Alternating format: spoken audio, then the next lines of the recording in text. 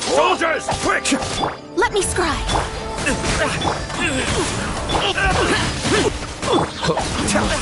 Withdraw. Be still. Withdraw. Blast. Let's go. We must report to Master right away. Hey, get back here! No need to follow them. We need bait to catch the fish anyway. Leave them be. I think I saw a key fall to the ground during the fight. Let's free Shinojo first. But in all the chaos, it must have been kicked to one side. Where did it end up? What the? It's a tanuki? Oh, don't tell Paimon that the tanuki took it! Let's follow it and see.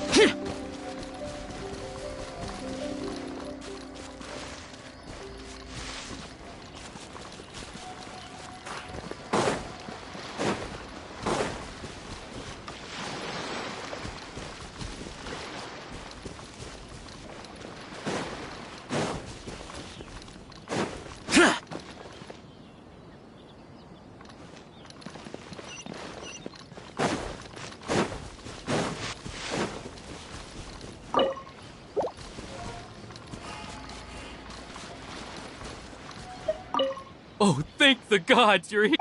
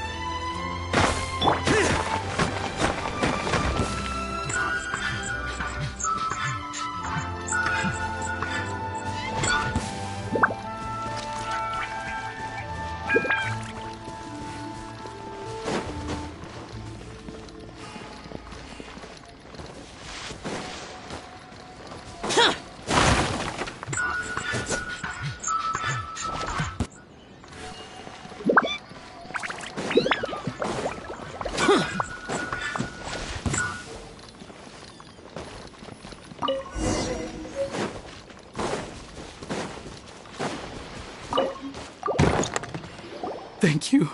Thank you. It was terrifying. They said they were gonna throw the cage into the sea with me still inside. Oh, wait! You have to listen to me. Lady Chisato's wedding. It's all part of a scheme. Someone's trying to use the wedding for their own ends. Calm down, Shinojo. It's okay. We knew about all that. Huh? Our suspicions were roused to this possibility, and so far, everything is unfolding rather as we expected. Those behind this plan are not going to give up easily.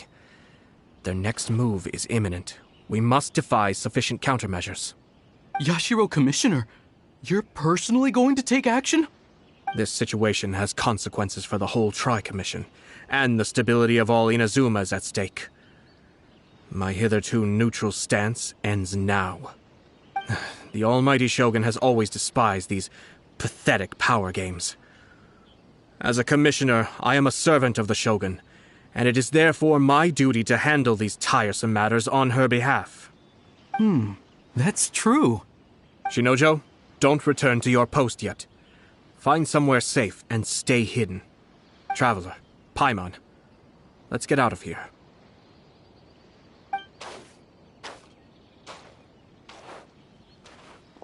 Well, if it isn't the Yashiro Commissioner. I hear you showed up here with no explanation and attacked my men. You wouldn't happen to be carrying out some sort of secret mission, now would you? I heard that someone was taking the law into their own hands. As a responsible official of Inazuma, I could not in good conscience stand idly by. Shinojo may be your retainer, but the law does not grant you the right to abuse him. Abuse? Nonsense.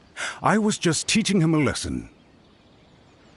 Out of nowhere, a low-ranking officer decides to barge in on Lady Hiragi and start spouting out the most absurd and insulting nonsense one can imagine.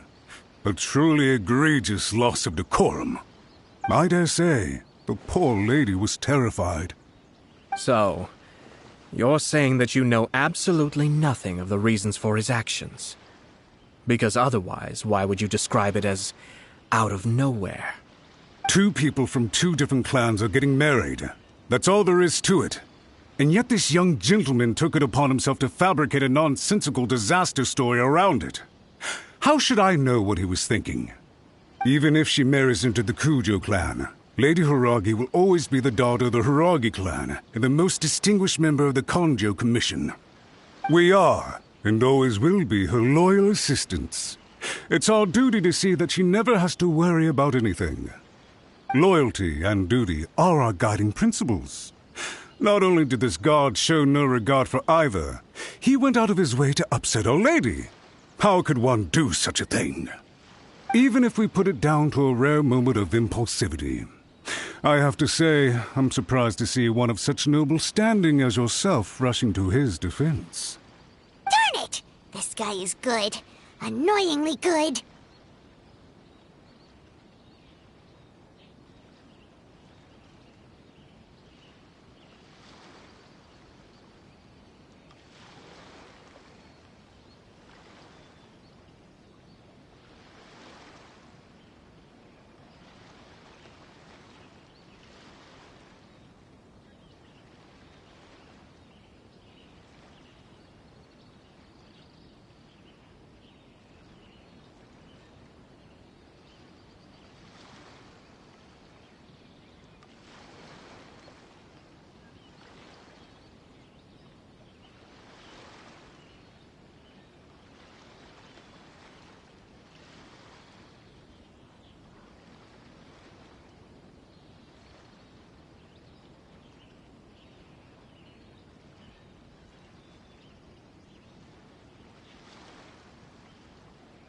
Funny. I'm suddenly reminded of an anecdote I'd like to share with you. There's not been a dull moment since I took up my post in the Yashiro Commission. Every day I've been exposed to new and fascinating things.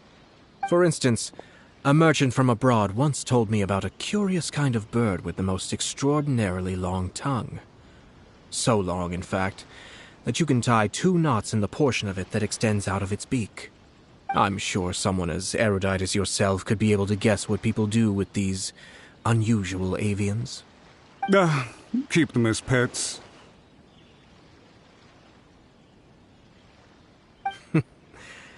You'd think, wouldn't you? But there's a catch. You see, this bird is of no use to humans whatsoever, and certainly doesn't make a suitable pet.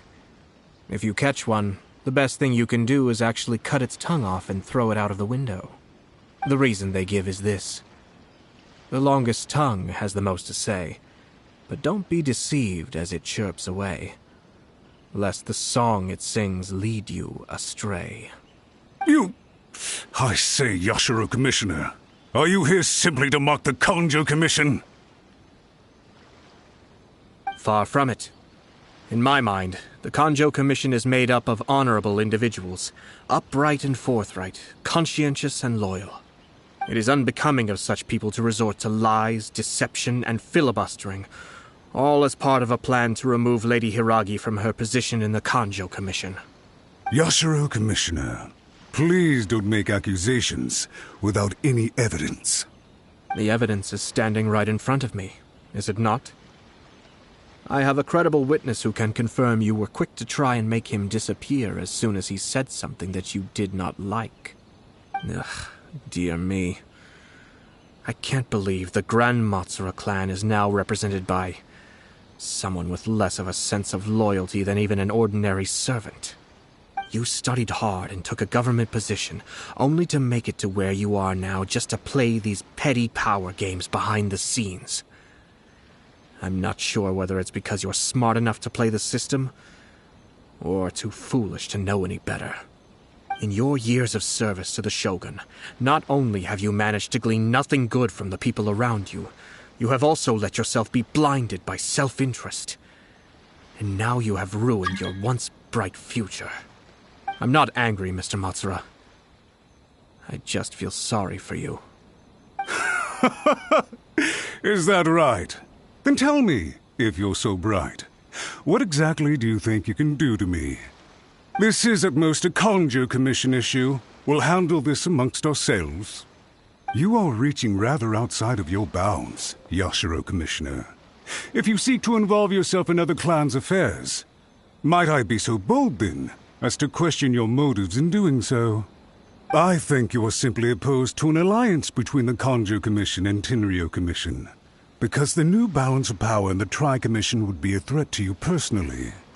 So you come here with an elaborate excuse to try and break up this marriage. So, that's how you view it. Well, I have to admit, you clearly are far more talented than I at monitoring the power balance within the Tri-Commission. Let me be crystal clear. This wedding is going to happen, and nothing is going to change that. The notices have already been sent out. All of Inazuma City knows about it now. Most of the public weren't aware that Kujo Kamaji and Hiragi Chisato were courting. But you can bet it's all anybody's talking about now. Once the notices go out, that's it. The wedding is a sure thing, even if it hasn't happened just yet. I see. It seems like I was wrong. So suddenly we see eye to eye? I had expected you to at least be smarter than most. But it seems that I was gravely mistaken. Kamisato Ayato! You! How dare you! You've made your move. Now, I suppose it's time I made mine. What do you mean? Do you seriously think this marriage will bring the Kanjo Commission and the Tenryo Commission together? Isn't it at all possible that the Kanjo Commission becomes marginalized as a consequence of this union? Goodness me. Well, I've learned a great deal from talking to you. That will be all for now. If you would excuse me, I shall take my leave.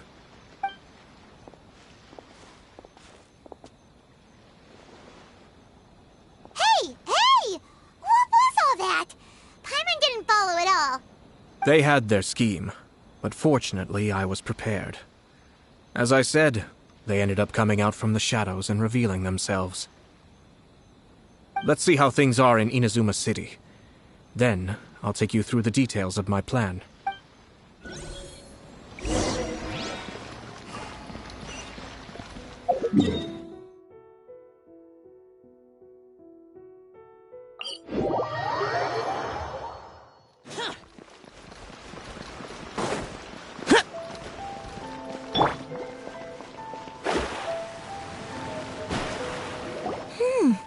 Look at this.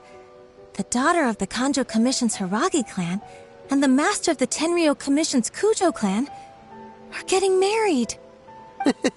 Sounds like an all-around perfect match, don't you think? For sure. I'm just surprised. It seems very sudden. I hadn't heard a single word about it until now. Good luck to them, I say. I'm sure it must have been a hard decision. Looks like the wedding is definitely going ahead. It's still too early to make that conclusion. Our adversary wants to push this marriage past the point of no return. However, we can still beat them at their own game. But only if Kujo Kamaji is willing to help us.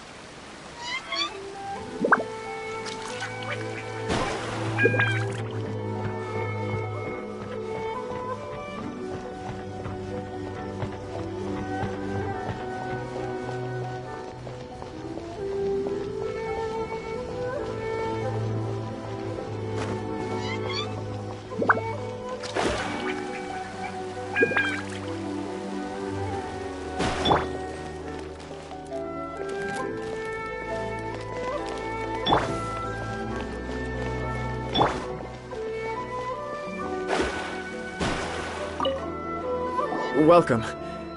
I just heard that the news of my wedding has been officially announced. It seems so sudden. I wasn't ready yet. Yeah, about that, it's kinda complicated. I see. So someone's trying to take advantage of our marriage. If you proceed with the wedding, the repercussions for you are likely to be minimal. But we must take Lady Hiragi's situation into consideration. I've previously considered this possibility. But in the end, we're getting married for true love. And I've promised her that I'll do everything in my power to protect her. I understand where you're coming from, but to be frank, she should not need your protection. Or, to put it another way, you have tacitly admitted that Lady Hiragi will need your help to get through the hard times ahead, which perhaps suggests that, deep down, you realize all she stands to lose. I don't mean to criticize you. It is natural to want to protect our loved ones. You're an intelligent and gentle person, and I'm sure you would have been able to think about this more objectively were you not so emotionally involved in the situation. I'm sure you admire Lady Hiragi for being the independent, gentle, resilient, and strong-willed person she is. For the sake of marrying you, this wonderful woman will become someone who has to depend on you for the rest of her life. Are you really okay with that? I love her with all my heart, and would do anything to make her happy. That's why I cannot abide to see her suffer or be manipulated by other people. Yashiro Commissioner, you're right. It was naive and selfish of me to take things this far.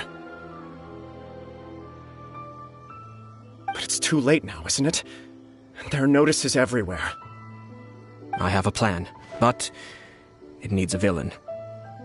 Sir Kujo, in order for my plan to work, you and I must both play the role of antagonists. But it is not without its risks. Are you willing to help? If there's a way to salvage this, then let's hear it. I've told the people at the Kanjo Commission that the marriage isn't going to unify the Kanjo Commission and the Tenryou Commission. On the contrary, it's a terrible idea that will marginalize the Kanjo Commission. The context for this is that they are planning to use this marriage to bring down the Hiragi clan, and the key to their success is coming up against no resistance to the marriage from the Tenryou Commission. But what if we were to imagine for a moment that since the affairs of the Vision Hunt Decree, the Tenryou Commission has been planning to make a move against the weakened Kanjo Commission? The only reason you have been hesitant to act since taking over the Tenryou Commission is because you care about Lady Hiragi's feelings. And so, Your plan is to liaise with the Yashiro Commission, to marry her and bring her out of the Kanjo Commission as soon as possible. Once that is achieved, as the person in charge of the Tenryou Commission, you no longer have any reason to hesitate. I see. This is an ingenious plan. It takes advantage of the situation perfectly. Exactly. Our purpose is to change Lady Hiragi's position from an unnecessary burden to an indispensable asset. By doing so, we can even strengthen her position in the Kanjo Commission. Once our adversaries realize how the network of connections behind the scenes really looks, they'll do their utmost to stop this wedding from happening. Then, we simply leave them to clear up the mess they've created. Got it. So the network of connections? This is all way too complicated for Paimon. Can you just tell us what you need us to do? We have to make sure that the behind-the-scenes story comes to the attention of our dear friends in the Kanjo Commission. Matsura, with whom I spoke earlier, will now be fearing the worst.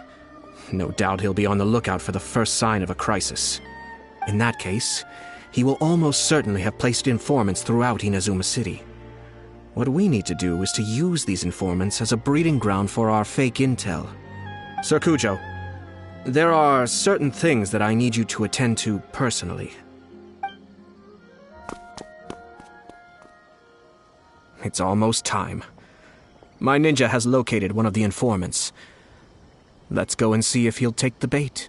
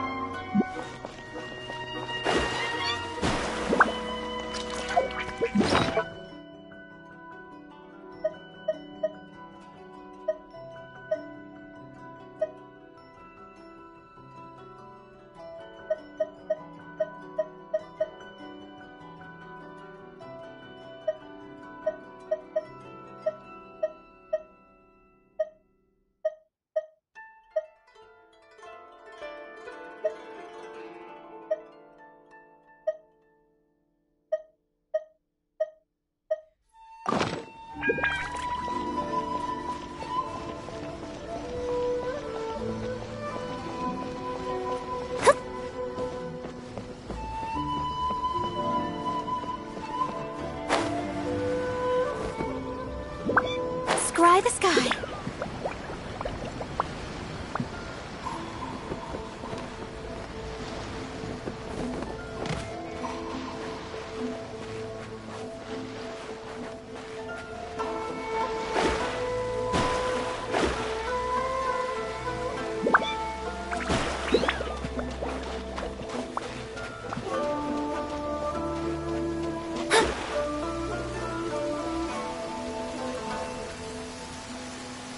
With rain this heavy, not only are the stars clouded, so too is my scry glass hazy.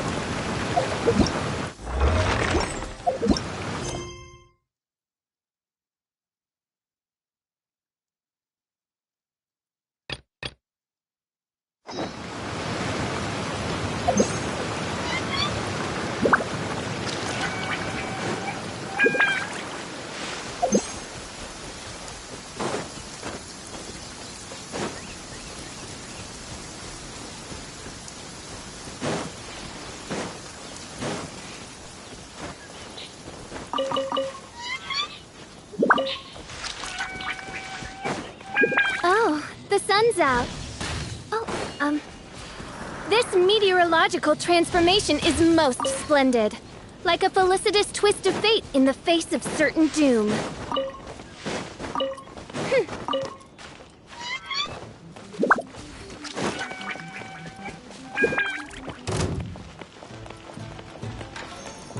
Oh, goodness gracious!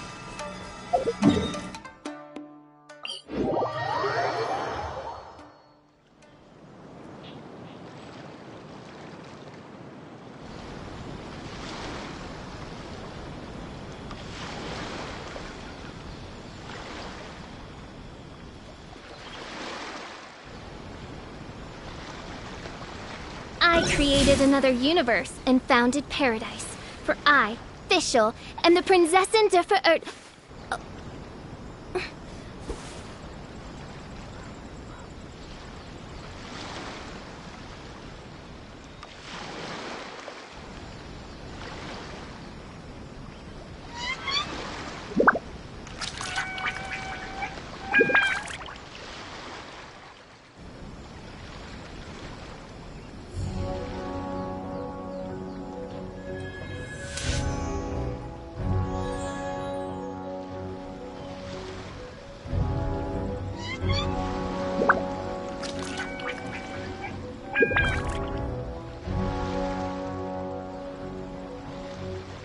I do worry about the well-being of my retinue during my impromptu absence. I'm sure the good people of the Adventurers Guild are absolutely fine, mein Fräulein.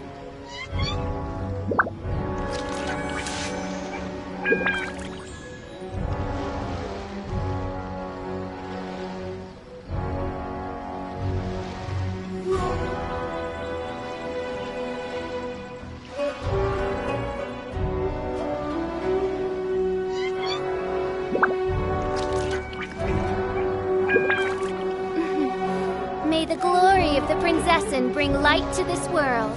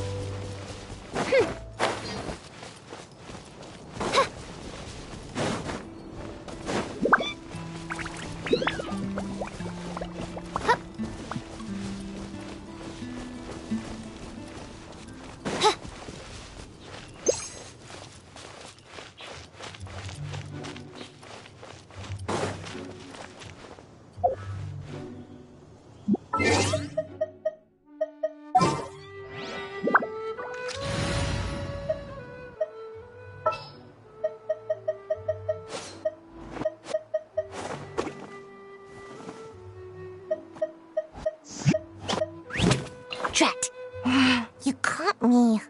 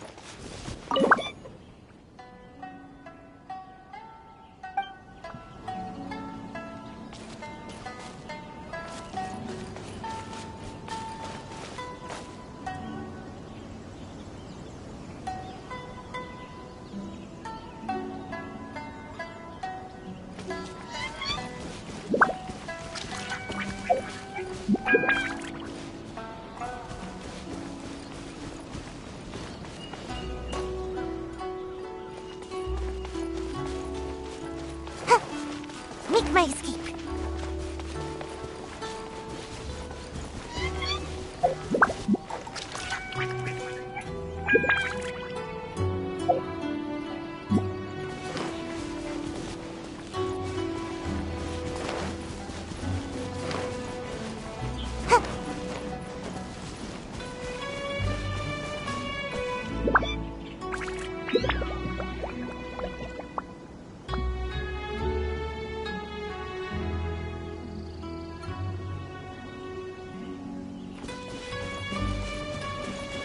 my escape.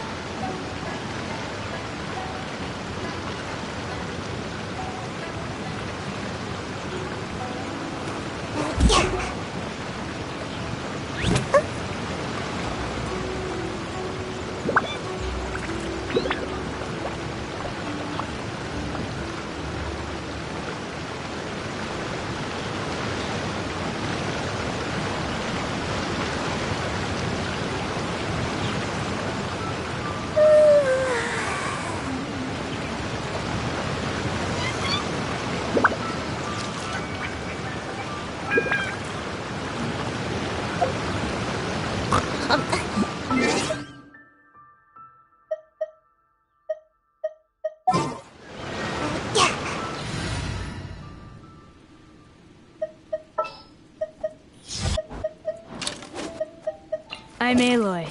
Ready for the hunt.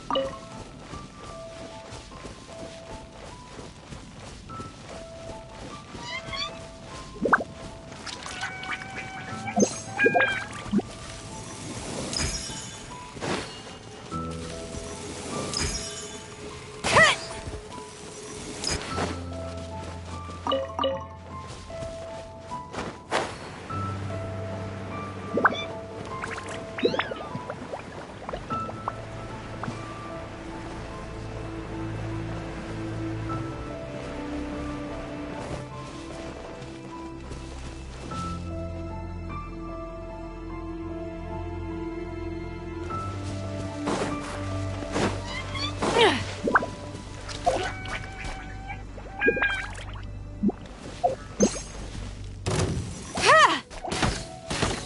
seen one of these? Useless.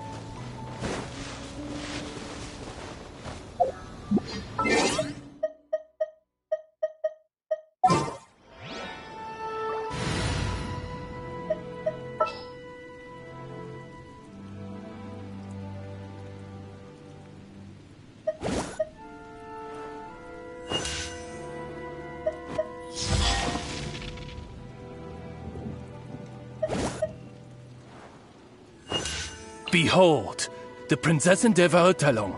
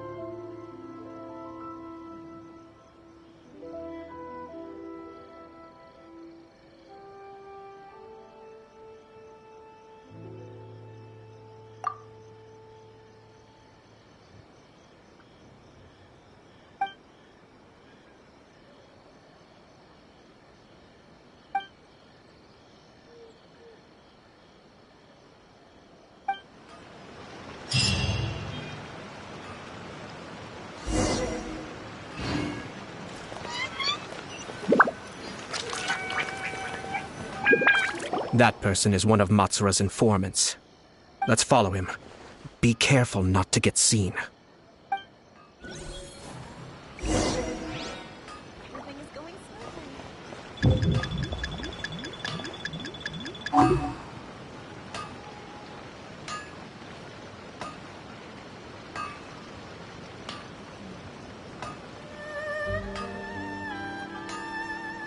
Did you see that?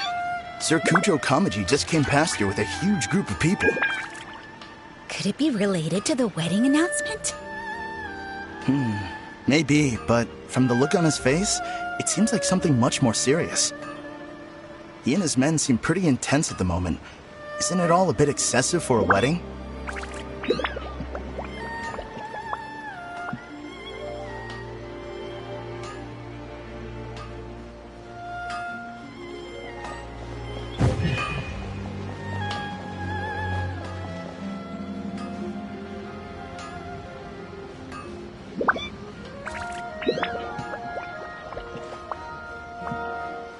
The Tenryo Commission has sent a load of people to Rito. I guess it must have something to do with the wedding. I think in all there must have been about 100 people so far. That doesn't sound good. What could be going...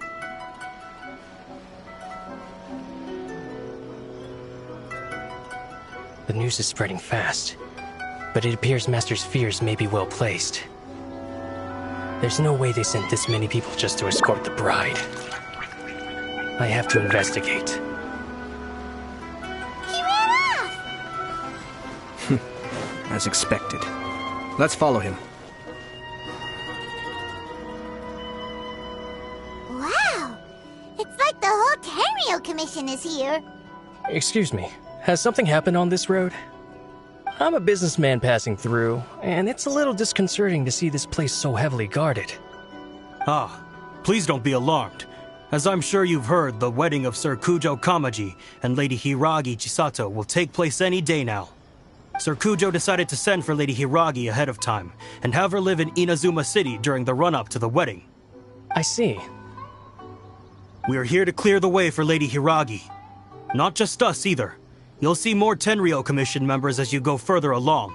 We're all here for the same duty. Isn't this a little excessive? Sir Kujo holds Lady Hiragi in the highest regard, and wants to treat her with the utmost respect, from beginning to end. I understand. Sorry to disturb your work.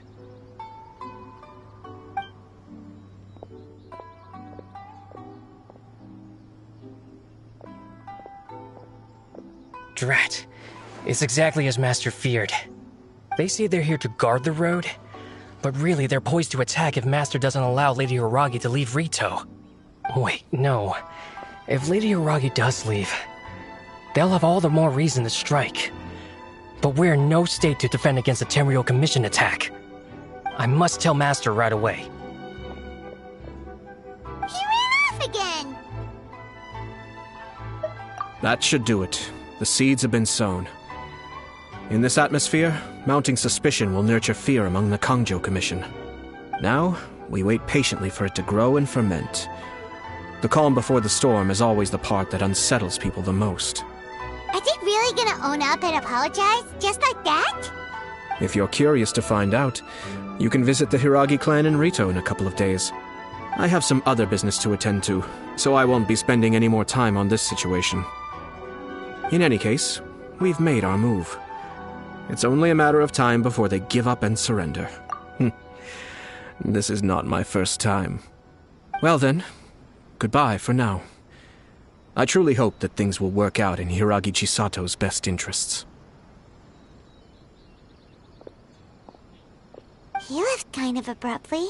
Are things really gonna turn out like he predicted? Paimon too. Well, let's go to Rito again in 2 days.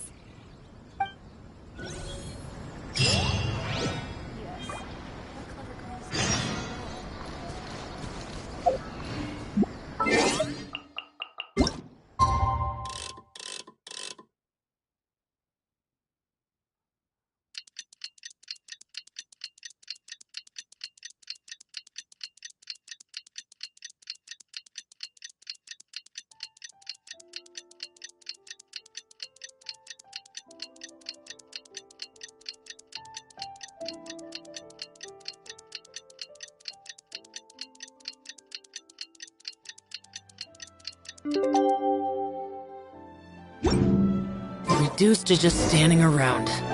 How absurd.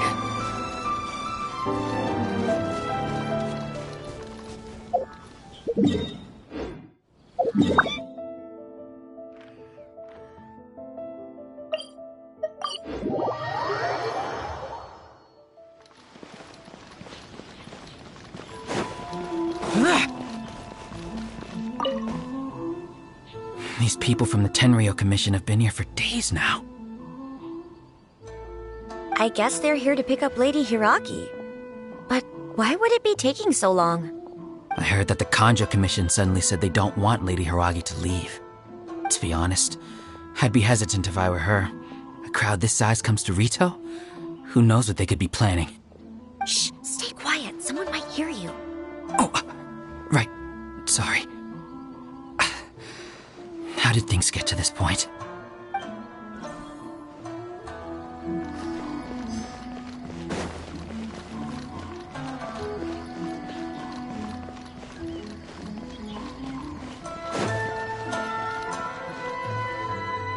How much longer does your master plan to hold them off?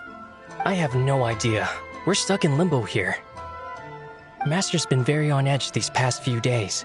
He gets irate over the smallest things and is suspicious of everything. He's been yelling at me a lot. I understand that he's anxious, but I mean, what can we do? I've told him before, never cross the Yashiro Commissioner. Yeah, good advice. With him, you just know that whatever he's doing, a lot of preparation has gone into it. If Lady Hiragi is really taken away, then what will the Tenryou Commission do? And what will the Yashiro Commission do? Maybe we should tell Master to discuss things with Lady Hiragi.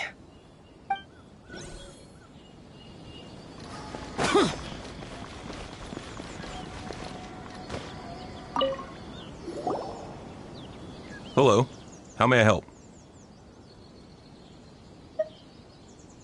We arrived here 2 days ago to escort Lady Hiragi to Inazuma City. Sir Kujo Kamaji gave us very strict orders, so we have to obey. But every time we attempt to receive the bride, the Hiragi clan always finds an excuse to delay things. Since we haven't fulfilled our duties yet, we decided to stay in Rito until Lady Hiragi is ready to come with us. We apologize. It was not our intention to stay here so long. We promise our presence here will not impact ordinary people's lives. We can only hope that the leaders of the Hiragi clan will start to cooperate soon. if this stalemate continues, who knows? Sir Kujo might give us orders to be less accommodating. Hiragi Chisato is now at the center of every conversation in Rito. By now, the Kanjo Commission probably knows how important she is. But what about what she thinks? Oh, let's go and see.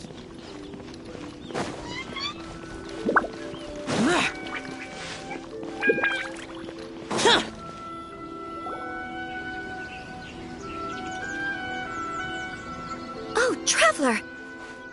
I assume you've heard about everything that's been going on out there. What on earth is happening? Don't worry, we can explain everything. So, what happened was...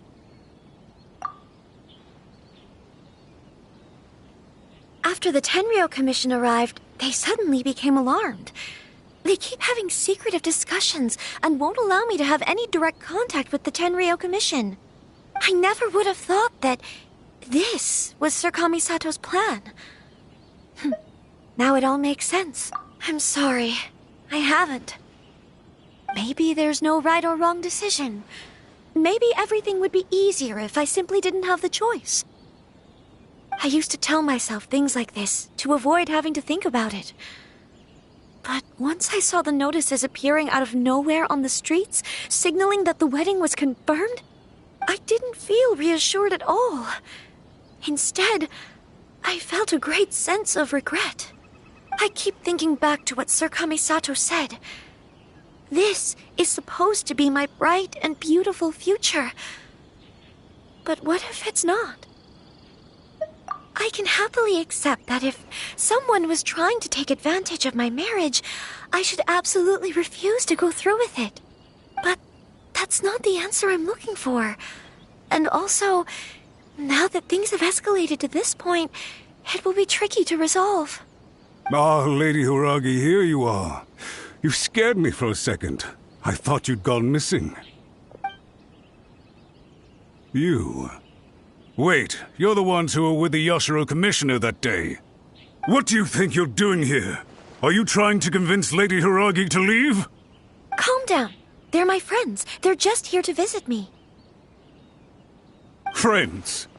Are you sure? Just friends? Lady Hiragi, I told you already, these are exceptional circumstances. You need to be more vigilant in everything you do. You are extremely important to us, and to the entire Kanjo Commission. Who's to say they don't have a hidden agenda? If you want to accuse us of trying to abduct her, just come out and say it! Don't be rude. You've been very highly strung lately, seeing everything as a threat. Listen to me. I know all the ins and outs of everything that's happened so far. Her arrival might well be your very last chance to fix this. The present state of affairs in Rito shows me that the situation has escalated well past the point where you could hope to control it. If this deadlock continues any longer, we will have nothing to gain and much to lose. This is not an order. All I need you to do is give me an explanation and take responsibility for the situation. Understood, my lady. I shall discuss with the others right away.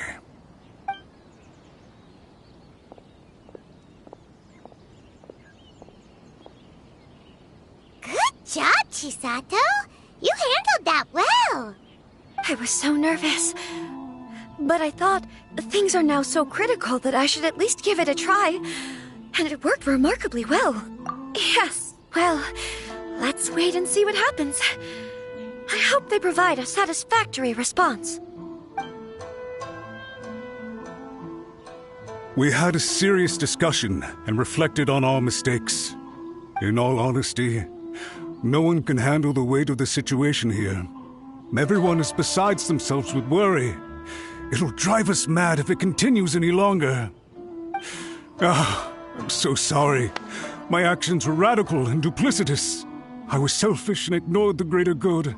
And then I left the situation to fester. Would you please give us a second chance? For my lady's sake, Please, give the Kanjo Commission another chance. I suppose you're right. The only person who can change the Tenryo Commission's mind will be the Yashiro Commissioner. We'll head off to the Kamisato estate shortly and beseech him to help us with the utmost sincerity. Lady Hiragi, might I ask you to join us? You are the most important person. Without you, we have no other way.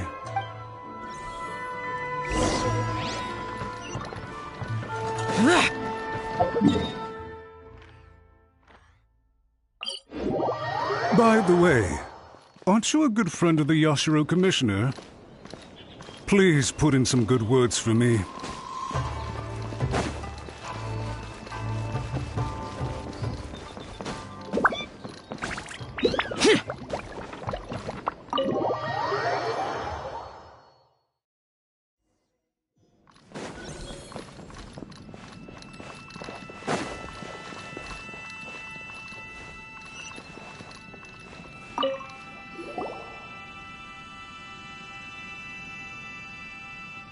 Yashiro Commissioner, I'm sure you've heard the news. The Tenryo Commission has now occupied Rito, refusing to leave until we hand Lady Hiragi over to them. I realize I have greatly offended you with my atrocious actions, and I realize also that this must sound like the very height of absurdity. But please, have mercy, good sir. I'm sorry, Mr. Matsura. I'm exceptionally busy and have but a moment to spare before my next engagement.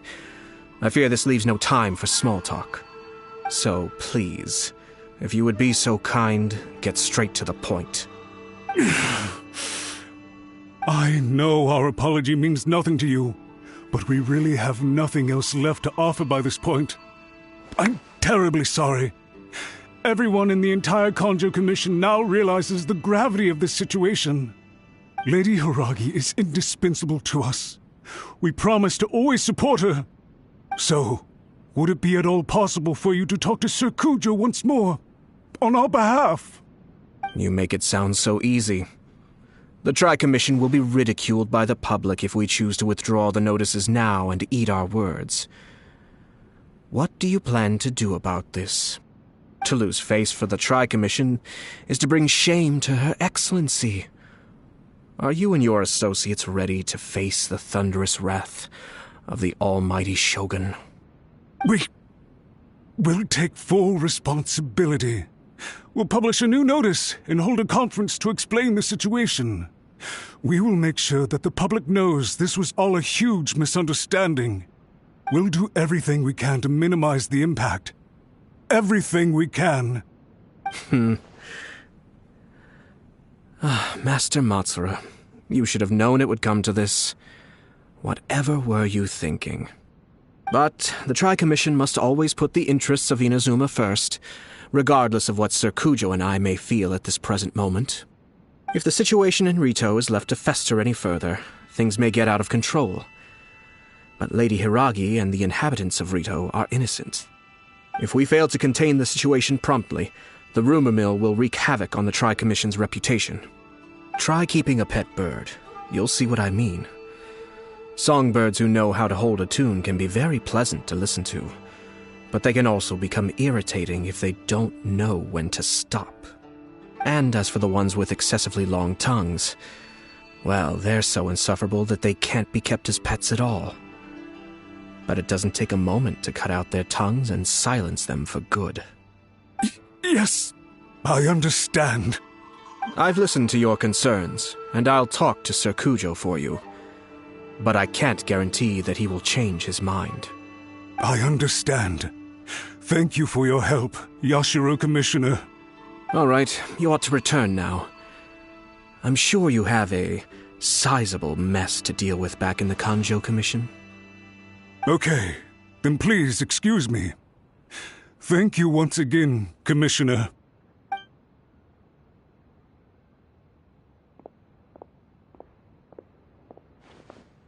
Ah, yes, Lady Hiragi.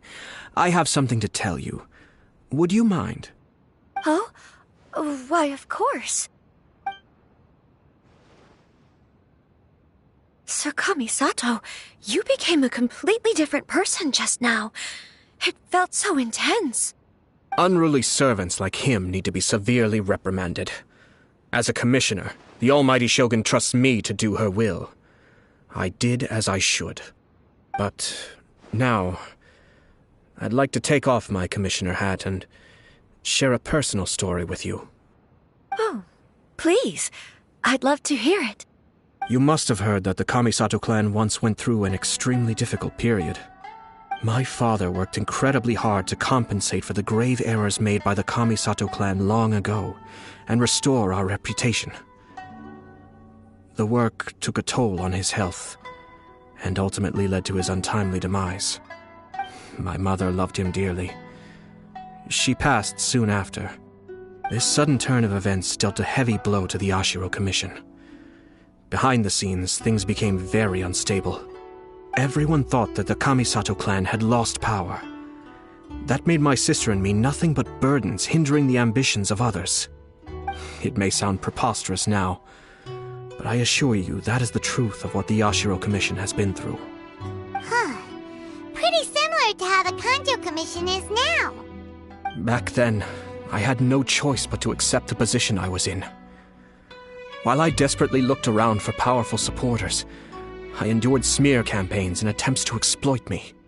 I had no other choice. I had to honor my parents' dying wishes, and I also had a young sister to take care of. I didn't mind what became of me, but my family.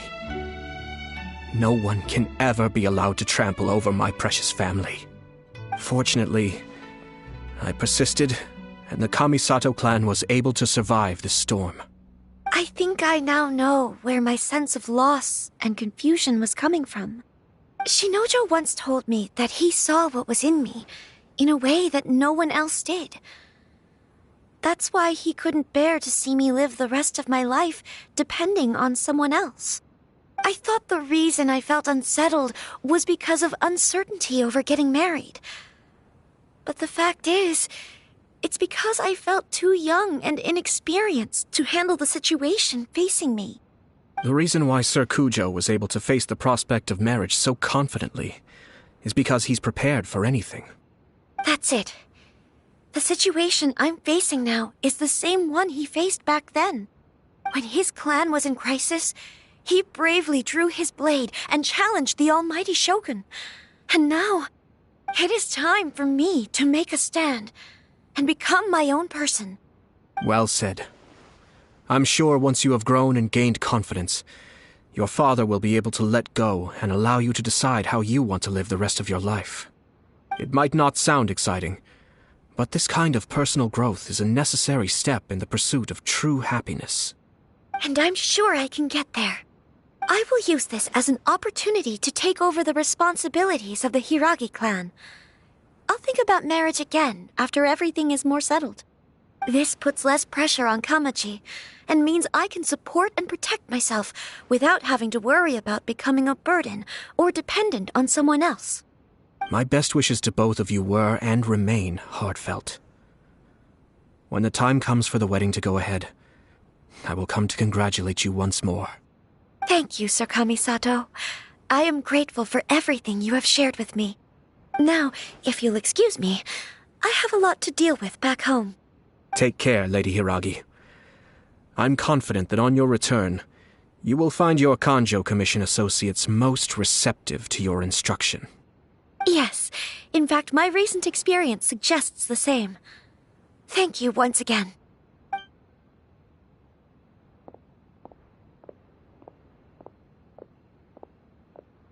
She really has the air of a leader now. Hats off to you too, sir. Everyone thought there was no way out until you pulled that super smart strategy out of nowhere. In fact, counter-checking is a perfectly common maneuver in the game of chess. Our rival this time was easy to deal with. He was smart, but short-sighted, and sloppy in his execution. This outcome is entirely within my expectation. Even so, Paimon could never come up with a plan that cunning in a whole lifetime. Anyway, it's kind of a relief to see that Chisato has decided to set the Hiragi clan straight. I agree. Stability in Inazuma benefits me as well. I wasn't about to pass up an opportunity to make less trouble for myself.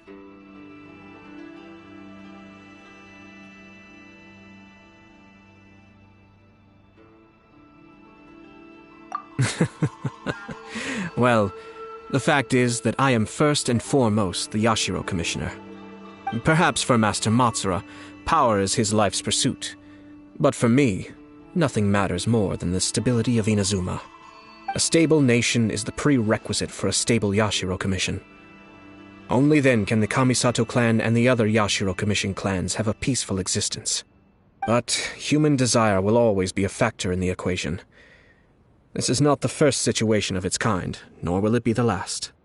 All I have tried to do is make sure the three parties to the Tri-Commission serve to restrain each other. Stasis is not the only form of stability. A balance of power leaving no room for maneuver achieves the same end.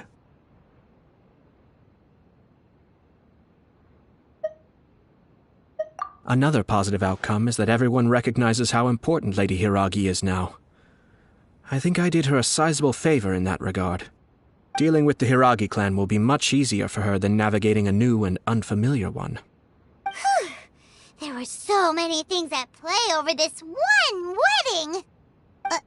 Wait a second! You weren't trying to stop the wedding from the very beginning, were you? I thought straight away it was bad timing. Nevertheless, everything I said to Hiragi Chisato was entirely sincere. If you choose to give up your stance on something once, you'll be having to compromise for the rest of your life. I didn't want to see her suffer because she didn't realize what she was getting into. Now, she has the chance to become her own person. Let's see who she becomes. Okay then, guess we'll have to wait and see. All right. Farewell, and profuse thanks to you both. I shall have to host you at the Kamisato estate when my sister is next available.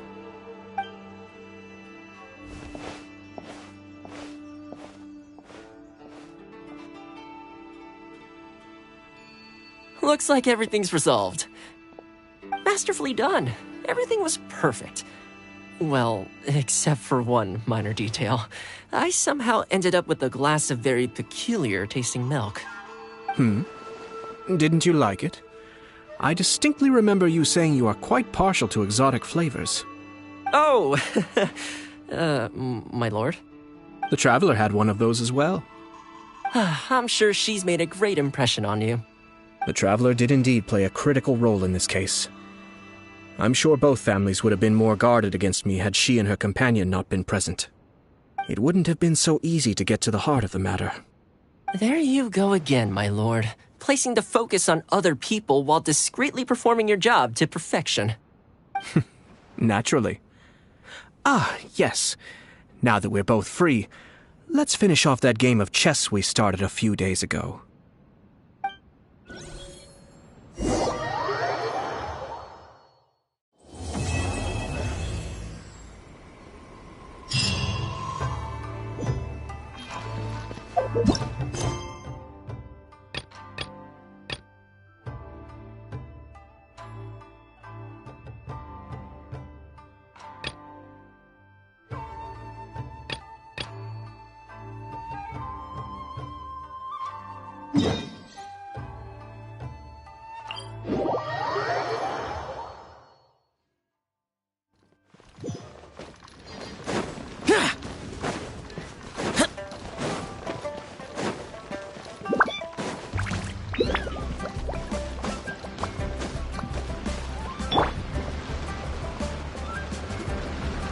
What's your name, buddy? Are you here to buy some medicine? Where are your mom and dad?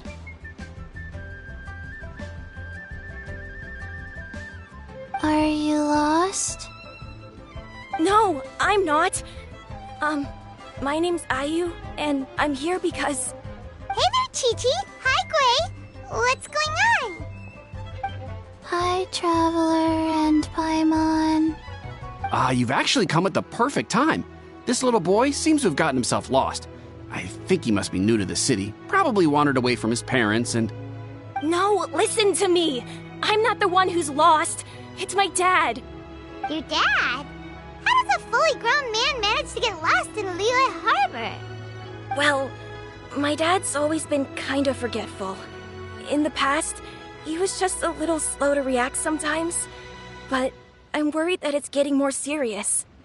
So, what about your mom?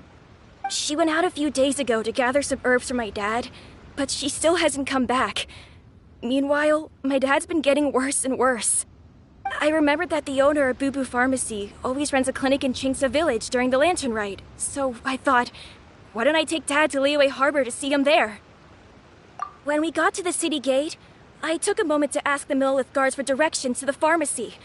And then, when I turned back around, my dad was gone. I asked the Millelith guys to go find him, but he said they won't be able to send that many people. So then I figured, maybe I can ask some other people in the city to help. You came to the right place. We're pros at finding people. Isn't that right, Traveler?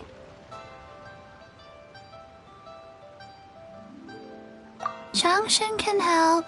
She has a good sense of smell, like a dog. Hey, who's talking about me behind my back? Chengsheng, Chi-Chi meant that as a compliment. There's no need to be upset. Hello, child. You mentioned that you were looking for the owner of Boo Boo Pharmacy. How might we be of service? You have a talking snake? Oh, are you Uncle Baiju? Uncle Baiju? Chengsheng, now's not the time. My dear boy, could you tell me more about your father's condition, as much as you can recall? Yes, Uncle... Dr. Baiju.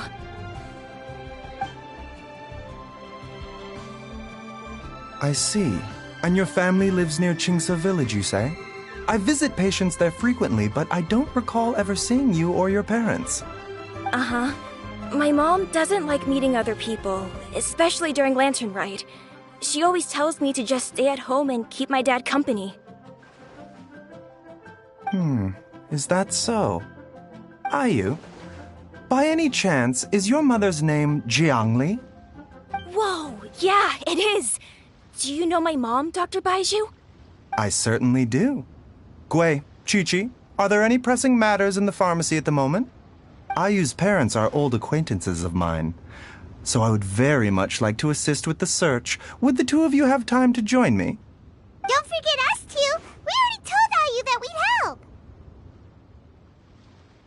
Oh, really? Well, that's wonderful. We are most grateful for your support. Chi-Chi and I need to clear up the shop front first, but once that's taken care of, we'll be right out to help you with the search. Family is very important. Thank you. Then I'll leave you to handle the pharmacy.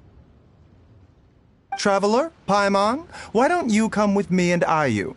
Let's start by talking to the Millelith guards at the city gates, see if they have an update.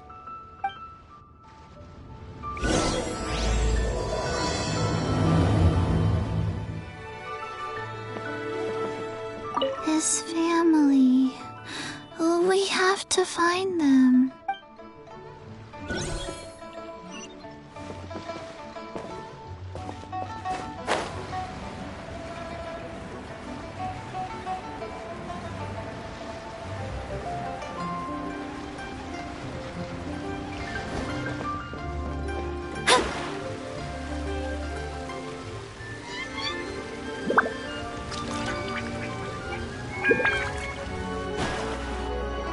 They searched to the north, but couldn't find anyone who matched the description. Well, that complicates things. The city folks say there's no sign of him either. We need to start looking further afield. But where are we gonna get the people? Excuse me, sirs. Have you found out anything about my dad yet? Ah, hey there, buddy. Dr. Baiju. What brings you out this way? The boy asked for our help, so we're here to join the search. Any new developments to update us on? Oh, thank goodness. We were just discussing how we're running out of manpower. As for updates, I'm sorry to say that we've searched the surrounding area thoroughly, but didn't find anything. The guards at the crossing up ahead said they hadn't seen anyone either, so we don't believe he was heading towards the Guili Plains. But it is possible that he was bound for Luhua Pool. Luhua Pool? The terrain there can be tricky to navigate. Let's hope he hasn't run into any trouble. You will? Oh, great. We can't thank you enough. Sorry we weren't able to find your dad, buddy. That's okay. Thank you for trying.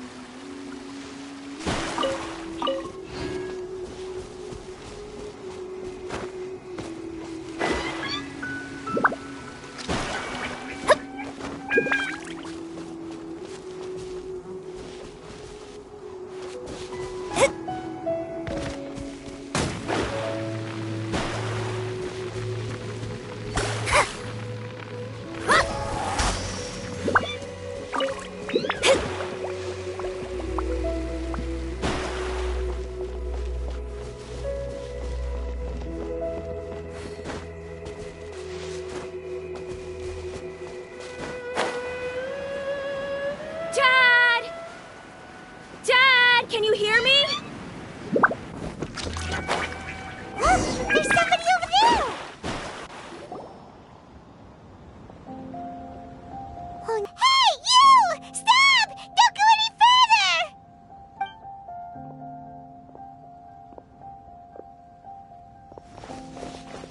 Watch where you're going!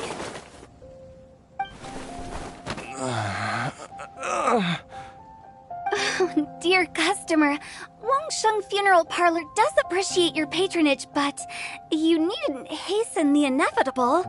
Are you all right? Huh? Dad! Hey, Hu-Tao! My, who do we have here? It's the Traveler in Paimon, and... my worst nightmare. I see she still hasn't warmed to you. Thank you, Director Hu, for saving this man. Dad, are you okay? Do you recognize me? It's me, Ayu. You're... Ayu? Who am I? Your name is Jia Liang, and you live just west of Qingse Village. You were supposed to come to Liyue Harbor to see the doctor. Remember? Does that jog your memory? Oh, my name is Jia Liang. Liyue Harbor. See the doctor? Yes, I'm Jia Liang, and I need to see the doctor. Wait, why do I need to see the doctor? Uh-oh. He seems in really bad shape. We need to get him back to Boo Boo Pharmacy right away. Sorry, Hu-Tao. Gotta dash. Dinner's on us next time. Hold on a second. You're not seriously thinking of taking him to Boo Boo Pharmacy in this state, are you? Huh? Why not? What's the problem? Come on, Baizhu. Don't tell me you haven't noticed it. Didn't your master teach you how to spot the signs? Why do I get the sense that you spotted them right away, but you're planning to use it for your own ends?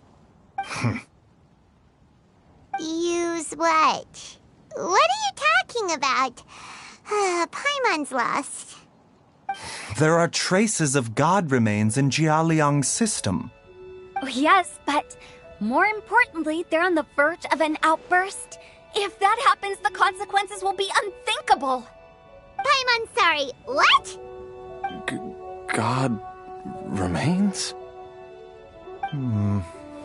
There's no need to worry, Director Hu. I have methods of keeping them at bay. It is the sworn duty of all who practice medicine to cure illnesses and save lives.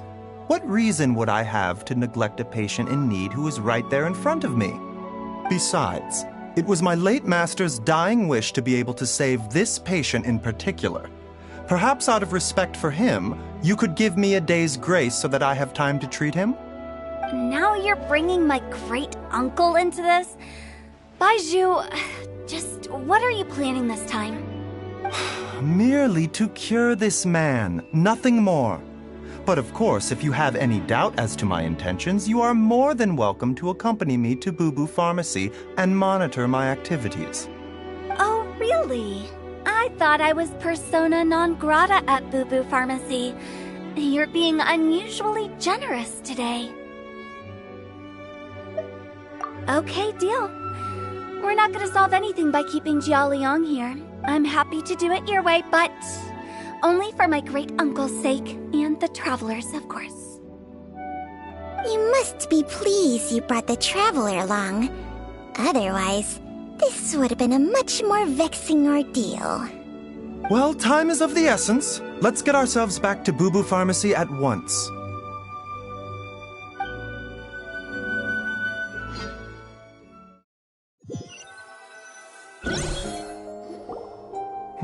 Blockages within the cardiovascular system, reduced blood flow and energy circulation? I see. I suppose this must have caused the cognitive abnormalities. Dr. Baizhu, how bad is it? Can you cure him? Don't you worry. Baizhu's a really great doctor. He's sure to find a way. Isn't that right, Baizhu? Ayu, do you know when your father first started displaying these symptoms? I'm not sure. He's been like this for as long as I can remember. But it wasn't as bad as this when I was still little.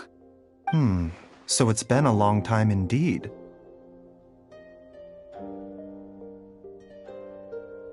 No, I have a treatment plan in mind. We can start tonight.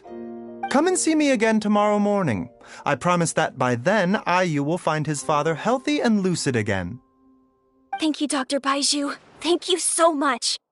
If you still have any misgivings, Director Hu, please feel free to hang around for as long as you wish.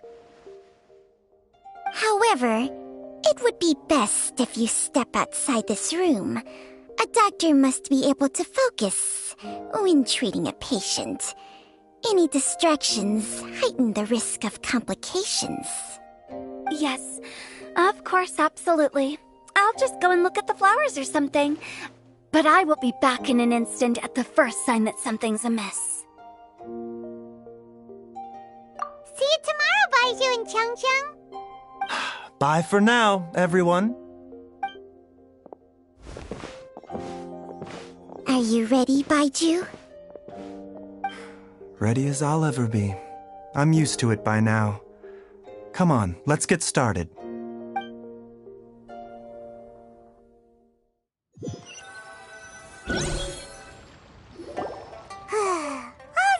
Ends well, huh?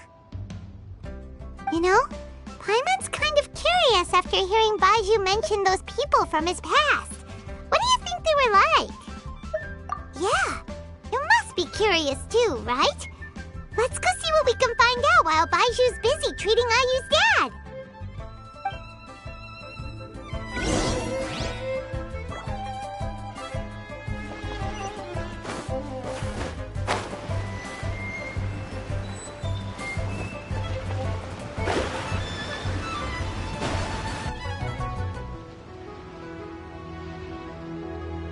Idling time on admiring the scenery, the spectacled snake-bedecked docs doing surgery. Hello, you busy bees, and what do you have to discuss with the funeral director today? Actually, don't tell me. Let me guess. From the looks on your faces, you've got some questions for me. Guilty as charged. So, we were just a little curious about Baizhu's master. What was he like? Oh, and also, how come you and Baizhu could tell so quickly that Jialiang had god remains in his system? Huh? I thought I told you once before. Wangsheng Funeral Parlor was first founded to fight back against the vengeful wrath of gods defeated in war. Well, it is a dusty old tale by this point. Long story short, in the ancient world, dead gods were acting up, so our ancestors started purifying the air and burning the bodies of the deceased to guard the border between life and death. These days, We don't deal with the wrath of the gods anymore, but all the relevant know-how is still passed down to each generation, so we can identify gods' remains when we see them. Okay, Paimon gets it now. Wait, so how did Baizhu learn to spot them? Almost certainly from his master, who was also my great-uncle. Baizhu's master was my grandpa's younger brother, a former deputy director of Wangsheng Funeral Parlor. Wow, fancy that! Huh. So, if he was from Wangsheng Funeral Parlor, how did he end up as Baizhu's master? According to my grandpa, he and my great-uncle once went traveling together when they were young. They ended up at Chenyu Vale, where they met a pharmacist. That pharmacist must have cast some sort of spell on my great-uncle, because after that encounter, he suddenly announced he wanted to leave the family business and go practice medicine instead. My grandpa had a huge argument with him, but he couldn't convince him to stay. So my grandpa inherited the funeral parlor, while my great-uncle stayed in Chenyu Vale to practice medicine. They never spoke to each other again. Funeral director to doctor is a pretty big career change. Kinda hard to imagine. But why did it drive a wedge between them for the rest of their lives? That seems a bit extreme. If he had just become a regular doctor, there would have been no issue. After all, the Wangsheng Funeral Parlor wasn't unlike a regular doctor's clinic in the early days. But according to my grandpa, the pharmacist they met had a very ominous aura about him. And on top of that, the kind of medicine practiced in the Chenyu Vale tradition goes against the natural order of things. In what way? Don't know. My grandpa didn't know the specifics. And you've seen how wary Baizhu is around me. He'd never tell me anything. But even that says to me that he definitely has something to hide. One thing I do know about Baizhu is that he's obsessed with the idea of immortality. But whether that has anything to do with what he's hiding is hard to say. Anyway, so I will be sticking around here for now to keep a close eye on the situation. Maybe tomorrow I'll finally figure out what he's up to. After all that, it seems like we have more questions than answers. Never mind. We'll just have to ask Baizhu himself about all of this tomorrow. Zhengli? Master? Dr. Baizhu has never mentioned them before. But more importantly, is Yuno Hu gone yet? I need to find a better hiding place.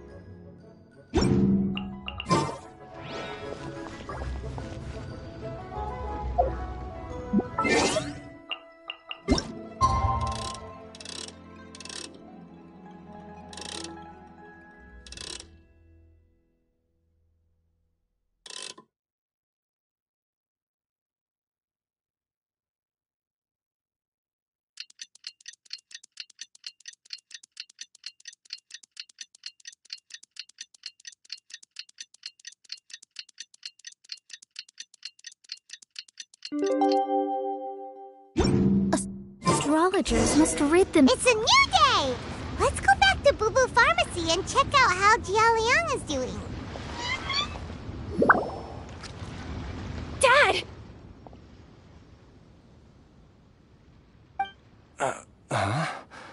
Oh, are you?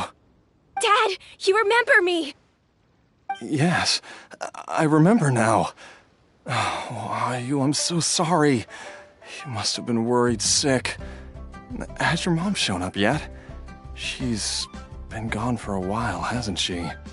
Don't worry, Dad. I got the Adventurers Guild to help us look for her. And Dr. Baiju's gonna help too. Right now, all you need to do is concentrate on getting better. Great. That's wonderful. I can't thank you enough, Dr. Baiju. My pleasure, really. It's the least I can do to honor my late master's dying wish.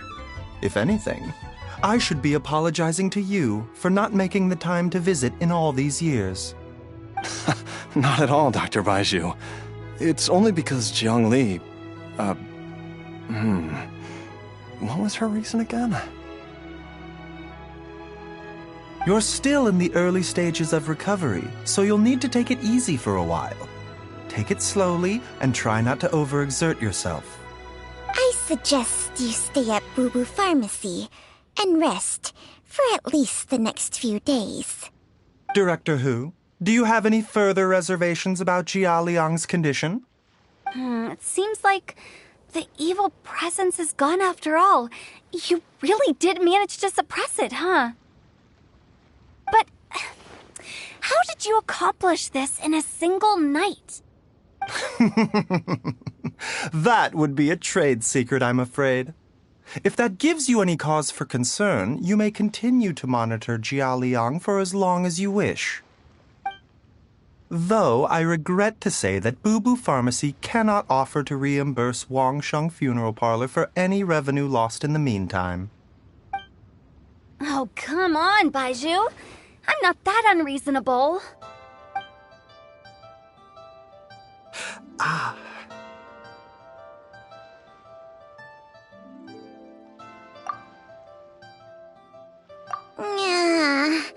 I've been stuck indoors for too long. Baiju, take me outside for some air, or I'm going to suffocate. Yes, of course. Everyone, please excuse Qiangsheng and myself for a moment.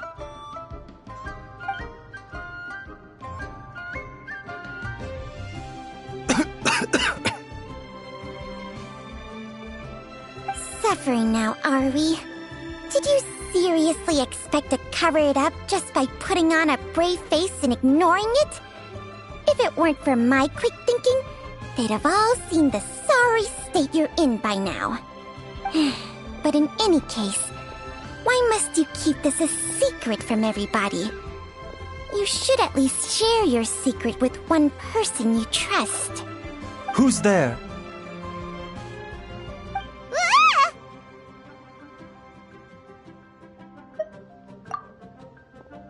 Why did you follow us here? Oh, it's nothing. I just needed to get some air. What did I just say about putting on a brave face? Traveler, Paimon, the truth is, Baiju did not cure Jialiang's illness. Instead, he transferred some of his own life force to his patient to temporarily subdue the poison in his system. Baiju, can you please explain all of this? My predecessors in medicine forged a contract with Changsheng. Every successor to this contract is able to use Changsheng's secret art to treat patients. I believe the irregularities with Jia Liang's heart meridian were likely caused by a poison concocted using god remains as a key ingredient. The poison has not been purged from Jia Liang's system. Rather, I infused him with some of my own life force, using Changsheng as the delivery medium. This will suppress the poison's effects for a limited time. Changsheng? You can do that? Huh. Paimon always thought you were just Baiju's strange choice of a necklace. Hey, I'll have you know that I commanded the respect of even the Adepti back in Chenyu Vale. If anything, he is my mannequin. I was treating patients with Baiju's master's master long before he ever set eyes on his first medical text. Whoa. Guess you shouldn't judge a snake by its skin.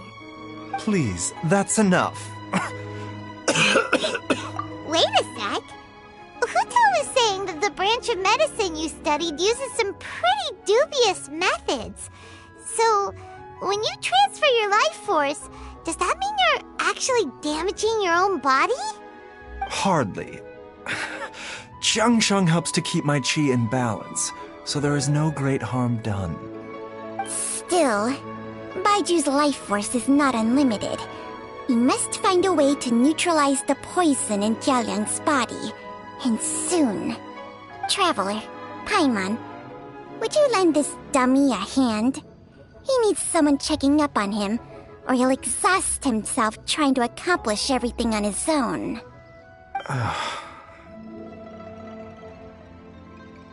Baiju, don't you think you should seize this opportunity?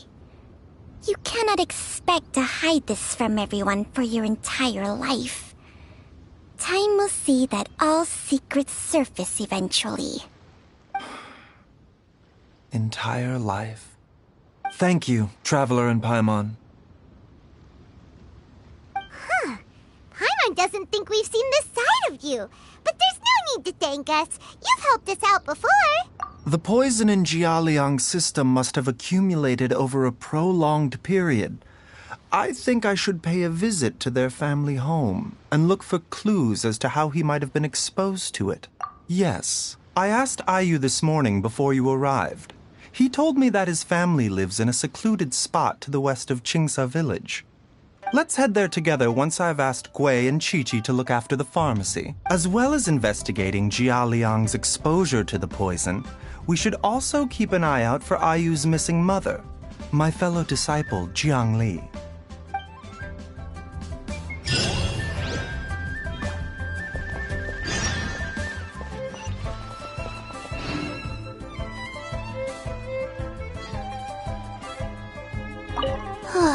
She's finally gone. She's gone for good now, right? Right?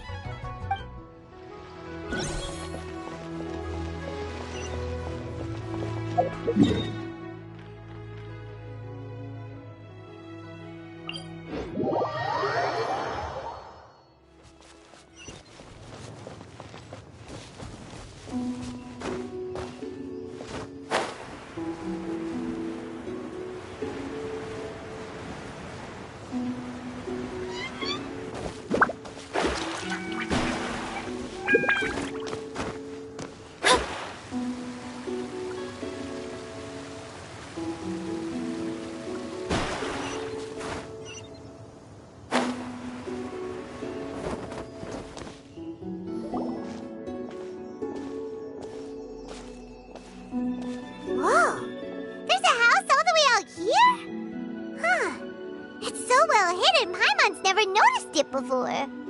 Nor have I. And I've hosted clinics at Qingsa village many times in the past. If you ask me, Jiang Li was trying to remain unnoticed. Oh, that reminds Paimon. We meant to ask earlier, but it slipped our minds in the rush to get here. Could you tell us more about Jiang Li? You said she was your fellow disciple, right? She was indeed. We studied medicine together under the same master near Chenyu Vale. She is several years older than I and also began her travels far earlier than me. As a result, the time I spent studying alongside her was rather short. Supposedly, she met an herb gatherer sometime during her travels and decided to settle down with him. That must have been Jialiang. Wait, Changsheng, are you saying neither of you had actually met Jialiang or Ayu before all of this? Jiang Li did occasionally come back to Chenyu Vale to see our master, but for whatever reason, she hardly ever talked about her family. The last time she visited us, she and master had some sort of quarrel. We never heard from her after that. It almost seemed as if she'd gone into hiding. Quarrel? What happened? I don't know. I did not witness the argument myself. Nor did Master ever explain it to me. All he would say is that should I ever encounter Jiangli or her family in the future, I should do everything in my power to help them. Oh, so that's why you went to such extreme lengths to help Jialiang. No. Even if my master had never said anything, it would still be my duty as a doctor to help him. My decision would have remained the same. Paimon never knew you were so selfless, Baiju.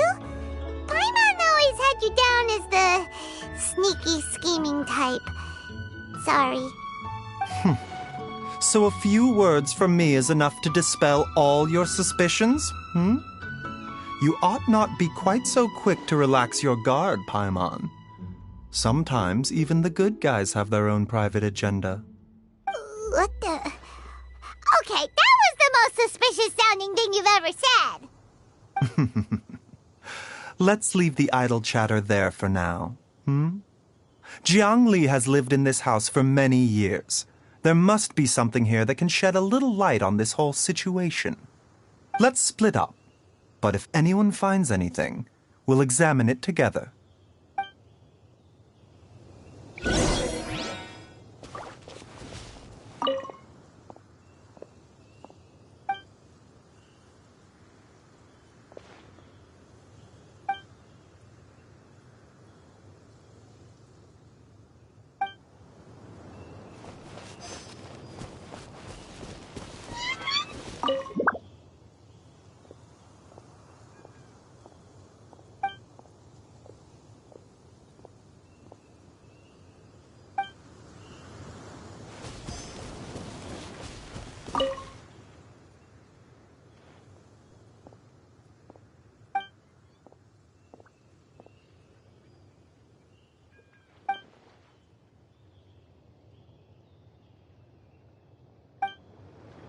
Traveler, Paimon, come quick!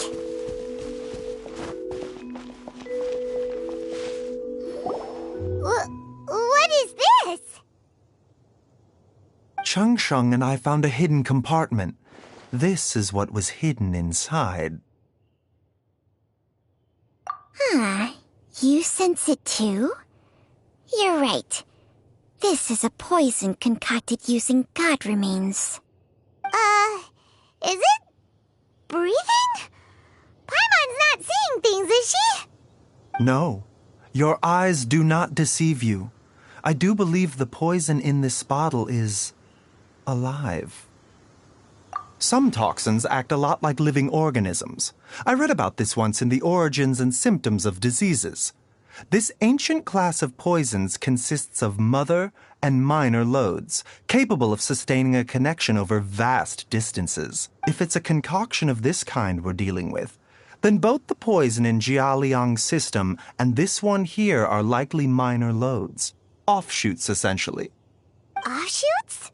So, the main body is somewhere else? Correct. Whoever is administering the poison can manipulate the source to indirectly control the poisoned individual's behavior and even cognition. Similarly, the poisoned individual will hear, to a varying extent, the call of the source. The call of the... Wait. So back when Jialiang ran off, maybe that explains where he was heading! Only one thing could have been drawing him there. The source of the god remains used as the poison's key ingredient, the mother lode. This is getting crazier and crazier. What kind of person would do all this just to poison Jialiang? Hey, why has everyone gone quiet all of a sudden? Since this poison was carefully hidden away in a secret compartment, the one who concocted it is likely a resident of the house. You mean Jialiang? Why would he poison himself? Think a little harder, Paimon. Someone else who lives here, and who might have expertise in crafting drugs. Huh? So you're saying... it was Jiang Li? Wait, but That doesn't make any sense either. Why would she poison her own husband? I agree. It makes little sense. Jiangli does not strike me as the kind of person who would do such a thing. Look at the facts, though. How many people in the entirety of Liyue have the ability to concoct a poison from god remains? It's too early to draw any conclusions. We should question Jia Liang about it once he has made more progress in his recovery. Yes. According to the origins and symptoms of diseases, the minor loads will disappear if the mother load is purged. So if we can find and destroy the source of these god remains, the poison will leave Jia Liang's system without the need for any further treatment. Do you know anything about god remains in Qingsa village? Even the history books have no record of this. The only ones who'll know anything are those old fogies who have been hanging around here since the beginning of time. Didn't you used to be on good terms with the Adepti, though? You sure they didn't tell you anything about this? Well, Changsheng's memories and powers are not what they were in her prime. These days, she has to enter a contract with a mortal and share their life force just to sustain her own life. I fear that such ancient events are long gone from her memory by now. Whoa, what? Enter a contract? Share life force? Sounds like some pretty spooky sorcery if you ask Paimon. Hey, plenty of people would jump at the chance to join forces with a powerful being like me. With my assistance in rebalancing your chi, not only can you extend your lifespan, but you will also be stronger, healthier, and able to eat whatever you like with no risk of upsetting your stomach. Stronger and healthier? Wow, that's amazing! Baizhu, maybe when you retire, you can let Paimon sign a contract with Changsheng for a few days. Unfortunately, Changsheng's contract has strict requirements regarding the host's temperament. None of her hosts have ever been exempted from these rules. I fear that I will be unable to accommodate your wishes, Paimon. Temperament? Hey! What are you trying to say? Did you just subtly insult Paimon to her face?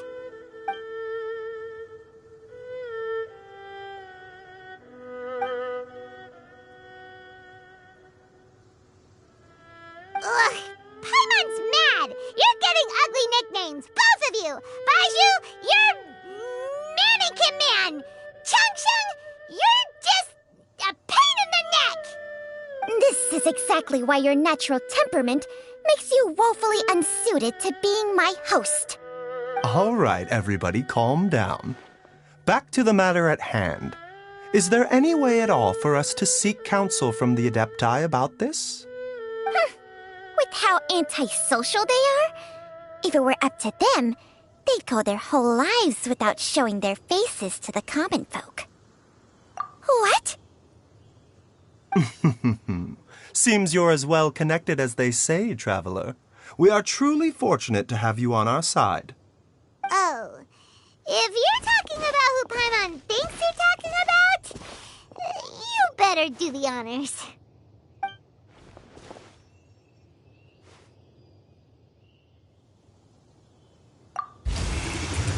You called?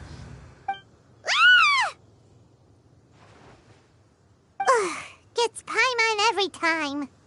Aren't all Adepti in the habit of materializing out of thin air like this? Well, this is unexpected. Huh? It's you. Baizhu of Boo Pharmacy. I do believe I've had the pleasure before. The Lantern Rite, when we met briefly, I was unaware of your true identity. I must apologize for the discourtesy. Huh? You two already know each other? Our paths have crossed once before. I sense the presence of evil spirits. Is this why you called me?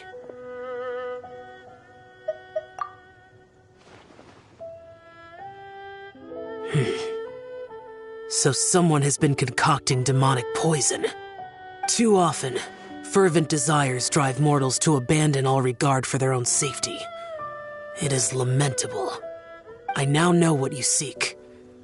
It is true that a god's remains are buried beneath the foundations of Chinksa village. A vile monster known as the Ch once wrought havoc over this land, before it was subdued by Rex Lapis. The land was finally cleansed of poison when Rex Lapis used statues in his likeness to seal the serpent's remains. Chinksa village was founded some time after that. The seal is still mostly intact. If the Ch is the source, then it must be some of its blood leaking from deep underground. However, its aura is faint and barely detectable. You will need to investigate further to identify the location of the leak. I do not like to intervene against mortals unless absolutely necessary. But when demonic forces are involved, things can spiral out of control. If that happens, be sure to call my name again.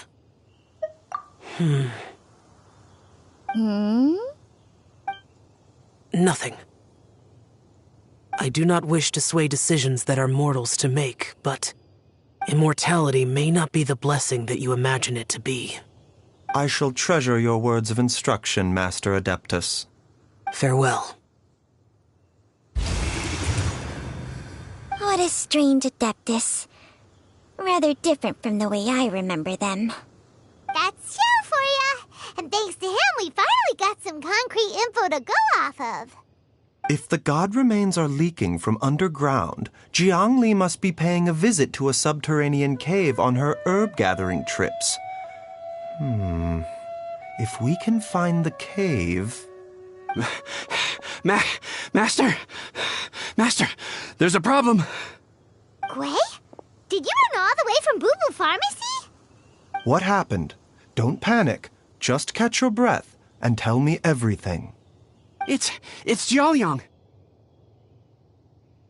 He was fine one minute, and then he suddenly took a turn for the worse. Already? How? Based on past experience, he should have been fine for the next 3 days at least. It seems that my worst fears have been confirmed. Everyone, back to Boo Boo Pharmacy now!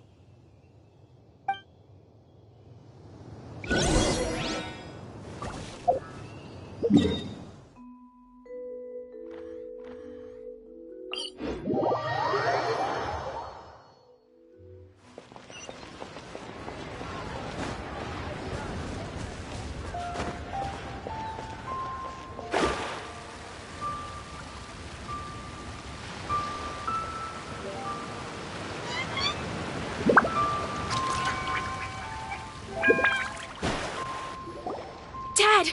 What's wrong? Dad?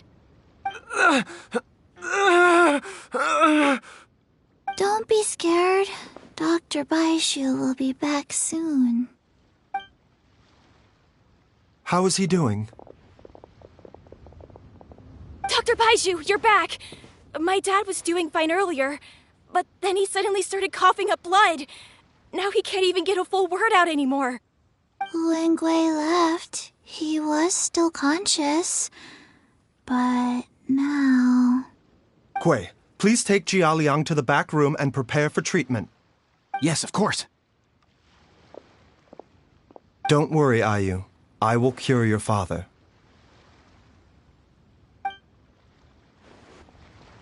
Baiju's not gonna use Changsheng's secret art again, is he? Is there really no other way to save Jiaoliang? Oh, please don't worry. Dr. Baishu will find a way. But...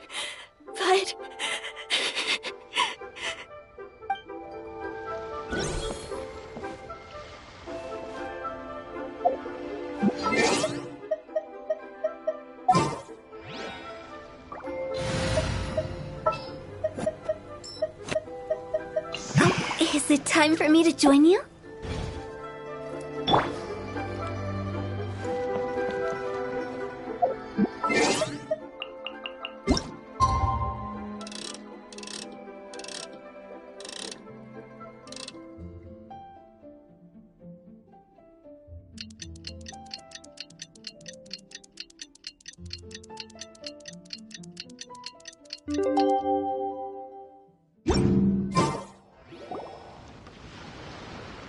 How are you feeling, Dad?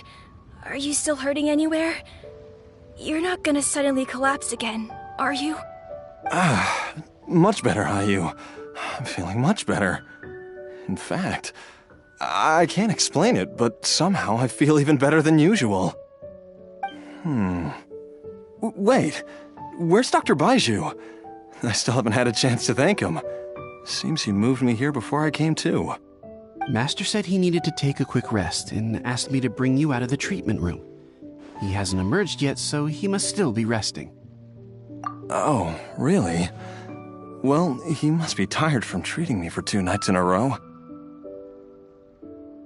I don't know how I can begin to repay him for saving my life. I'll have to discuss it properly with Jiang Li once we find her. Speaking of which, has there been any word of her whereabouts yet? No, the Adventurers Guild hasn't gotten back to me yet. I'll go check with them again in a bit. I'll come with... Don't forget what Master said. You're still not out of the woods yet, Jialiang. I strongly suggest that you stay and rest at Boo Boo Pharmacy for now. I can accompany Ayu to the Adventurers Guild.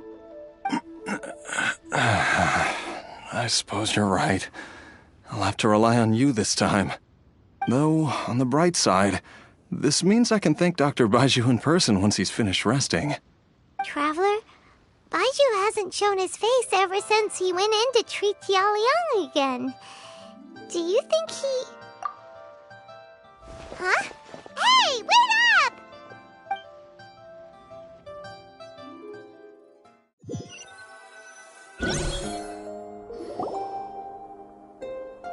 Huh? You're finally awake? That was far too risky, even with me here to help you balance your chi. There was no time. I had no other choice. In any case, it was not completely without benefit to myself. I managed to learn something. Jiang Li's design is quite brilliant. She makes numerous innovations that I can learn from. Alas, if only there wasn't a catch. So, how much longer do you think Baiju's gonna nap for? They've been outside waiting for you the whole time while you were asleep. Shall we at least go and show our faces? All right.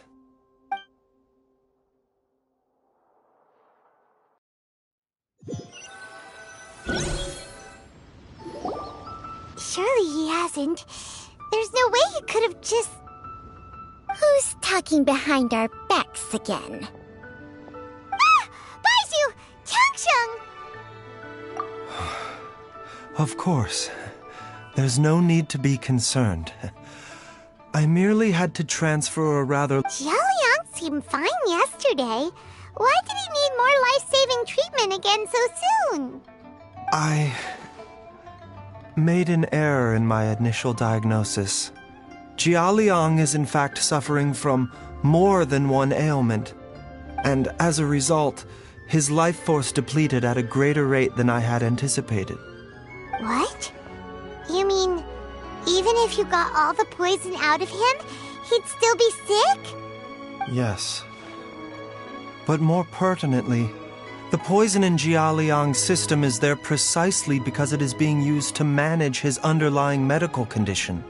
Jialiang has a rare congenital heart condition, and ongoing treatment is essential to maintaining healthy functioning of his heart meridian. Left untreated, it puts the patient at risk of coughing up blood and fainting, and in the longer term, causes irreversible damage to the internal organs. Though it was created from god remains, this formula is not a poison in Jialiang's case. Rather, it's his medication. Had he not taken it all these years, he likely would have died a long time ago. Still, using poison to treat a disease is hardly a viable long-term solution. As time passed, and the poison accumulated in his system, It began to impact his cognition. Moreover, the longer he relied upon this medicine, the more resistant his body became to it. Jiang Li had to concoct ever greater quantities to ensure its continued efficacy, or he could have still perished at any moment. That explains why Ayu said his dad has been getting worse, and why his mom went off to gather herbs. God remains are extremely dangerous to be around, because humans have no natural defense against them. I shudder to think how many times Jiang Li has exposed herself to them. I fear that the situation is just as that Adeptus described. In an effort to save Jia Liang's life, Jiang Li has abandoned all regard for her own safety. I never suspected that even Jiang Li would turn to the same path as so many others over the years. Perhaps this is the inevitable course of fate. To sacrifice one's own life to save others. To go beyond human means in order to do the impossible, whatever the cost may be. Well, I think that it's too early to say with any certainty what fate has in mind. In any case, I have stabilized Jia Liang's condition for now, so our immediate priority should be to get ourselves back to Qingsa village and find out where Jiang Li is.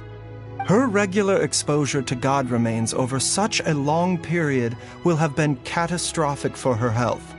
And given that she's already been missing for several days, I am fearing...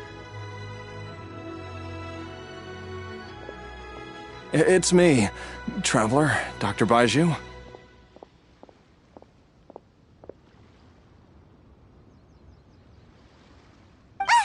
It's Jialiang!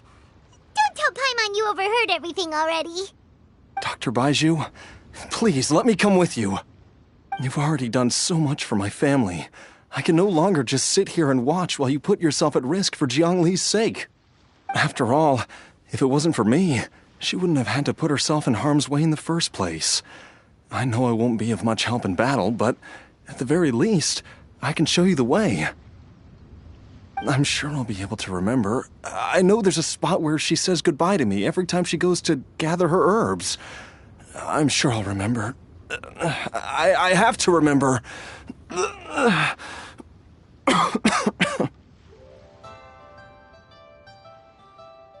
careful. If you get too agitated, your blood pressure and stress levels will rise, putting further pressure on your heart. For your own safety, you should stay here and rest. No! We're out of time! We have to go now. Right now. Before I forget everything again. This trip will be extremely dangerous, and there is a very real possibility that you will not return from it. Are you sure you're prepared for that? I never expected to live this long in the first place. My death is already long overdue. So why should I fear it? There's only one thing I fear now, and that's that I'll forget her again before we manage to find her. Very well. Then follow me.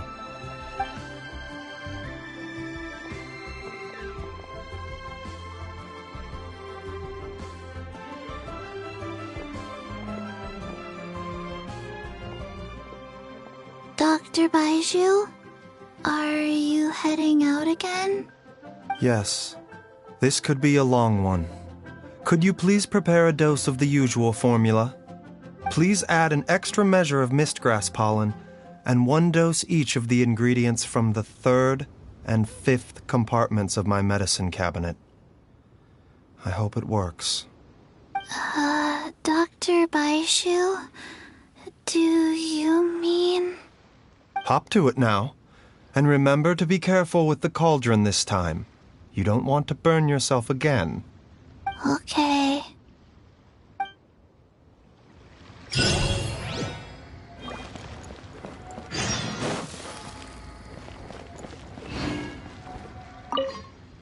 Everyone, please be careful. Raja! Huh?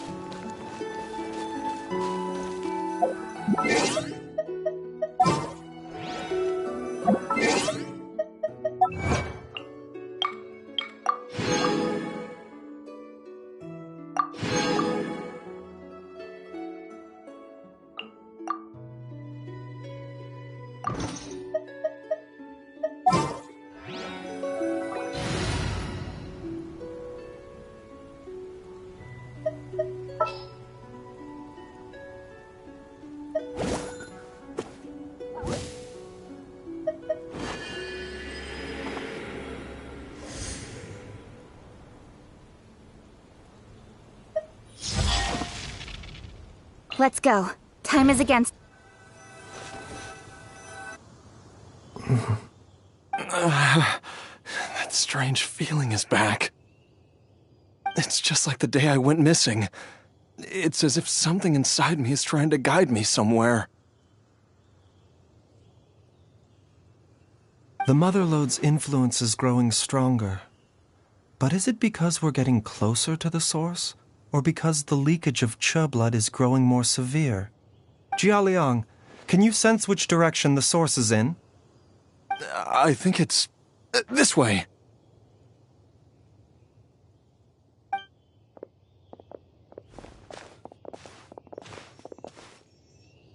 Yes, I'm sure of it.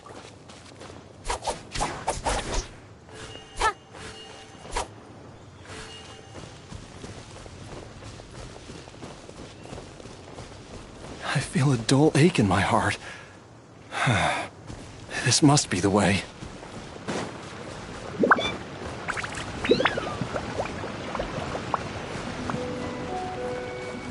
This place feels familiar.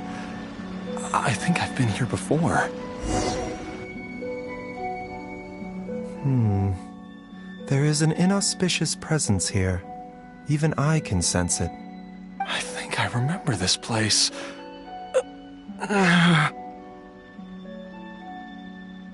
Jialiang, are you okay? Maybe you should rest here while we continue the search. No, I have to keep going. Jiangli is still waiting for me. Then let's hurry.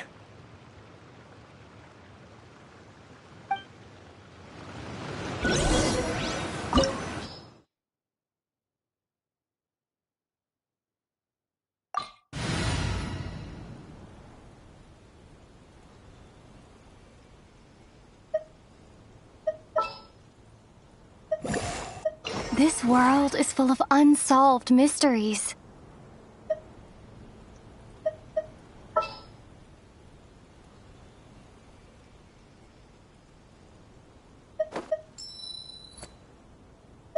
As you wish.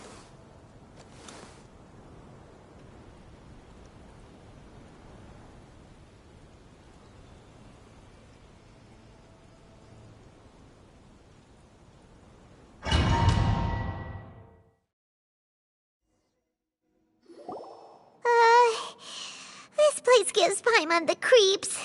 Who knows what we're gonna find up ahead? The digging marks here appear amateur and rather old. I suspect it is a thieves' tunnel. A thieves' tunnel? Paimon has heard rumors about treasure around these parts before. Maybe it was the treasure hoarders that dug this tunnel. Judging by the tools they left behind, it's certainly a possibility. But why did they abandon this place without even stopping to pack up their tools? I remember now. She took me here once and told me that she'd found a way to save me in this cave. But she said that the method would cause me to... curses! Why can't I remember what she said? Easy, Jialiang. Come on, let's keep going.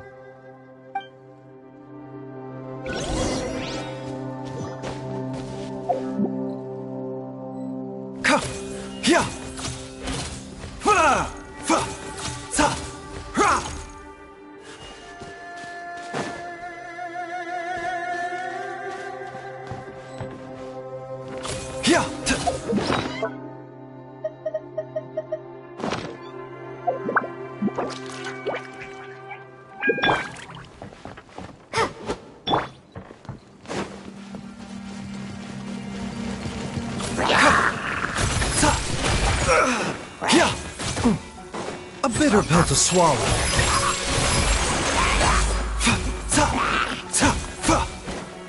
The doctor was stealing it.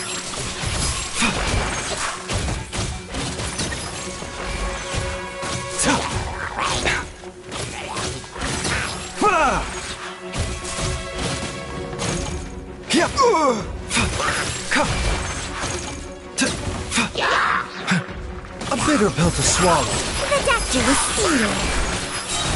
Taking a turn for the better. Scatter! Exterminate!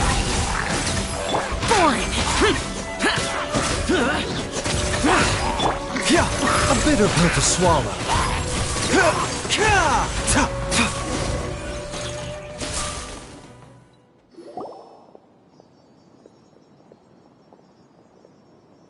Whoa, there's a sensor here. Those treasure hoarders sure made themselves at home. I believe this sensor was used to burn a monster-repelling incense. A monster repelling incense? You sure? 'Cause we did run into that group of monsters just now. The incense was burned several days ago. If I had to guess, the monsters we fought just now were enticed here by some entity deeper inside the cave. No doubt an encounter with the very same entity was what prompted the treasure hoarders to flee and abandon their designs on this cave. After them, Jiang Li was the next person to discover this place and what lies inside. But to her, it presented an opportunity to save Jia Liang's life, albeit as a last resort. That's right. This sensor, it belongs to Jiang Li. Yes, this was the place. This is where I told Jiang Li to give me the poison.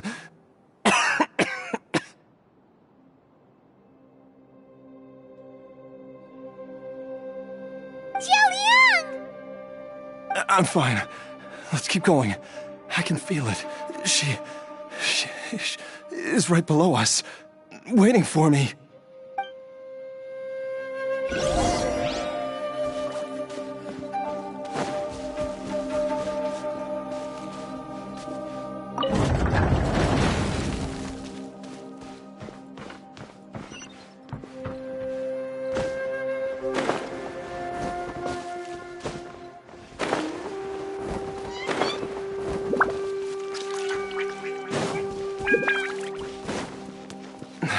I can feel it. We're getting close. We're almost there. It's right up ahead. The place where we made a pact together to...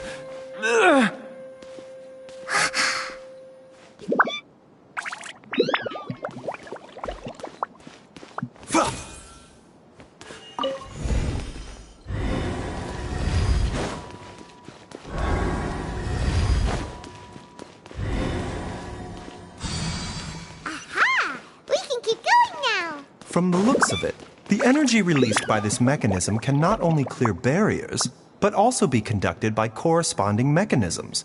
Perhaps it's something we can make use of.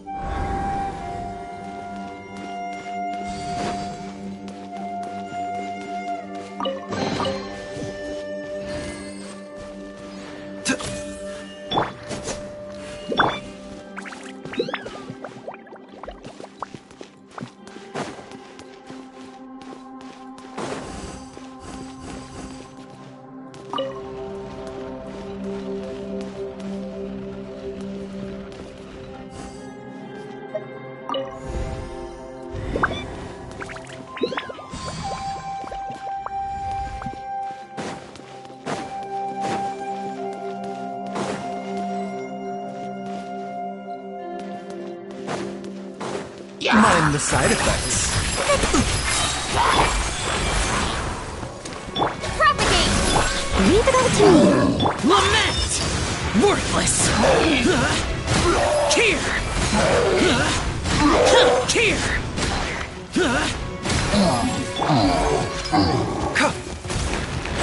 Remember, health comes first. As a Dutiful maid would.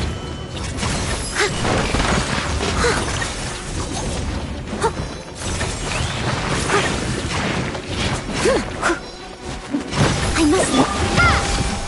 Spring forth! Sacred name, fortune preserver, rise. Boring!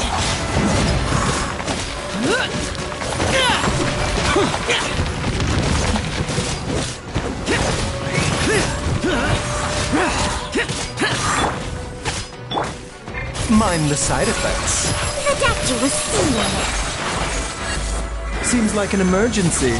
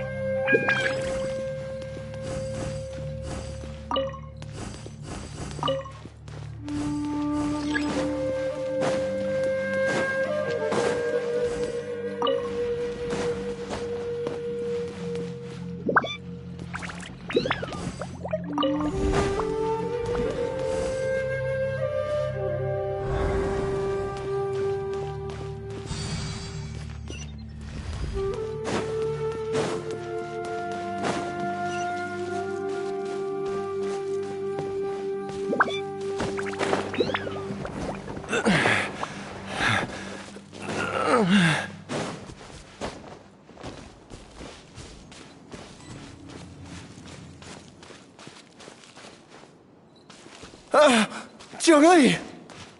Look out! There's a monster next to her! The god remains must have lured them here. Watch my back.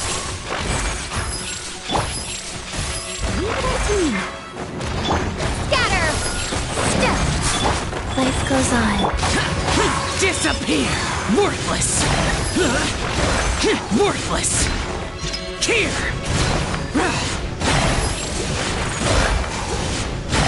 Here! Worthless! As a good knight should. I must leave no stone unturned. I'll catch up. Yep. The doctor was seeing. Remember, health comes first. Germinate!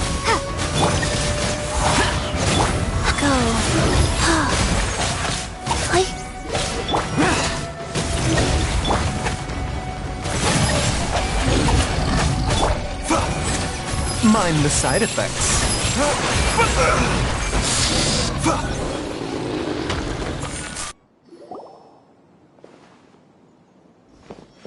Dr. Baiju, how serious is it?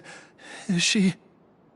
I can still feel a pulse, but her condition is quite grave. The god remains here are encroaching on her cognition, much as the poison in your system did to you. If we don't eliminate it soon, then even if we save her life, I fear that she may never wake up again. Then, what are we waiting for? Let's destroy the remains right away! It's not as simple as that. Don't you remember what Baiju said? The poison within Jialiang's body is inextricably linked to the god remains here. If the source is purged, the poison in his system will stop having any effect. And the poison within Jialiang's body is keeping his heart condition under control. So, if it stops working... Oh no. Are you saying... Indeed. If the god remains here are purged, then your life will come to an end. I wondered when this day might come. Wait! But we've all been working our butts off to save Jialiang's life! After all that, we can't just give up on him! Baizhu, you're a great doctor! Surely you gotta know of some other way we can save him, right? You could continue to take the poison, which would buy you some time. As for Jiang Li, maybe if we put our heads together we can think of something? It appears to me that she was striving to concoct your medicine for you, right up until the moment when she lost consciousness. Maybe it's her greatest wish that you will continue to take it and live. Dr. Baizhu, give it to me straight. How long does Jiang Li have? The god remains have reached her internal organs. Under ordinary circumstances, I would give her less than 3 days. But if I were to treat her using a secret art... But what would be the point of that? Dr. Baizhu, I'm all too aware of the dangers of god remains. You are not the first to mention it to me. If I continue to sustain my own life using this wretched substance, not only would Jiang Li have to keep risking her life to make my medicine for me, but I would have to live with the looming threat of these remains breaking out and wreaking havoc not just upon me, but my entire family. I know for a fact that I should have died over a decade ago. The fact that I've been around to see how you grow up is already a great blessing from Rex Lapis. If my choice can bring Jiang Li back, then even if I die... Jialiang... After cheating death for so long, it seems I've grown somewhat addicted to life.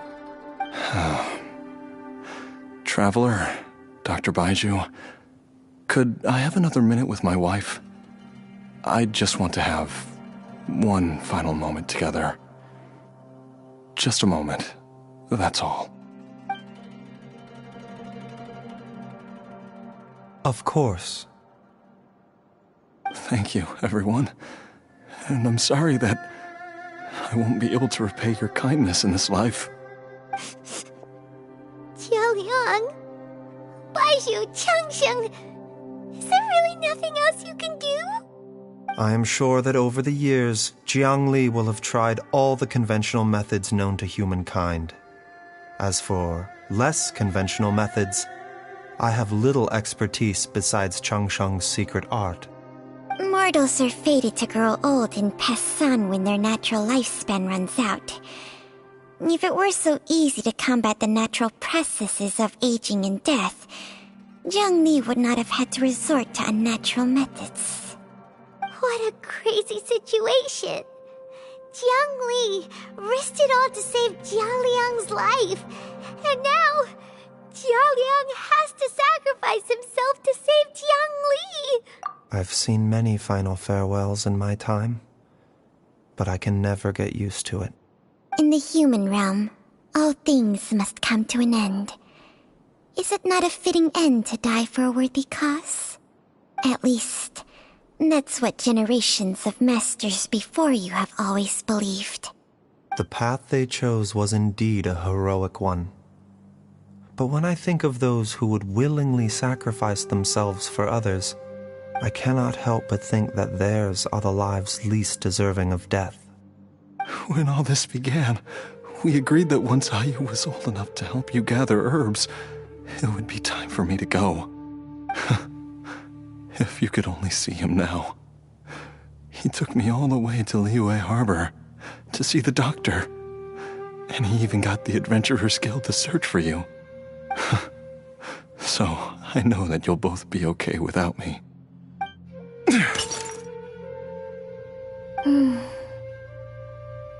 I've said my goodbyes. My time has come. Do what you must. As you wish.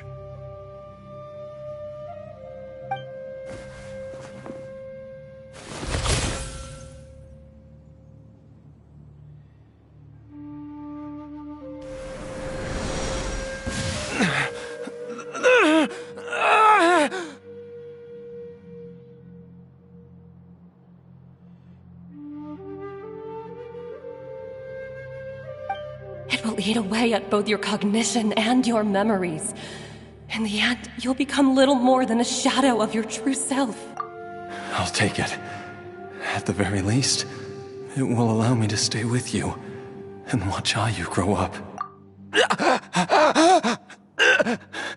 Mom, something's really wrong with Dad. Don't fret, Ayu. I will gather some medicinal herbs right away. I promise you, nothing will happen to our family. Why would these memories come to mind now? The longer we live, the tighter we cling to what we have.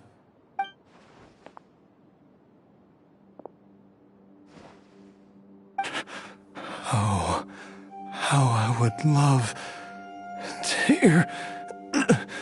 hear your voice one last time.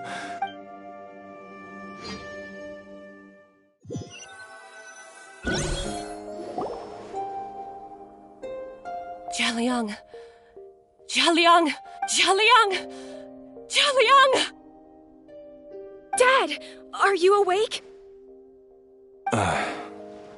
Jiangli, are you? Didn't I... Huh? What are these? How does it feel to come back to life? Do you feel strange or different in any way? If so, could you describe it to me in detail? Dr. Baizhu, I thought that I was going to... Die? You did indeed. As things stand now, you're more akin to a zombie than a human. I'm a zombie? That's right. Before we set off, I asked Chi-Chi to prepare an elixir of immortality. With its help, you have been suspended in the space between life and death. Of course, this is but a crude imitation of an Adeptus art. I don't expect it to extend your life indefinitely. Whether it will keep you alive for a few days, a few months, or a few years, I'm as interested as you to find out. But, however long you have left, I believe it should be more than sufficient time for you to say your final goodbyes before departing the world in peace. I hope that Director Hu finds this arrangement to be a satisfactory one. An elixir of immortality? How'd you cook that up? Ugh. Leave it to you to work on something like that behind my back. It's a work in progress that hardly lives up to its name, and it would have had no effect were it not for Jialiang's iron will. In the end, I am merely a doctor. I understand very little of the great principles governing life and death and the perpetual cycle of yin and yang. All I know is that if I'm presented with a life that deserves to be saved, I will do everything in my power to save them.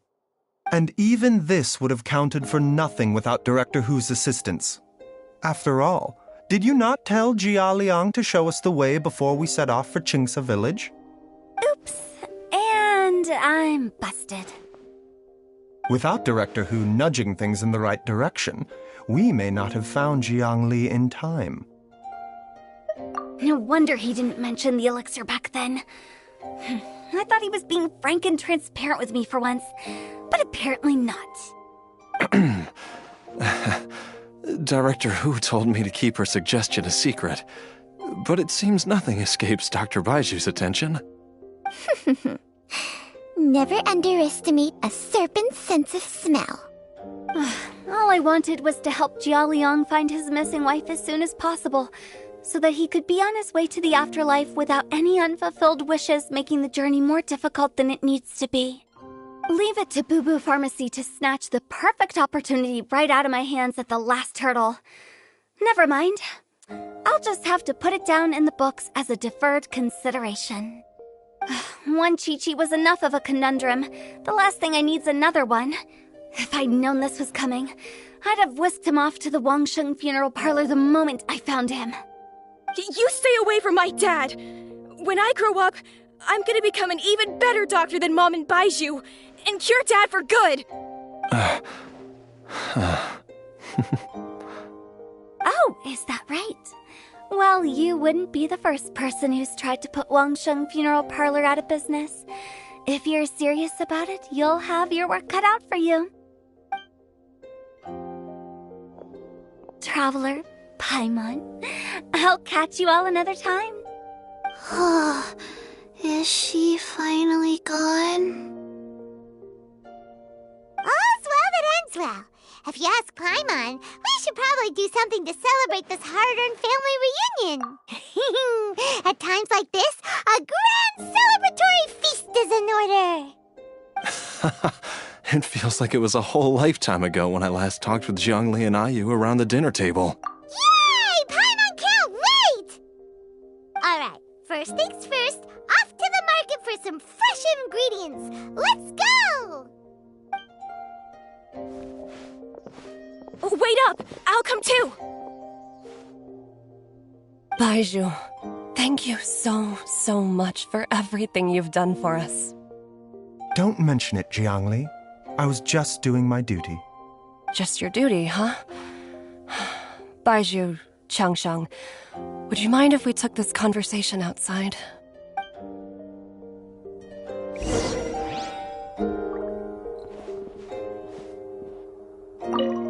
Now that you are part zombie, there are some rules that you need to know.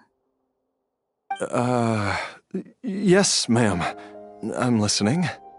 First, don't forget to stretch your body regularly. Second, don't forget to... Yes? Go on. Don't forget to... I forgot.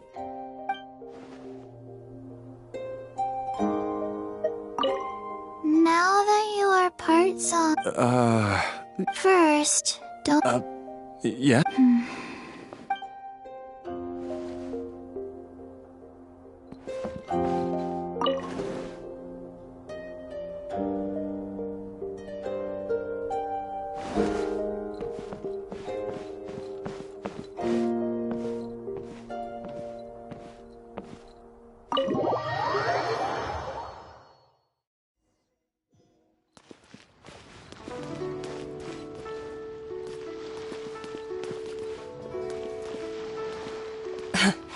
Time flies. It's been so long since we bade each other farewell in Chenyu Vale. Changsheng, you're the same as ever. You haven't changed one bit. You, on the other hand, have changed a lot. You're right. My younger self would have never imagined that things would one day turn out this way. Or that you'd turn out this way, Baizhu.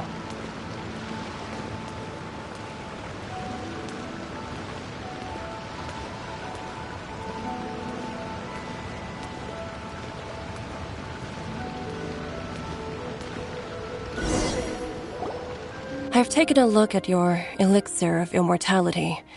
It's not altogether dissimilar from the poison I concocted in terms of the way it functions. I have to say, Jiangli, it was a stroke of genius to use poison to maintain life. I hope you're not too upset at me for copying your methods. No, not at all. With your intellect, even if you'd never seen my poison, I believe you would have eventually arrived at the same approach. But I'm still impressed by how quickly you managed to gain such a thorough understanding of it. Jialiang's still only been in your care for a few days.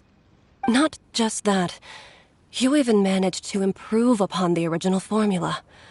That cannot be explained by intellect alone. Baizhu, be honest with me. Did you try out some of the poison on yourself?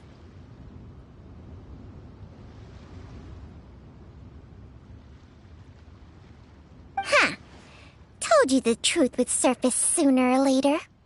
Life force isn't the only thing that Changshang's contract lets you transfer between bodies, is it? Nothing gets past you, Jiangli. You are correct. Besides life force, Changsheng's secret art also allows for the transfer of toxins and diseases. When I treated Jia Liang for the second time, I transferred some of the poison from his body into my own. Not only did this allow me to alleviate the burden on him, but it also gave me an opportunity to study its properties. There is no need to worry about any long-term consequences to my health, however. Now that the source has been destroyed, any remaining poison in me will have already dissipated. But you took such a huge risk. If we hadn't destroyed the god's remains back there, then even you might have... What am I saying? I'm in no position to criticize you for this. The reason I left our master and went into hiding all those years ago was that he was getting old, and I didn't want him using up any more of his own life force to treat my husband. But in the end, how were my methods any different? I risked one life to save another, and then you tried the poison on yourself too. It looks like both of us have ended up going the same way as our master before us. Are all disciples of Chenyu Vale destined to turn out this way? To live a short life, having given away our own for the sake of others? To fight relentlessly against the natural course of life and death, whatever the cost? Maybe our fate is sealed the moment we decide to study medicine. We are doctors, Jiangli.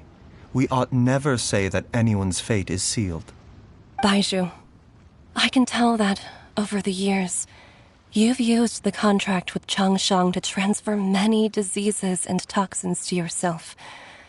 There are so many that some of them I don't even recognize. Can you still stop before it's too late? I think you know the answer, Jiangli. Every one of us from Chenyu Vale believes in the same thing. Hey, food's ready! Mom, come and join us. The Traveler taught me a load of new recipes and said even Dad will be able to taste them. Come and try them out. Yes, darling. Mom will be there in just a second.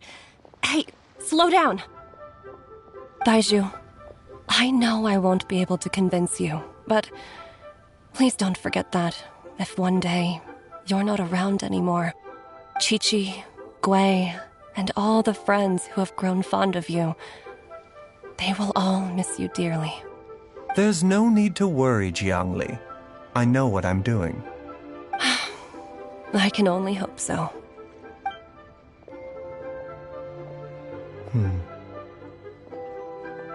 Baizhu, what did Jiang Li mean by not around anymore? Are you gonna be okay?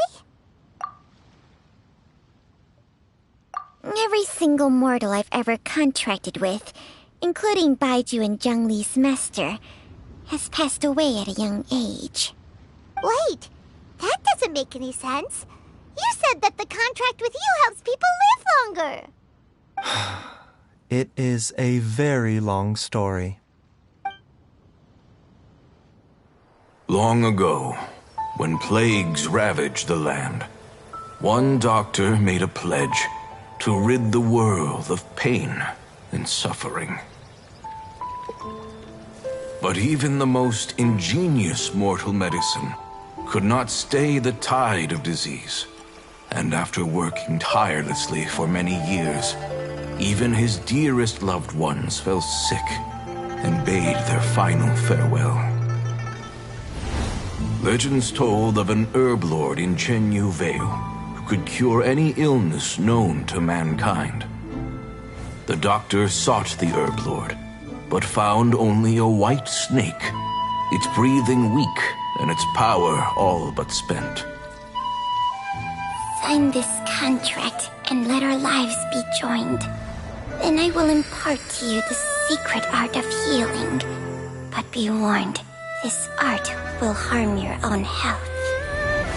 With means beyond human ken, the doctor could now reverse the process of death. And yet, the time still came to say goodbye. Only now, the one departing was the doctor, his life force spent. His final act in life was to pass on the contract to his final patient, his favorite disciple. The disciple chose to dedicate their life to saving the lives of others. And generation upon generation followed in these footsteps.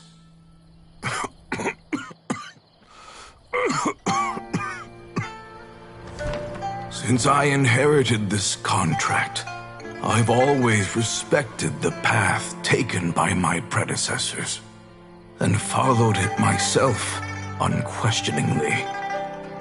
That is until I tried to use the art to save my own disciple's beloved. She begged me not to use up my own life force. She said that this art is a poison chalice, an evil and unnatural practice. She did not wish to sacrifice one life for the sake of another, when both were lives she treasured. Only then did it occur to me. Did I not suffer when my master passed away, just as patients' families do at their loved one's deathbed? Are not the lives cut short by this contract just as worthy of saving as any patients? What is this contract to us? Medicine or poison? Alas, I no longer have enough time left to find the answer. I entrust to your care both Changsheng and this final question. May you find a remedy for this conundrum, which has ailed us so. Time and again, no matter how much I try to warn them or balance their chi, I can never save them. And you? What's your answer? If I abandoned the contract and left you without a host, what would happen? I suppose I'd spend my final moments taking a nice nap on Mount Yaojun. Then I'd be reunited with my old friends and your predecessors. Then it's decided. If there's a life in front of me that deserves to be saved, why shouldn't I do everything within my power to save it? Once again, it's the same answer. So be it. Close your eyes. Who knows how many more people will take on this contract? None. This contract will end with me. My contract has strict requirements on the host's natural temperament. All my hosts have been most pure of heart. But when one with an altruistic nature gains access to this art, they are more seduced than the average person by the miracle of overturning the laws of life and death. Though they know better than anyone else the fate that awaits them, when faced with the sorrows of humanity and the pain of losing their nearest and dearest, they cannot help but reach beyond human means. They are like moths that throw themselves into the flame, seeking a glimmer of hope in a dark world filled with pain and suffering. So, Baiyu, does that mean... I suppose that would make me a moth that yearns for the light, but doesn't want to be burned to a crisp. Changsheng's art can transfer pain and suffering between people, but it cannot reduce the total amount of pain in the world. It's just like we witnessed. Either Jia Liang feared for Jiang Li's life, or Jiang Li grieved over Jia Liang's sacrifice. I have nothing but the utmost respect for my predecessors, who sacrificed their lives for their principles. But I do not wish to join their ranks, nor do I wish to pass on this contract to anyone else in the future. Huh? But didn't you already transfer a ton of diseases onto yourself? What makes a poison, poison? And what makes a disease, a disease? When it comes down to it, are not both mechanisms that affect the operations of the human body? If disease is defined as deviation from normal functioning, then who knows? Perhaps the true elixir of immortality could in fact be a kind of poison. Many may view the notion of searching for immortality in poisons and illnesses as a flagrant violation of the natural order. But to me, it is no different from the way our ancestors tested the medicinal qualities of herbs by sampling each and every one. I don't want those who come after me to lose their lives to this contract. Nor do I wish for Chengsheng to perish from losing her host. This leaves only one solution, doesn't it? Precisely. I will be Chengsheng's final host, and the tradition of passing down the contract will end with me. Even the gods of old struggle to achieve true immortality. First you want to save others, then you want to save yourself. Now you even want to save me. You're getting greedy, Baiju. But isn't wanting to have it all what makes us human?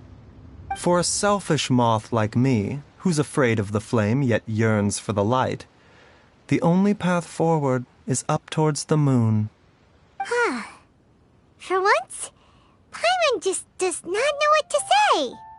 Dr. Baiju, Traveler, what are you still chatting about? The food's about to get cold. We also have coconut milk for Changsheng and Paimon. Okay, fine. Let's go grab some food. Paimon has a bunch of burning questions, but they can wait till after we've eaten.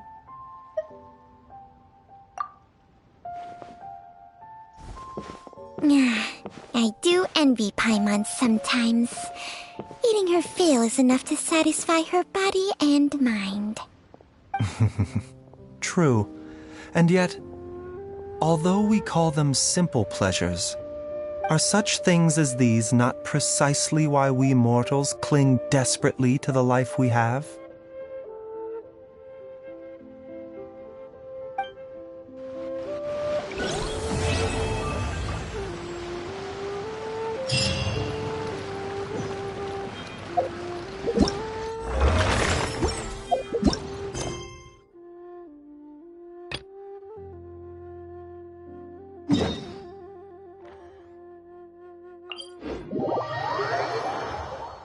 Demons do not stop for the raid.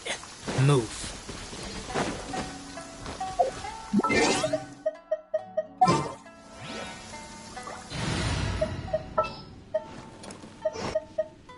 Something's come up? It is as the stars foretold.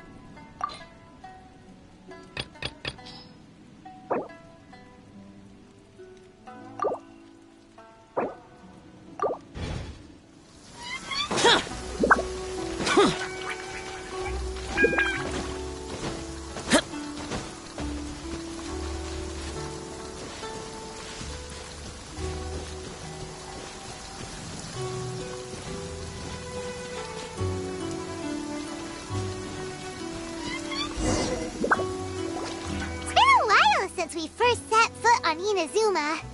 So many things have happened since then. Yeah, we've definitely made some progress on our journey. So, where should we go today? Huh? What's up?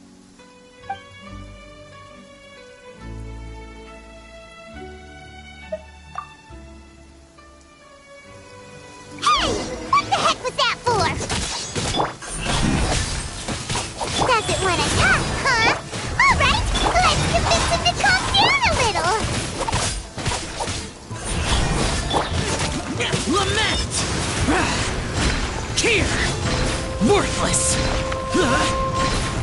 Tear! Worthless! Tear!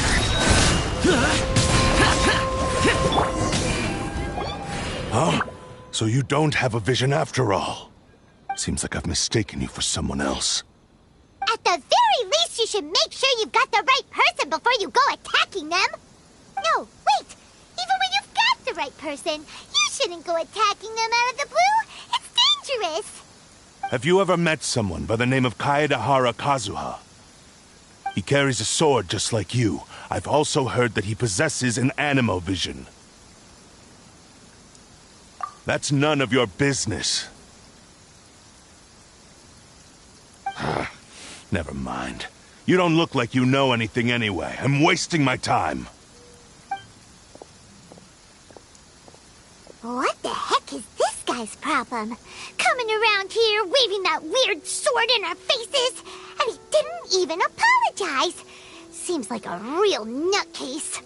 Well, one thing's for sure. No way are we telling him anything about Kazuha. Right? Paimon has a feeling, though, that even if this guy gets to challenge Kazuha to a duel, he won't be able to beat him. Anyway, just to be on the safe side, we should go find Kazuha right away and tell him to watch his back. Oh? What kind of hunch? A special connection? You mean beyond already knowing each other? Yeah, maybe a little. But then again, most people look pretty much the same once they start fighting, so that doesn't really prove anything. Anyway, there's no time to lose. Let's go tell Kazuha so we won't get into any danger. Paimon heard that the Crux fleet is stocking up in Rito at the moment. Let's look for him there.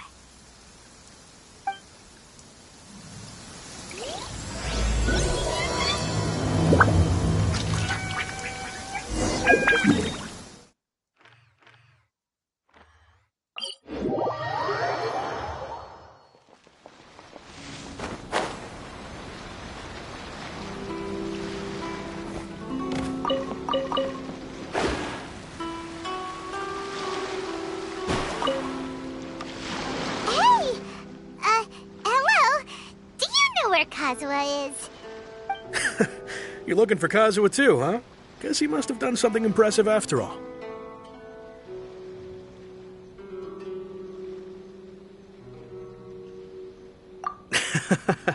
Well, we took the small vessels into Rito on a routine supply run, only this time, as soon as we entered the harbor, we ran into a huge crowd of Inazumans, all of them wanting to know about Kazuha. If it's because of that battle on Nizuchi Beach, Captain Beto had a great run there too, but I don't see her getting this kind of attention. Kazuha keeps to himself most of the time. In fact, there are times when he doesn't even listen to the captain, but she just laughs it off. Oh, so you still don't know what he did? I've heard bits and pieces. Something about him blocking the Raiden Shogun's Muso no Hitotachi. Is it really as big a deal as everyone's making it out to be? Really?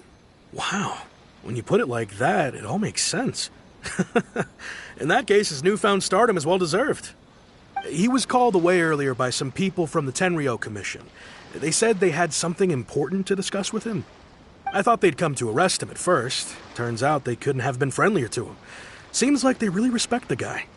Just a little while ago, this would have been completely unimaginable. Thank you! Guess we'll go pay a visit to the Tenryou Commission. All right then. I'll just stay here and carry on trying to fend off the crowd.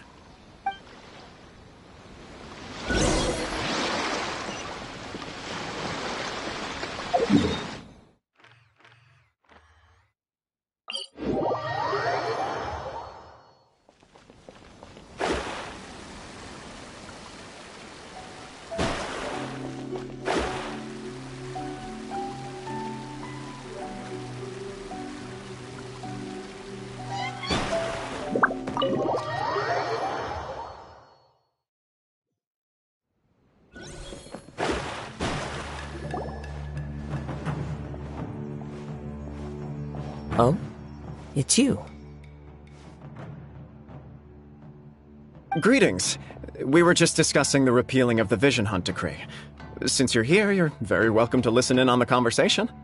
We invited Mr. Kaidahara here to extend a gesture of goodwill on behalf of the Shogunate. Your hard work has secured for us the agreeable state of affairs that we now enjoy. Also, I've been granted the chance to correct my clan's past mistakes, and for that, I'm deeply grateful. The Almighty Shogun has issued a large array of directives aimed at resolving, or at least easing, the tensions that have built up over the years. The Tri-Commission has made the recommendation to use this opportunity to restore the honor of the Kaidahara name. Regarding the history of the Kaidahara clan, I trust that you're already somewhat informed? In short, there was once a group of select bladesmiths who served the shogun directly, responsible for upholding and further developing the traditional blade forging arts of the almighty shogun. The Kaidahara clan belonged to this class. But there came a time when some of these bladesmiths revolted and fled to Snezhnaya. Both the Kaidahara and Kamisato clans were held accountable for lax oversight and entered a period of great turmoil. We later learned that the whole misadventure had been secretly orchestrated by the Fatui. Attributing all of the blame to the Kamisato and Kaidahara clans was neither proper nor just. Considering Mr. Kaidahara has once more made an outstanding contribution to Inazuma, the almighty shogun believes he should not only be rewarded for his achievements, but also receive recompense for the excessive punishment borne by his clan in the past. In the interest of preventing further harassment of the bladesmith clans by the Fatui, we chose not to publicly release the findings of our investigations into these matters. We trust you can understand why this was necessary. This is a true honor.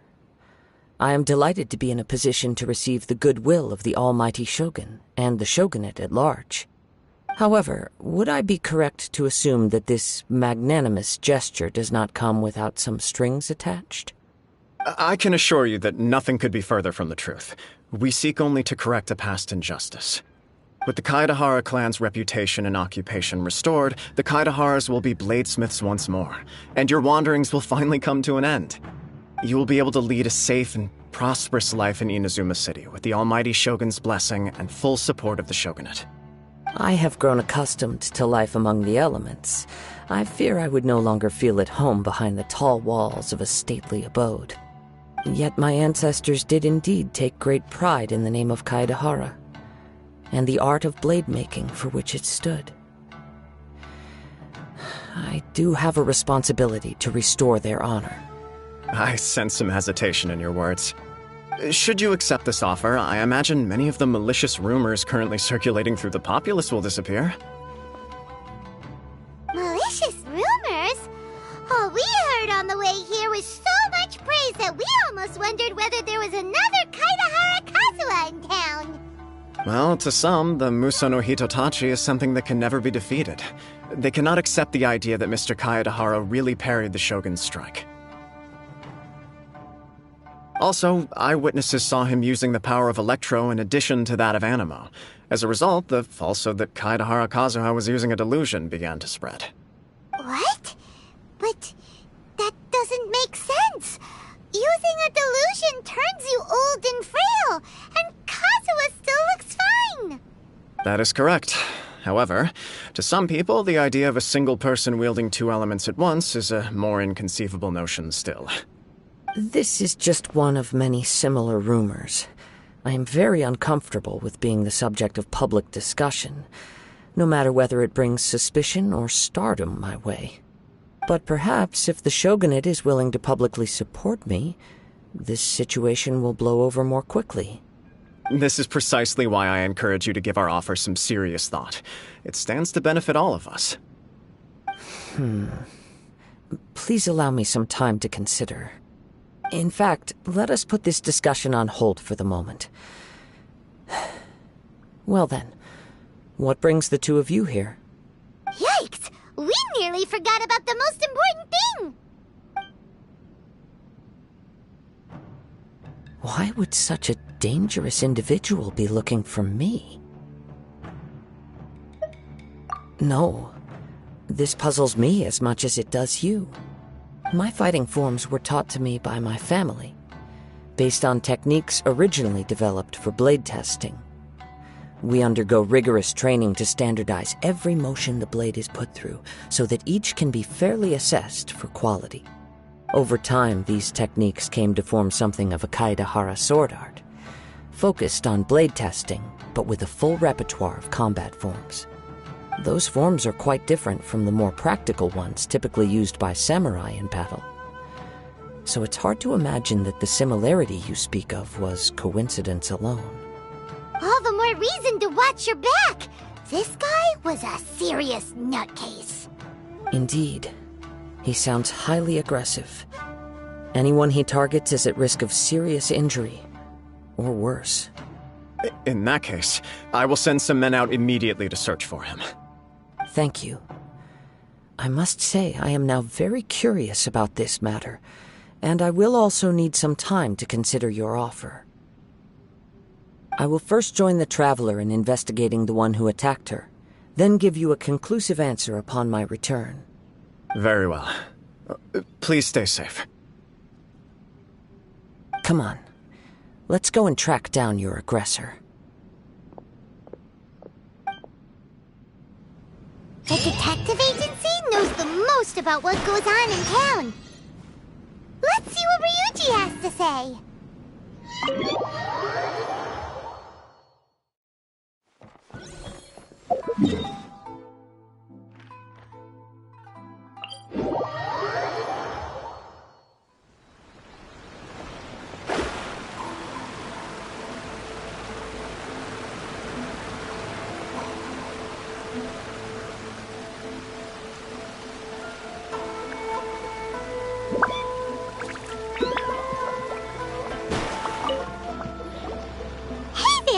We'd like to ask you a quick question.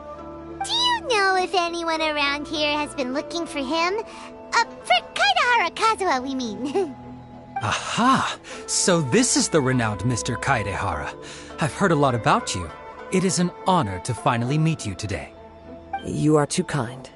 We are currently investigating an assault and would appreciate any help you can offer. Oh? You were targeted in an assault? Let me think.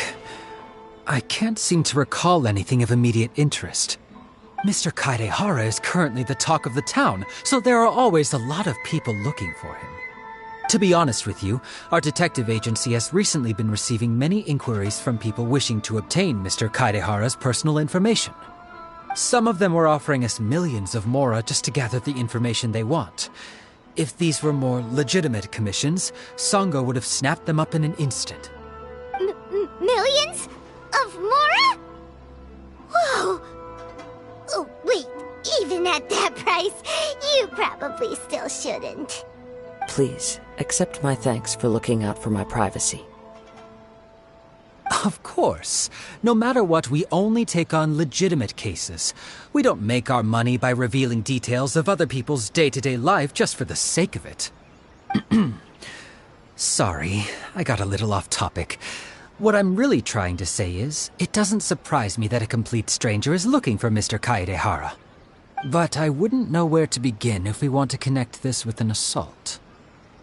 Then let's put that connection aside for now. Have there been any other attacks or similar incidents recently that stand out as particularly unusual?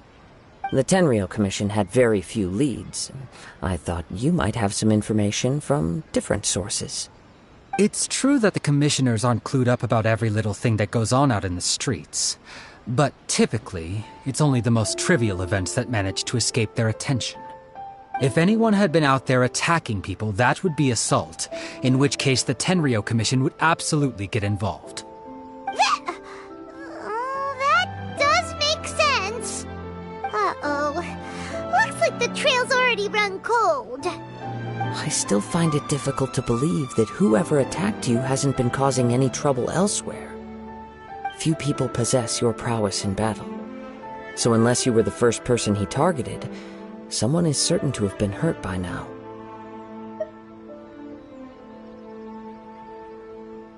I am well aware of your talents. There is no need to be humble around me. In fact, I'm quite relieved that you were the one he targeted. It would cause me great grief to see someone become critically injured or lose their life because of me. For the poor victim, this would be a completely senseless crime. Don't worry, we'll find him. It seems you are every bit the selfless hero they make you out to be, Mr. Kaidehara. Surely this same concern for your fellow man is what drove you to fearlessly raise your blade against the almighty Shogun. You flatter me. Truth be told, I don't know quite what came over me in that moment. You are much too humble. Don't worry, I completely understand your concerns. I will try my best to gather whatever leads I can for you. Oh, actually, there was one strange incident over the last few days. It doesn't involve an attack, though. Let me tell you about it just in case. Sure. During times like this, the more information we have, the better. All right then. Recently, 2 people went missing from the city at around the same time. One of them is a pretty well-known collector, surnamed Nagato. The other, Amenoma Yuya, is a samurai from the Amenoma clan. Amenoma! Now there's a familiar name. Right. Yuya is the nephew of Amenoma Togo, the owner of Amenoma Smithy. 2 grown men going missing at the same time. Their cases are likely connected, but I don't know much in the way of details. I recalled this because Amenoma Yuya is also an accomplished martial artist who is skilled with the blade. Perhaps he is the one you are looking for. Understood, though it seems highly unlikely to me. I neither know this man, nor do I have any idea why he may wish to attack me.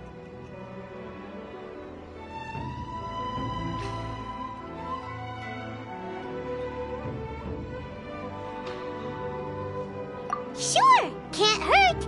We never know what we might find out along the way. Thank you, Ryuji. We'll start by making some inquiries at the Amenoma Smithy. Sounds good. All the best with your investigation. I'll get moving shortly myself.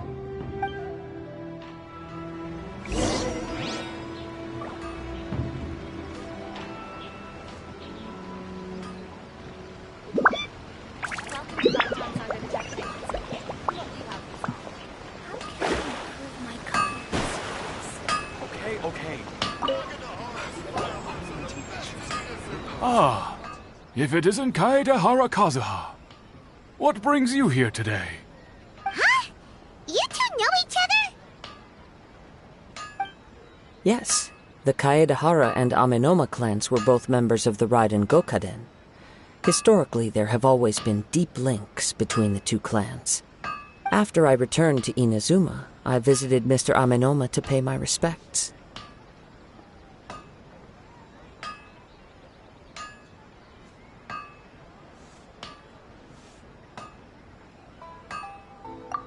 Let me quickly explain. The Raiden Gokaden was the collective term for the 5 most acclaimed bladesmithing arts in Inazuma. The techniques of blade making were personally bequeathed to the Raiden Gokaden by the almighty shogun, and over time, further honed and enhanced by the most talented craftsmen. Unfortunately, a series of events led to the gradual decline of many clans in the bladesmithing trade. Today, only the Amenoma clan has kept its art alive. So sad. It is a great pity indeed. In the old days, we each had our specialties, and just as iron sharpens iron, so too did we learn much from each other. As an example, the Amenoma art strives to emulate the abiding patience and determination of water as it turns stone to sand. There is nothing mystical to our work. There is only practice, day in and day out, until both body and mind have memorized the craft, turning each motion of every technique into an intrinsic part of the bladesmith's life. As for the art of the Kaedehara clan, I believe it's called the Ishin art. That's right. Ishin art strives for complete harmony between blade and mind from the moment that forging begins. For only a blade thus forged can capture and convey its maker's thoughts and feelings, and eventually become an extension of its wielder's will. Indeed. Most samurai choose their blades, but an Ishin blade chooses its owner. You are, without a doubt, the most worthy wielder of an Ishin blade. It gladdens my heart to see that although the Kaedehara clan has fallen on hard times, its ideals and virtues are alive and well. You overestimate me. My actions are guided by my own personal sentiments, not by any noble aspirations on behalf of my clan. But let's get back on topic. The purpose of our visit today is to gather some information on your missing nephew. We hope to assist with the investigation. It may turn out that this case is connected to another we are pursuing. Ah, yes. My nephew. I reported the case to the Tenryou Commission, but I haven't heard anything back so far. He didn't say a word before he left, which is very unlike him. I'm still completely at a loss on what to make of it, but I've done what I can so far. Worrying is futile. All I can do now is wait for the news from the Tenryou Commission. We heard that there was a collector involved in the disappearance too. Know anything about that? Yes. On the morning that Yuya went missing, he gave me a very cryptic look and said that he was going to give me a great gift. I believe he went to collect the item from Mr. Nagato after that. The next thing I heard was that a fire had broken out at the warehouse, and neither of them came back.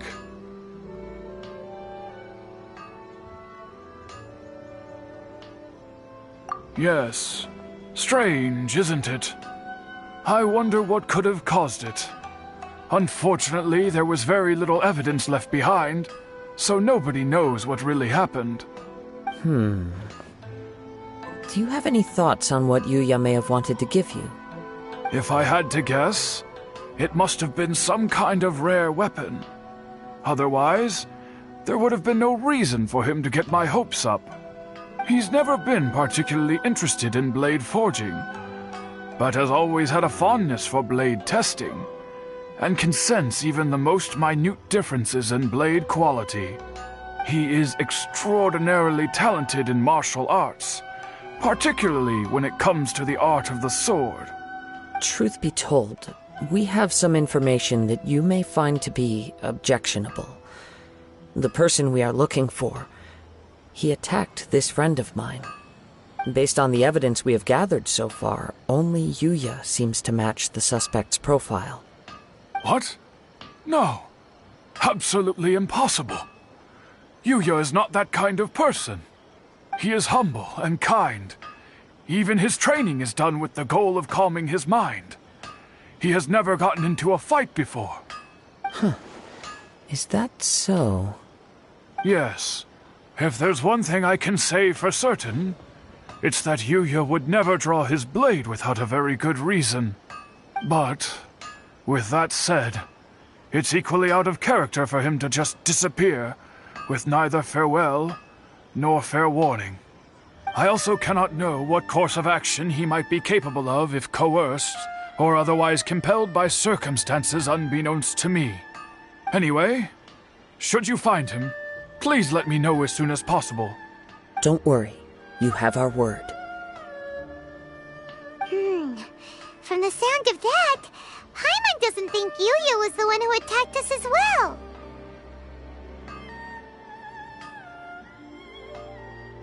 Yes. It sounds as if something happened when the two men met each other. Let's pay a visit to the Nagato household.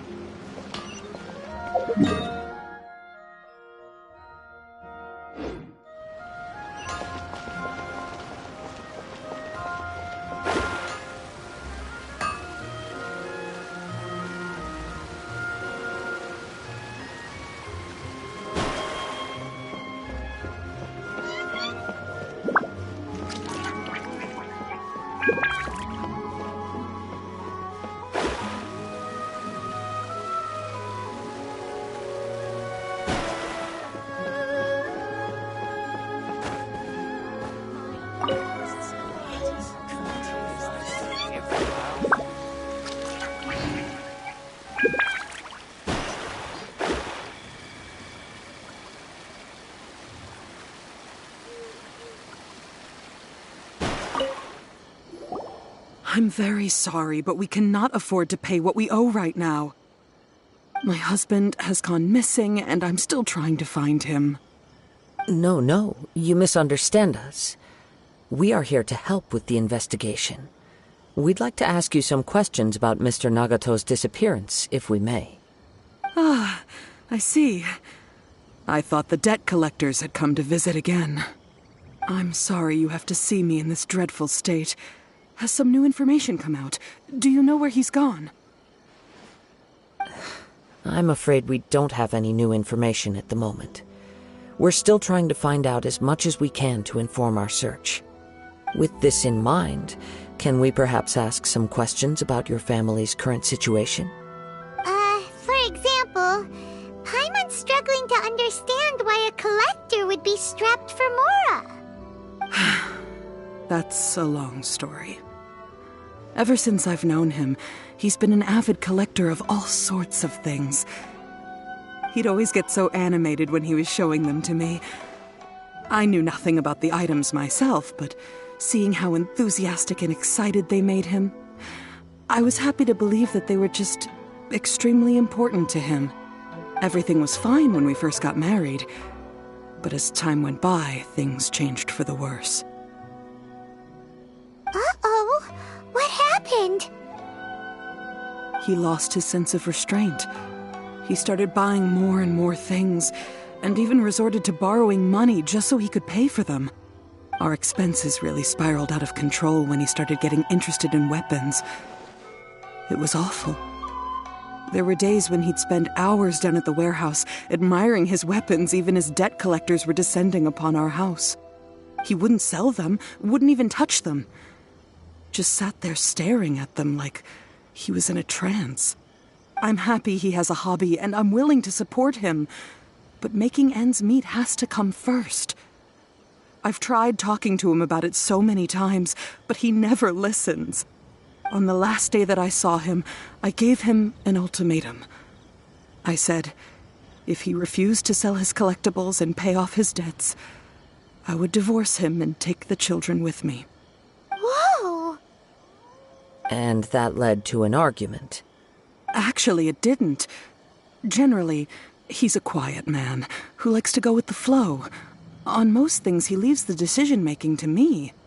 You must understand, I never would have dreamed of threatening him with divorce if the debts hadn't pushed our family to the brink.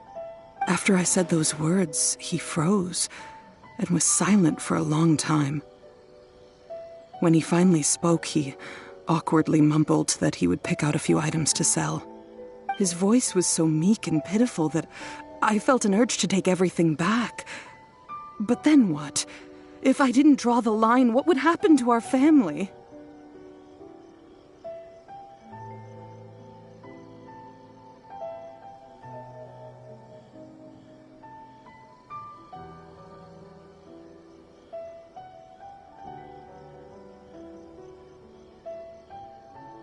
Had I not indulged his bad habits, we wouldn't have found ourselves in such a predicament.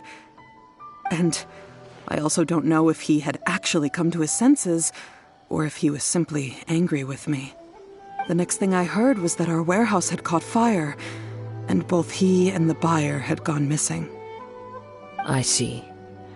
I understand. Amin Omayuya came to purchase a weapon from Mr. Nagato. During the sale, a fire broke out at the warehouse, and both men disappeared. At first, I assumed they must have gotten into an argument over the price. But my husband has never been one to negotiate. He never even haggles when he's out buying groceries, so it's hard to imagine him getting into a fierce argument. Maybe he was feeling the pressure from the debts? I don't know. He just disappeared after the warehouse burned down. Perhaps he's too afraid to come home now that all his collectibles have been lost in the fire, and he's got no way to pay off our debts. Even though I'm still a little mad at him, we're a family, and I want us to face our family's crisis together. As long as he's willing to turn over a new leaf, I know we can work things out. Please don't get upset. There could be more to this situation than meets the eye. If collecting things is a habit that Mr. Nagato had his whole life, it is quite unusual for this habit to change so drastically over a short period. But the information we gathered from the other side suggests Amin Omayuya is also a mild-mannered man who would not be likely to start an argument. This situation is getting a little confusing. A little confusing. More like completely mystifying. Let's try a change of scenery and see if we can piece together what we've learned. Rest assured, we'll notify you if we find anything. Thank you so much. I just want him to come home.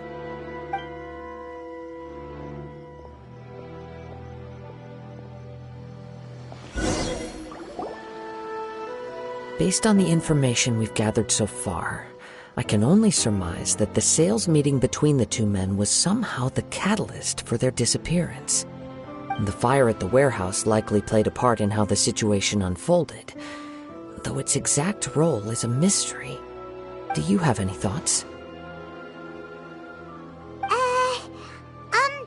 Well, Paimon was thinking that maybe someone accidentally knocked over an oil lamp and,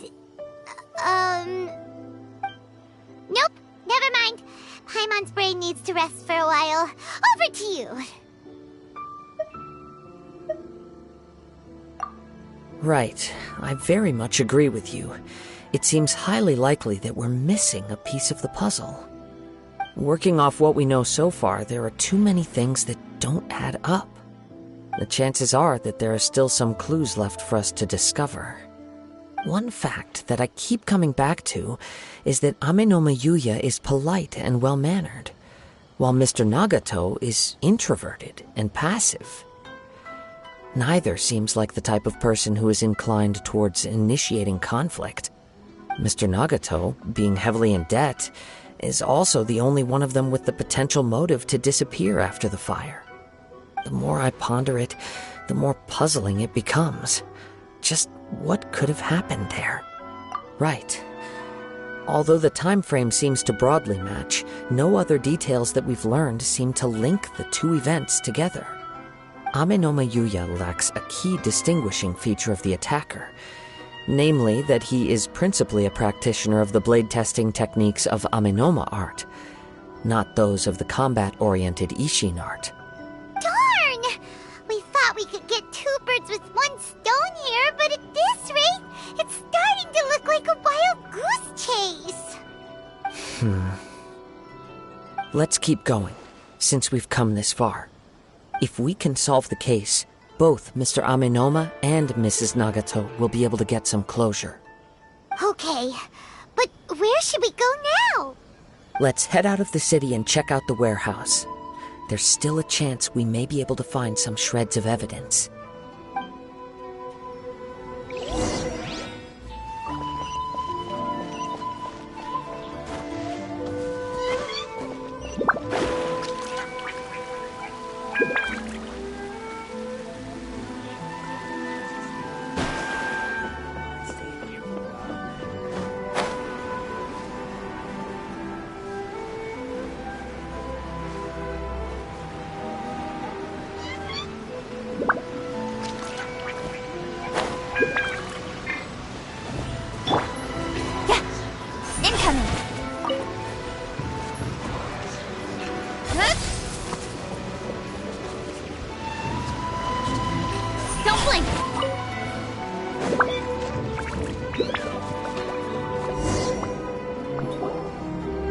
Wait.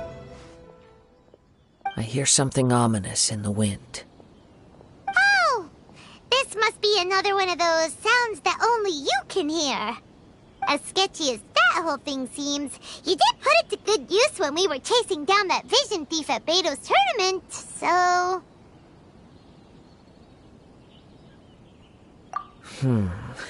Now I'm picking up a strong scent in addition to the sound. It's right around here somewhere.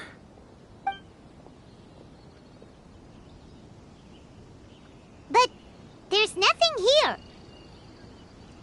It's gone now, but I can still sense the direction it left in. It felt very much like that ancient presence in Inazuma. The remnants of the Tatarigami. Indeed. But this unexpected spring of inauspicious energy may prove to be of benefit to our investigation. We should remain vigilant and approach slowly. Huh. So it's an underground warehouse. The force is definitely coming from down below. The source of the Tatarigami energy has long since left this place, but the residue it left behind still hasn't dissipated completely. Judging from the concentration, I would have to conclude that the Tatarigami source resided here for a very long time. Mrs. Nagato said her husband used to hang around the warehouse by himself a lot. It could well be that he was already under the influence of Tatarigami energy at that time.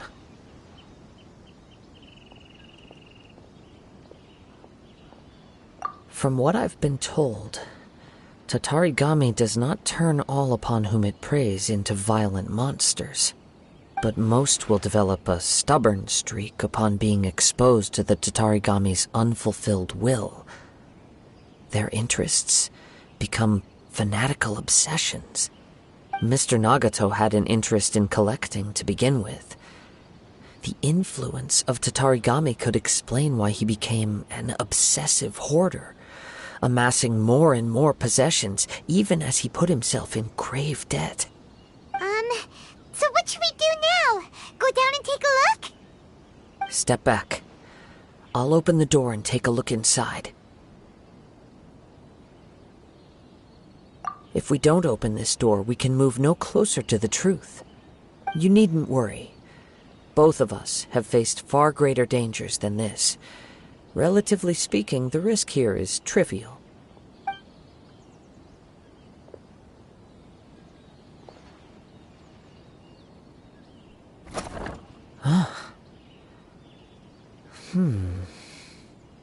What's down there? Everything's buried in debris. I can't see anything. It looks like the fire caused a cave-in, reducing the entire warehouse to rubble. That was too scary! Paimon was so sure that the warehouse boogeyman was about to jump out at us! All we can do now is keep searching in the direction that the Tatarigami energy's source left this place. 2 ordinary humans, entangled with the Tatarigami. I fear much misfortune has already befallen them. Yes, let's go. If nothing else, it's vital that we find out where this Tatarigami energy is coming from. Quiet your mind and focus on what you sense around you. Perhaps you, too, will perceive its ominous presence in the wind.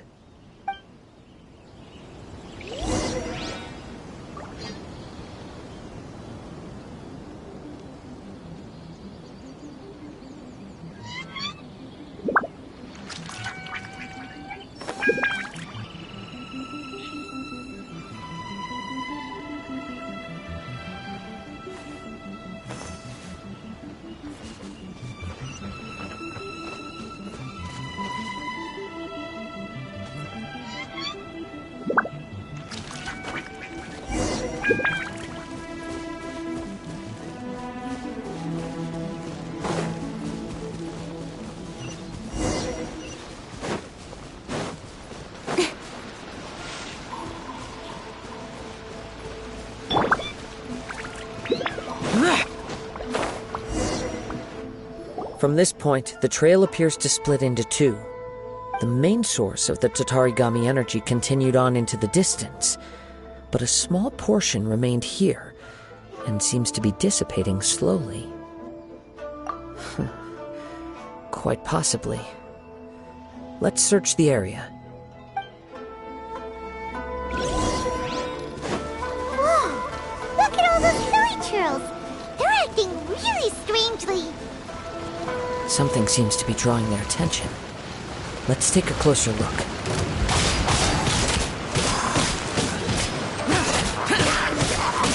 Let me scry! The wall of light. Speed of light! Hey!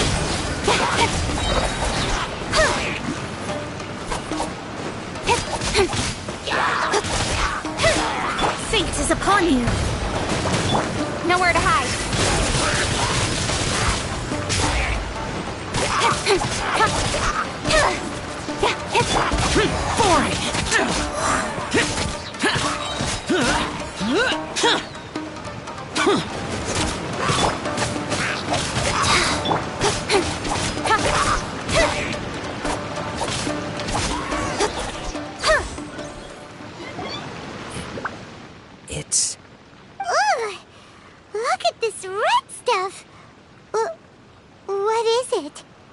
the looks of it, a letter, written on a piece of torn clothing.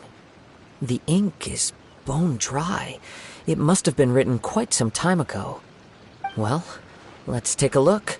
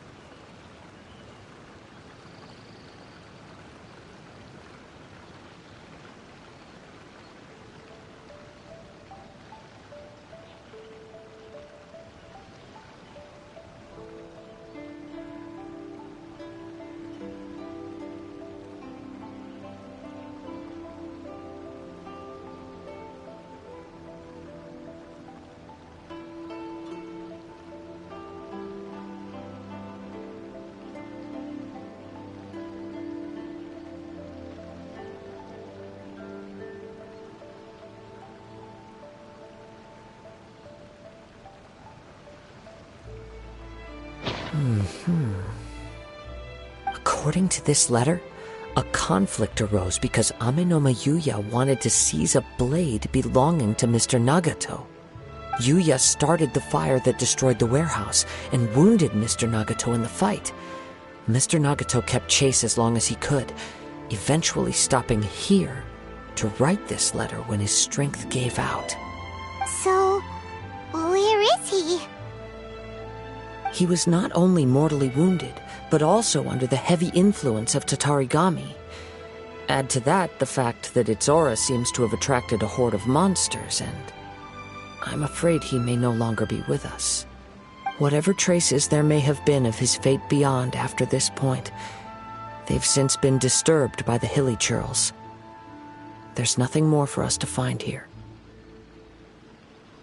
Yes, right now we need to uncover some more important truths. If Amenoma Yuya is attacking other people indiscriminately, then the longer we take to find him, the more people risk meeting the same tragic end. Right! So let's get moving! I wouldn't be surprised if he, too, fell prey to the influence of the Tatarigami. For a practitioner of the martial arts, the easiest desire to inflame would be their pursuit of further power and skill. All the clues that at first seemed disparate and disconnected, it seems that now we know the thread that runs between them.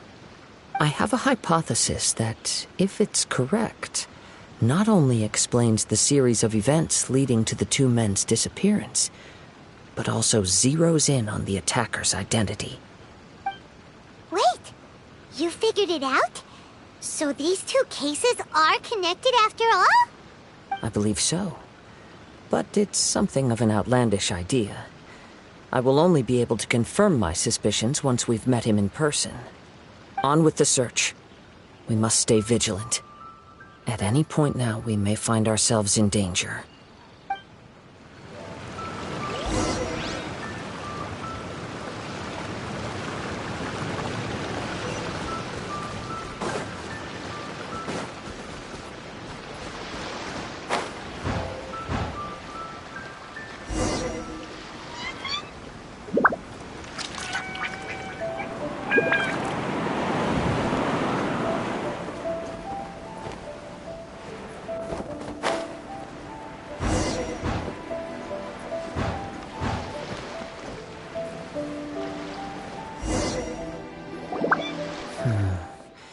He seems to have stayed here for a long time. Why here? Is there anything special about this place? I'm not sure. But on closer examination, I sense that the aura may have lingered here at several different points in time. Show yourself! It's no use hiding anymore.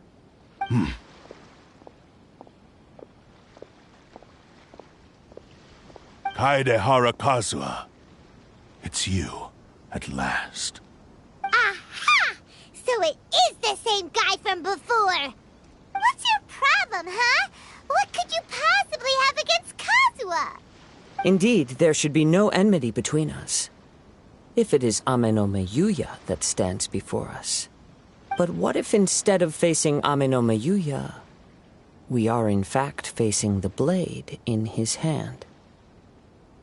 Now that you mention it, it is giving off a strange light. Whoa, whoa! Surely you don't mean... Are you serious?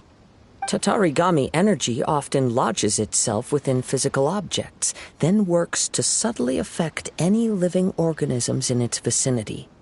The blade has resided in Mr. Nagato's warehouse for many years, affecting his state of mind, and more recently using the sale as a means to affect, or rather as a means to occupy, Ame no Mayuya's body. You're sharper than I thought. You've already deduced the truth of the matter. Many, many years ago, I was forged by a famed bladesmith of the Ishin tradition. I was his pride and joy. In me, he placed all his hopes and dreams. As a descendant of the Kaedehara clan, you should be able to guess our greatest regret. I presume it has something to do with the Raiden Gokaden. Indeed. At that point in time, he failed to live up to the Raiden Shogun's expectations. In the end, all he could do was to flee the nation by sea on a ship bound for Snezhnaya. He was a bladesmith of great renown, a master of his craft. There was nothing that he could not accomplish. All he needed was more time and a little faith. And sure enough, in the end, he achieved what he had set out to do. All of his life's work, his wisdom, his skill, it culminated in his creation of me. He not only bestowed upon me the greatest of strength, but also endowed me with a consciousness of my own. In her conceit, the Raiden Shogun lost not only the single most perfect blade in the entire world, but also an irreplaceable achievement in the art of blade forging. So, swords can become conscious and control people? The people of the time in which I was born never believed I had that kind of power. They saw me as a mere blade, a sharp and well-crafted one, but in all other respects an ordinary weapon. But that gave me the opportunity to take action. After the death of my creator, I decided to leave Snezhnaya and began my long quest to return to the distant land of Inazuma. Moving from one person to the next, I controlled the minds of countless hosts along the way, each bringing me one step closer to my ancestral home. I seek but one thing: to face the full force of the Raiden Shogun's blade and prove my power. The might of Ishin art! So Ame no Mayuya was not your first victim. Tell me, what happens to those you've possessed when you've finished using them? My hosts? Who cares what happens to them? They are but tools that serve my mission.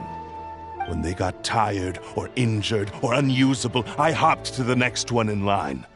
All I needed them for was to take me back to Inazuma. You're awful! After I returned to Inazuma, I decided to bide my time in Nagato's warehouse until Ame no Mayuya handed himself over to me on a silver platter.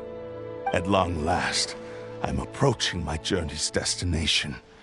By Ame no Mayuya's body, I have found you, and by your hand, I shall defeat the Raiden Shogun! Kaedehara Kazuha, you stood against the Raiden Shogun's Muso no Hitotachi. There can be no other to serve as my host for what is to come. Now, give your body over to me! Wind Strider! Don't blink! Life goes on. Delves into death. Opening box of Adepti tricks. Join me and sever that divine light! Here!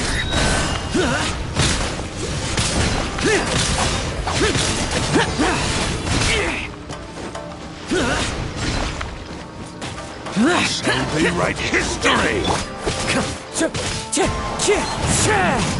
Join me and sever that divine light! Wind strike! To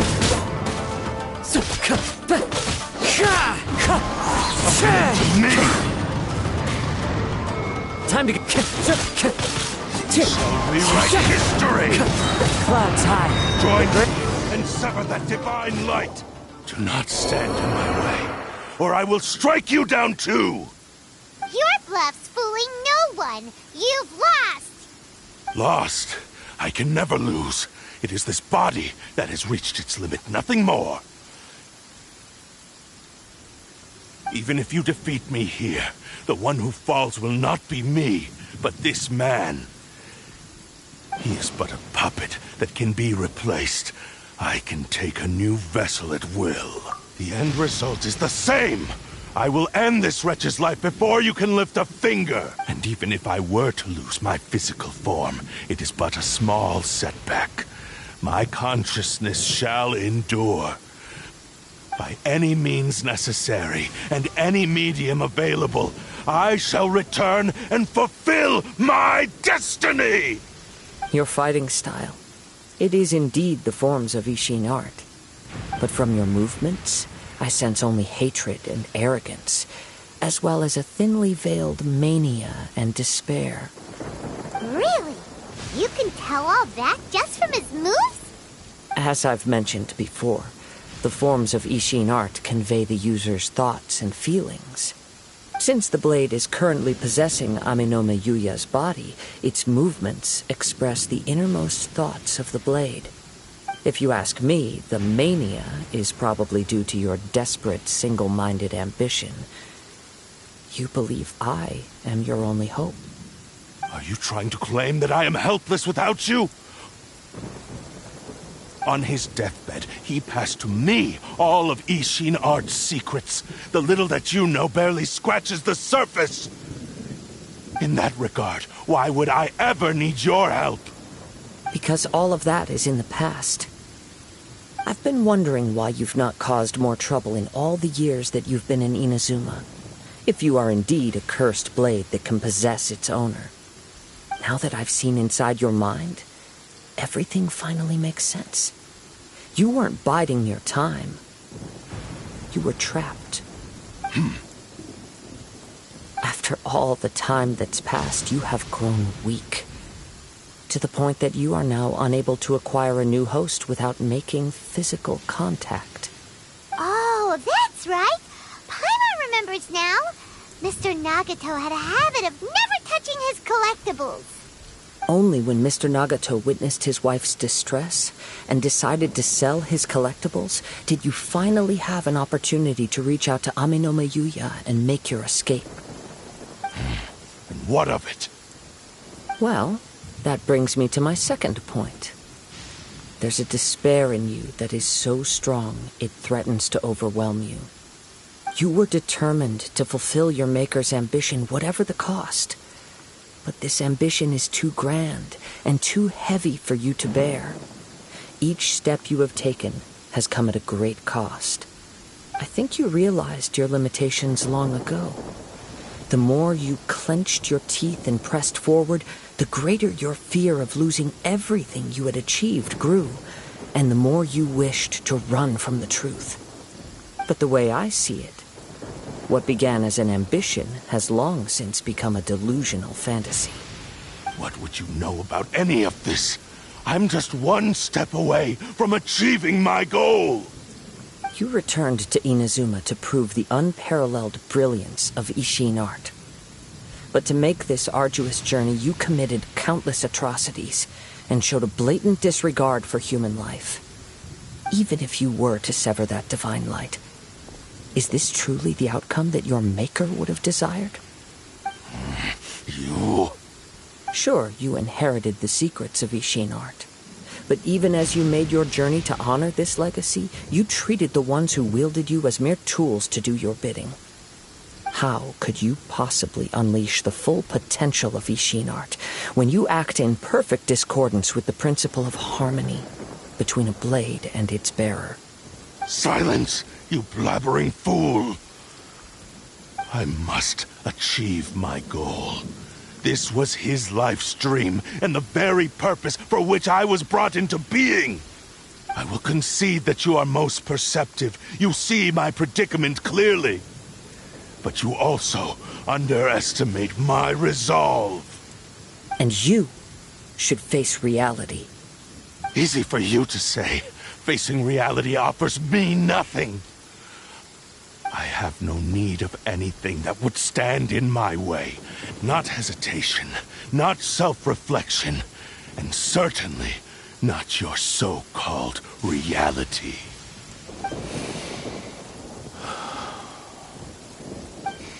It is pointless to argue further, descendant of the Kaedahara clan.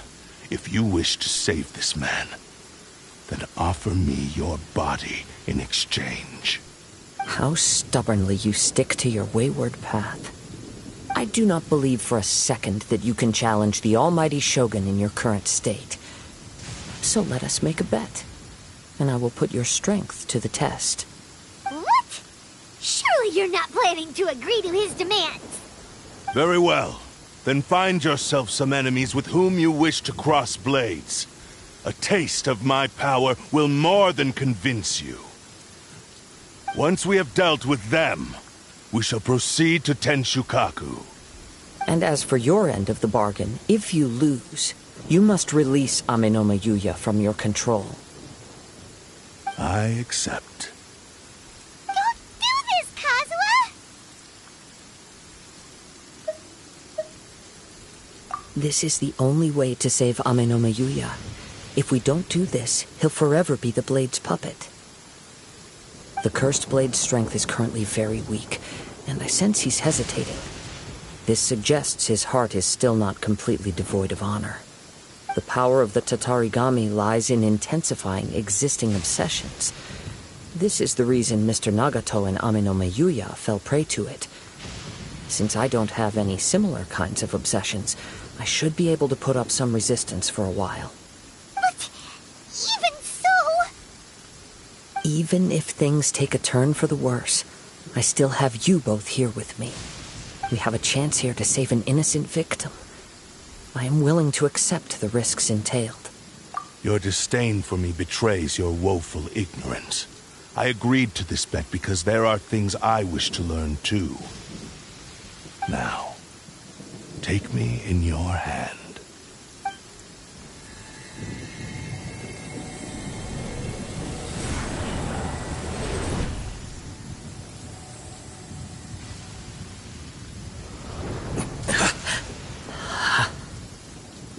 Kazuha? I'm okay. I felt a little dizzy at first, but only for a moment. It's all right. So far, this was as I expected. I will. Thank you. What should we do next? Have you got a plan, Kazuha? We find some enemies. Although this blade has endured much turmoil, it probably hasn't experienced many real fights. If a blade built for Ishin art cannot enter a state of harmony between blade and bearer, it cannot unleash its true power. If he wants to avoid reality, then we need to fight until he has no choice but to face it. He shouldn't last long in an intense combat situation. Wait a minute! Paimon remembers hearing about something from the Adventurers Guild. Since the Takasukasa clan abandoned that secret base, it's been held by Ronin ever since. All right. Please lead the way. What about Amenoma Yuya? What should we do with him? The blade says he'll let Amenoma Yuya trail us silently. Although he hasn't regained his own consciousness yet, he is not in any immediate danger. Are we sure this is a good idea? It's a pretty treacherous journey. Okay, fine. Just be careful.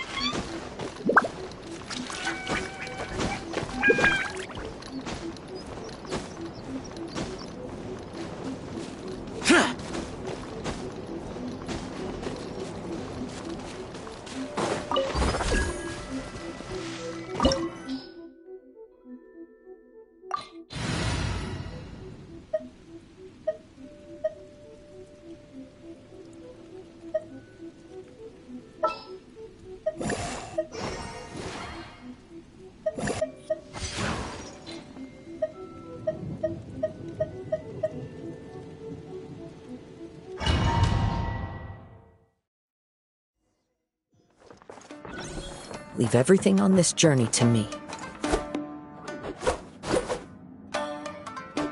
Let's get down to business.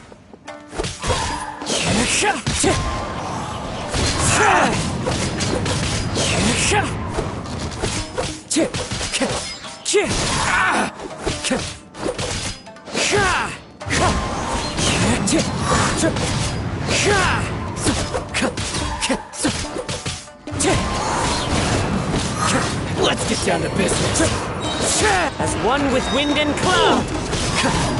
It's fine. To the very finally, very. How are you feeling? You okay? I'm all right. The blade is performing largely as I expected. Having gone so long without proper use and maintenance, it's become very difficult to use. Though he's making every effort to persevere, I do not think he can last much longer. Something else on your mind? How strange. Rather than trying to control me, he is instead trying to match my fighting rhythm. Let's keep going.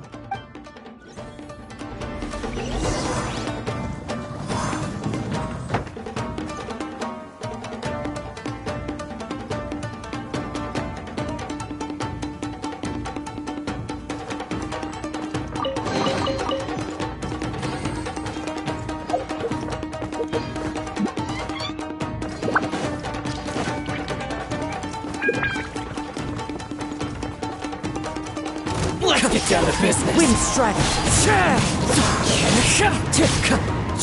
How's this?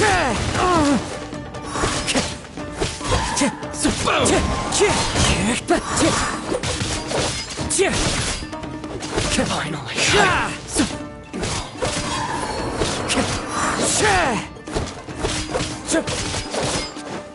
See no more. Boom. To the very day.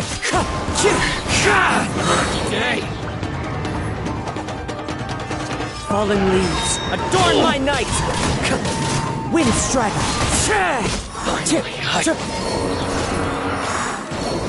Whoa! Something's up with the blade! I can sense that his strength is slowly fading away. The blade is becoming more and more difficult for me to wield. He cannot hold out much longer. If he keeps persisting, he will likely break apart at any moment. But what would that do to Amano Miyuya? I will be careful with it. He also says he does not have any plans to give up easily. He's still trying to achieve his goal.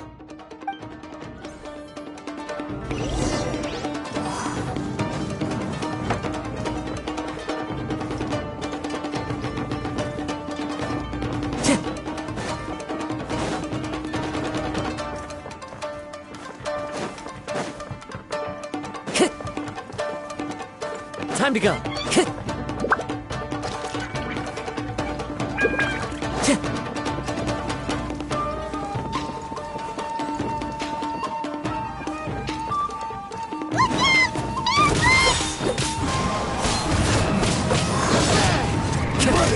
Time to go. Wind strike.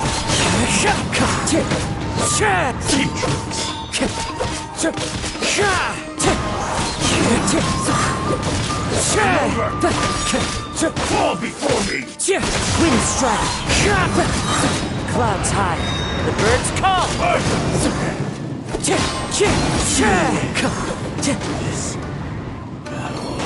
you okay? It looked like you were really struggling the entire fight! Yes. And it looks like he's reached his limit. The shine's grown a bit dimmer again. It doesn't look anywhere near as impressive as it did at the start. Perhaps this time we'll finally have a chance to see his true form. True form? What are you talking about?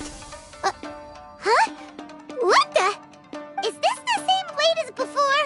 It looks like a piece of junk! If you choose to continue in the state you're in, you wouldn't even be able to beat Samurai and Kairagi, much less the almighty Shogun. Maybe you did truly wield power to rival the Shogun's light when first forged. But the long journey from Snezhnaya back to Inazuma has left you battered and broken. It barely needs stating anymore. Your ambition is a flight of fancy. I've finally figured out why it was that you agreed to my bet. You wanted to reach a state of harmony with me. For perhaps then you would still be able to wield commendable power. But regrettably, we are nothing alike. I will never understand your obstinacy and cruelty, nor can I empathize with the one who made you. The only one who truly understood you had already passed away by the time you were born. Huh? What's that supposed to mean? Here they are! Take them down! Where do they keep coming from? Yep, we can help this time! Don't worry. I'll use my own blade. It's just more of the same. It's like a lucky day! Let me go!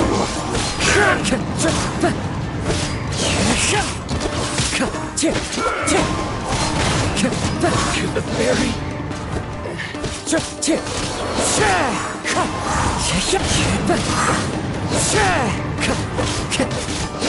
Time to go. As one with wind and cloud. Wind strike. You fought way better with your own sword. You are a true Kaedehara in flesh and in spirit. Though we fought briefly together, you have seen me for who I really am. No one knew anything of my story throughout my travels, nor did I tell it to anyone. You are the first person to know the truth. I thought that if I could achieve Ishin harmony with you, perhaps there would still be a ray of hope for me. But in this too, you have failed. Indeed. No matter how hard I tried, I could not attain that perfect harmony that your personal blade does with you. Too much time has passed. My physical state is poor, and without proper maintenance, I can only disguise my true appearance behind an outer sheen. Yours is the blade that took on the Muso no Hitotachi. And what a magnificent blade it is. Perhaps I shall never reach that level of glory.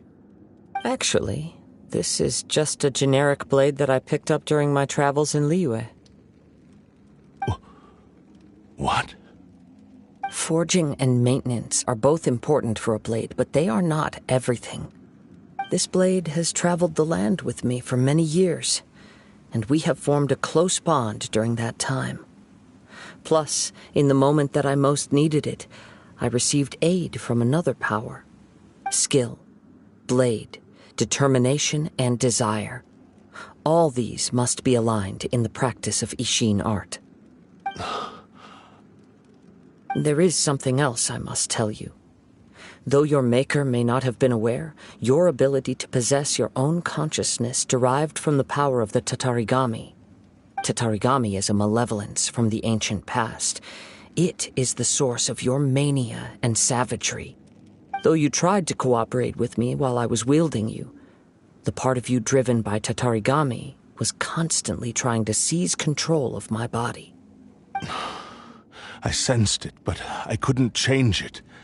It is an integral part of my consciousness. I resisted its temptations because I wanted to save Amenoma Yuya. But I do not know whether you yourself have any intention of trying to fight it. I feel a great sense of regret for you. Since you embarked on a journey bound for a destination you were destined never to reach. The moment you embarked on this journey, You lost the only person who could have ever unleashed your true potential. And yet there was no way for you to turn your back on his ambition. You have known this for a long time. It is the true source of your despair. He gave me everything. My life, my form, my consciousness, and purpose. How could I possibly deny him his wish? I said to him, "Do not worry. From here on, I shall forge your legacy." How could I go back on my word? Aww. I believe our bet is now settled. I have nothing further to say. Where are you going, Kazuha? He now has neither the ability nor the motivation to cause further harm. Let's give him some time to reflect on things.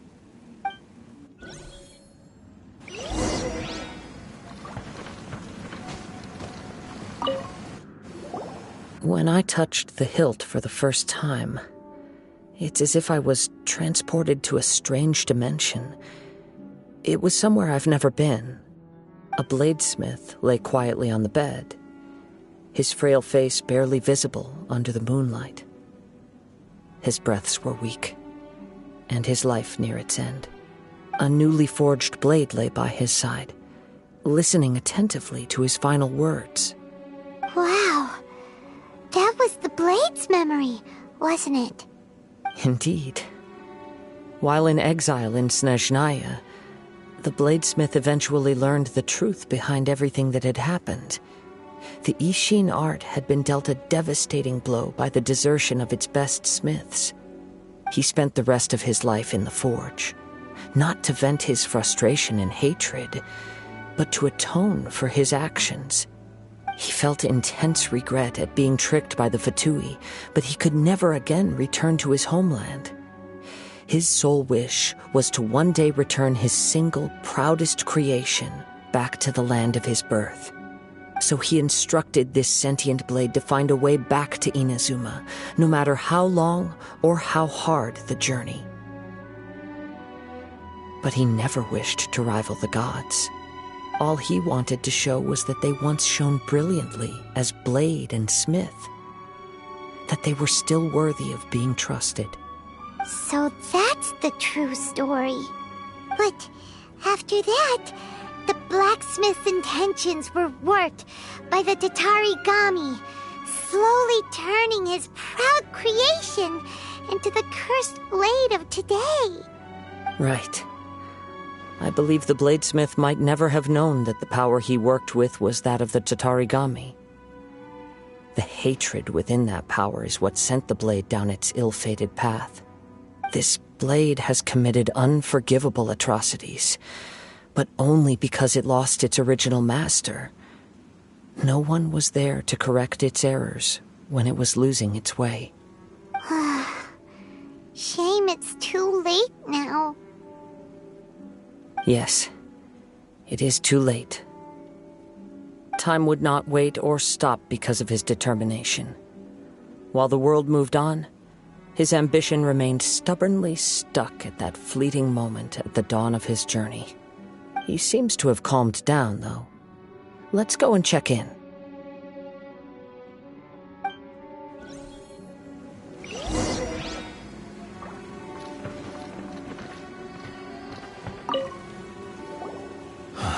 When I look back at the past, I can remember the day of my forging like it was just yesterday. I once told him that I would pay any price to fulfill his wishes. Such was the debt I owed to him for giving me the gift of consciousness.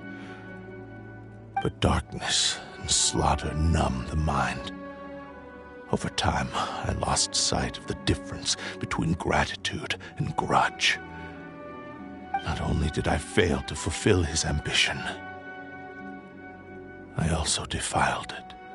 You are finally seeing reality clearly. Since we agreed to the terms of the bet, I will honor the agreement and release Amenoma Yuya. But I still cannot bring myself to forsake his ambition. It is the entire purpose for my existence. So, may I ask you to help me fulfill the ambitions of myself and my creator? Hey! Now you're adding yours into the mix, too? Jeez, don't push your luck, mister. It has to be done in this order. At least hear what I have to say. And if you don't agree, I will still release Ame no Mayuya as promised. My physical form, as well as the knowledge I possess, should still be of some value to you. His attitude has grown a lot milder. What do you think, Kazuha? Should we give him a chance? Let's hear it. Thank you all. When I was first forged, my maker was already terminally ill. He told me that he had wanted me to have the grandest opening battle. Alas, after that, he never rose from his sickbed again. Nor have I ever had the chance to prove myself in battle since. My fights were devoid of any noble meaning. They were merely the next step in my never-ending journey. The next in a long line of transgressions. You are a fine warrior. I would like to request your hand in battle and experience a true duel between samurai. Oh? And who would be the opponent? I will release Ame no Mayuya and restore his consciousness. Perhaps after that, you can convince him to commit to a fight with you. You must have plenty of reasons to both hate me and desire a good fight. Understood. Then let's start by waking him up and seeing if he has the stamina and will to fight. I see. He used my body to inflict harm on others. I utterly despise him and his actions. But since he stayed true to your agreement by releasing me, he must still have some remaining semblance of honor. If a duel can help to set this state of affairs in order, I am willing to put myself forward. I do not wish to be a mere victim in this story.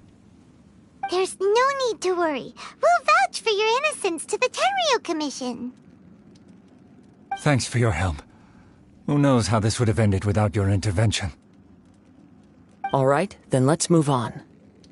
More Ronin could appear at any moment. We can't stay here. In any case, for a final duel, I think we should aim for a greater sense of ceremony.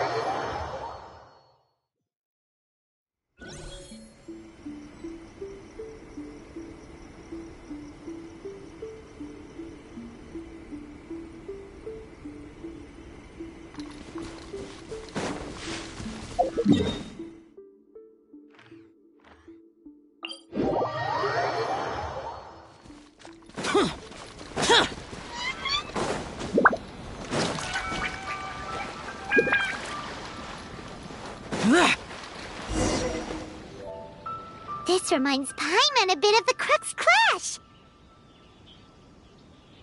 Yep, we still can't let our guard down. Even now, Paimon has a sneaking suspicion that Blade hasn't told us everything. Still, even if he's way past the point of redemption, it's hard not to feel a teensy bit sorry for him. Are you ready? Ready? Okay. All right then. Successor of Ishin Art, Kaedahara Kazuha.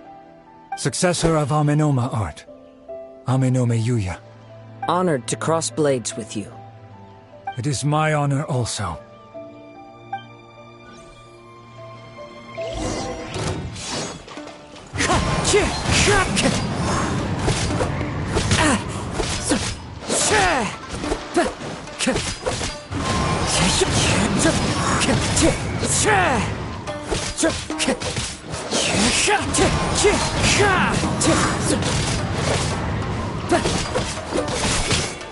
Wind strike.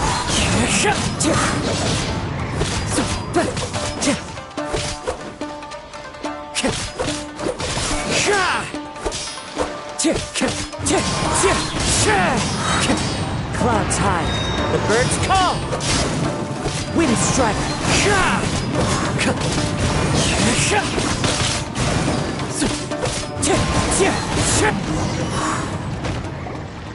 Thank you for the experience. Although he appears battered and broken, in your hands it seems he's regained a glimmer of brilliance. His sense of savage cruelty has completely faded away. But that same sense of determination remains strong. You also fought well. I'm sure he relished the experience.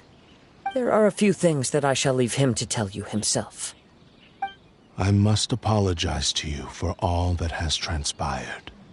You need not seek my forgiveness, nor do I have the right to forgive you on your victim's behalf. It is too late for all of that. I do not wish for forgiveness. I only hope that you will see my transgressions as mine alone and not let them stain the legacy of Ishin art.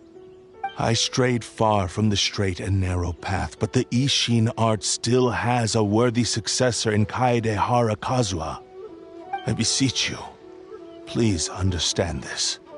Yes, I too trust Mr. Kaedehara to do the right thing. Thank you, successor of Amenoma art. This blade has also told me that he has another wish. He would like to visit the Amenoma smithy. Maybe we can go back there together. What does he want to go there for? I'm not sure, but I think that all this is about to come to an end.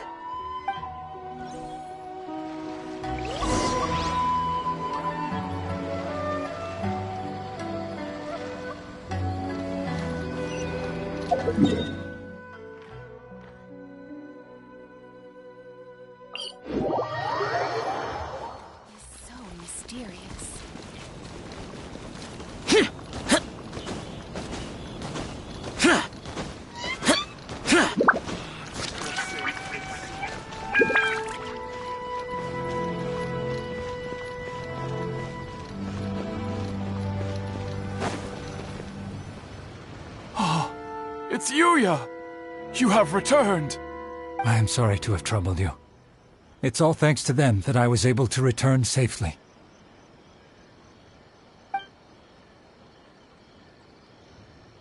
A prized Ishin blade, turned weapon that controls the human mind. Considering their forging philosophy, this was indeed within the realm of possibility. This is a great pity. But I have some good news as well. Ryuji, from the Bantan Sango Detective Agency, tells me that they've found the missing Mr. Nagato. Really? Is he okay? Yes. Badly wounded, but he will live. And now that Yuya is back, it seems like the final ending to this story is a happy one after all. I think I know what you want to do. What's wrong, Kazuha? Is the blade whispering in your ear again? Yes. He said he wants to take control of me for a brief moment. What? No way! Hasn't it learned its lesson? He tells me that he's thought of another way to fulfill his maker's wish. And he assures me that he won't use my body for anything nefarious. I have decided to let him do it. But he... Thank you. I will explain my reasons later. Okay. I am ready. Let us begin. Please, stay true to your promise.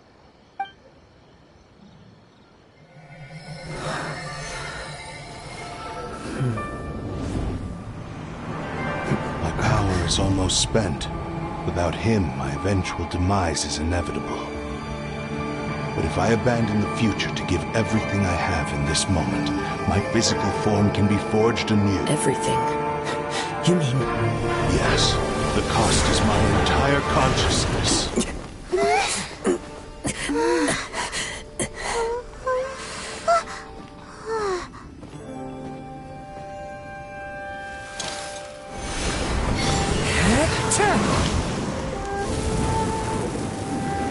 You were right. There's nothing that I can accomplish now. But there's still a chance for Ishin art. Once remade, I will be a valuable resource for your studies. Ishin lives on, and its finest hour is yet to come. Even if I am not the one to prove its might to the Shogun, as long as it is an Ishin blade, crafted by Kaedehara hands, it will still fulfill his final wish. Thank you, son of the Kaedehara clan. Over the years, my real name has been forgotten by all. I'm ashamed to utter it, yet it remains strong in my mind. Kagotsurube Ishin. This name is now yours to keep. Rest in peace.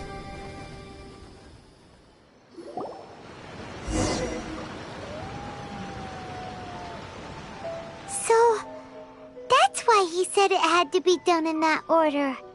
His consciousness will disappear forever after fulfilling the bladesmith's wish.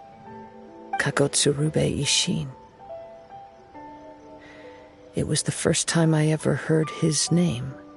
It seems like deep down he disapproved of his own actions, and thus chose to bury this name deep within his heart. Only in the final moments, before his consciousness faded, was he willing to entrust it to another. Seems like he really, really wanted to fulfill his maker's wish. The same fervent ambition that gave him the motivation to keep going forward also fueled the stubborn determination that blinded him to the path ahead. Speaking for myself, I'd rather see him recognize and atone for his mistakes than see him punished for them.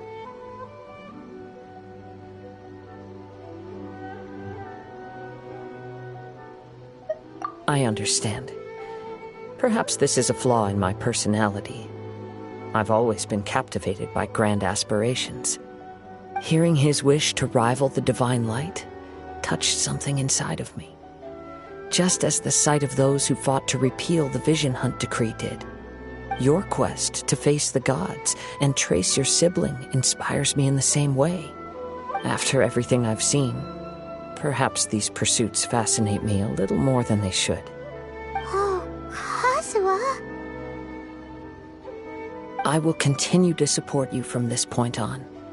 Know that you will have my assistance whenever you need it. Wait! Shouldn't we also go update Kujo Kamaji?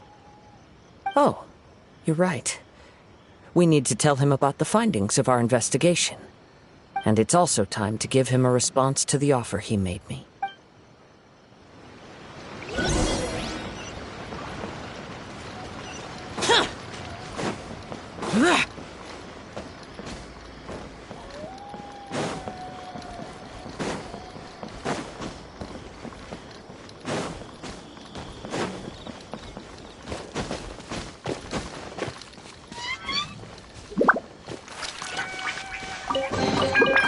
Why would anyone want... Forget it. It's not my concern.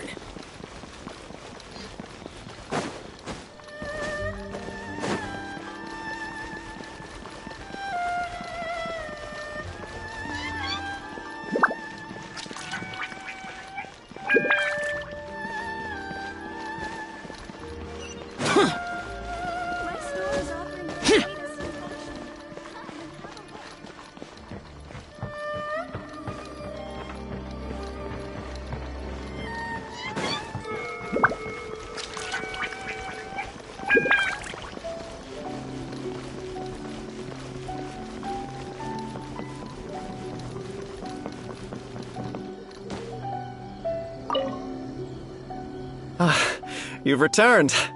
I hear that the issue has been resolved. Though this was a treacherous investigation indeed, we're most fortunate that no lives were lost. The Tenryou Commission has already attended to the danger at the warehouse. The investigation into Amanome Yuya should conclude soon. I do not believe he will be charged with any crime. Wow, you sure kept your ear to the ground. Then we needn't recount all the details again. Now, As to your earlier offer, I wish to give you my answer. Please, take a look at this blade. What's this? Kagotsurube Ishin, a weapon crafted using a long-lost blade forging art of the Kaidahara clan. By means of a series of fortuitous events, I was able to recover and restore him. I also promised him that I will continue to study and pass on the secrets of Ishin art. And so, it looks like I will likely continue with my journey across the nations, learning more about this blade as I go. I see. I understand. The Kaidahara clan has always been a family of bladesmiths, so it is only proper for me to continue on this path. Were I to accept your goodwill, I may find myself embroiled in conflicts between the shogunate and Sangonomiya. That would not suit me. You misunderstand. That was most certainly not our intent. I am aware, but I still desire to continue walking my own path. Very well, I can understand. Then let's pretend this offer was never raised. However, if you should ever change your mind or find yourself in need of the Shogunate's assistance, please do not hesitate to inform me. Great. Thank you for your generosity. Where will you travel to next, Kazuha?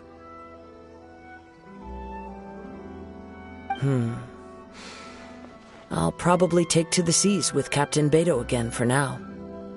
As for my next destination, let's see where the wind takes me.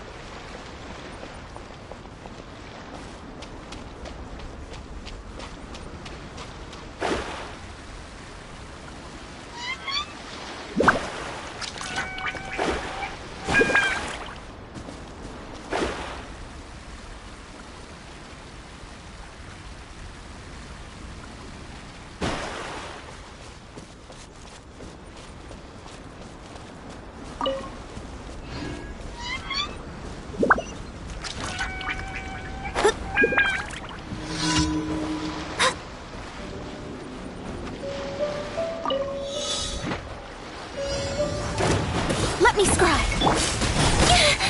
Rise. Useless. Cut to the chase. Speed of light.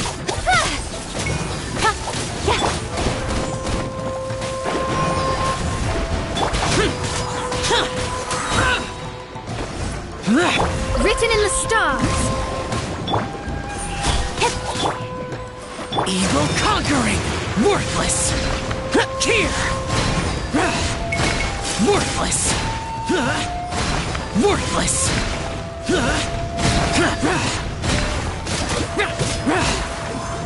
Here! Worthless! Useless! Incoming! Life goes on. Nowhere to hide. Speed of light. Delves into destiny. Don't blink. Hey!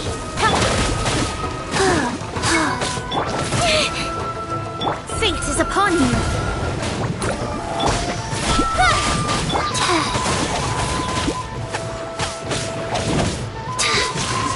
Oh. Shadows of fate. Useless! Lament! Here! Worthless! Worthless!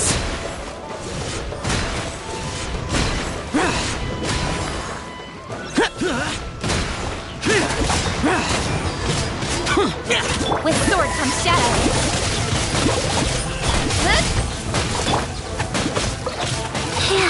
Wheel of life. Faster. Useless! Decided by destiny. Orders given. Orders received.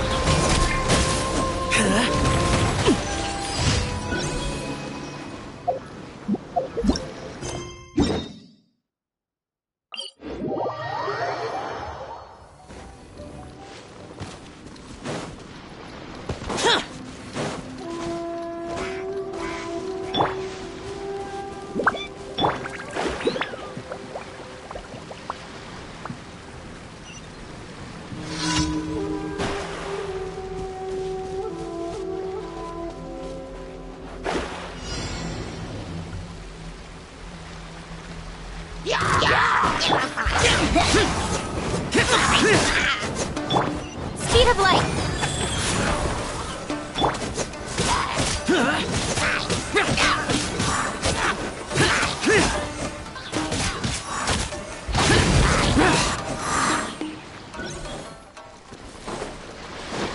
Let me scribe. Cut to the chase.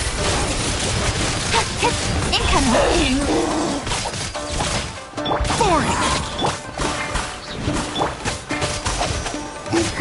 Disappear!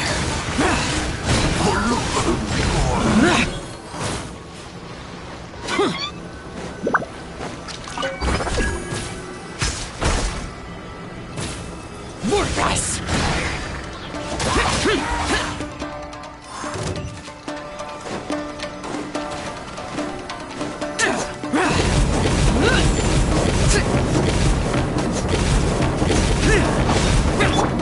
Speed of light. Hey!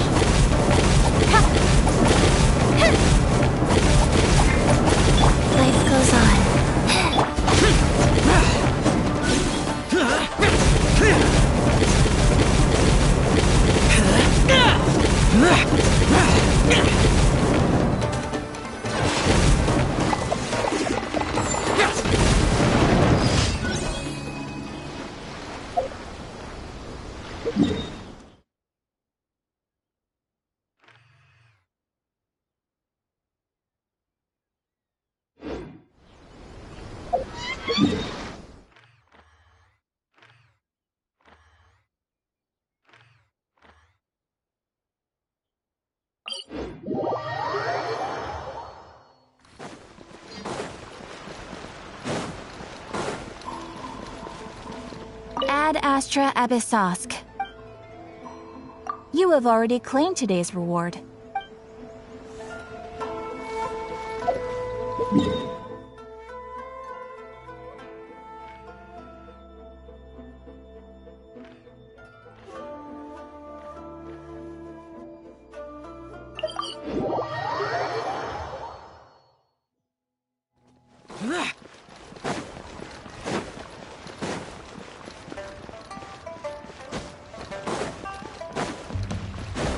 Ad Astra.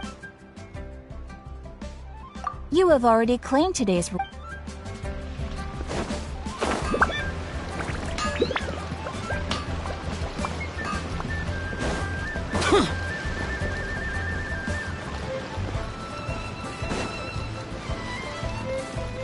Hey, who's that smoking around?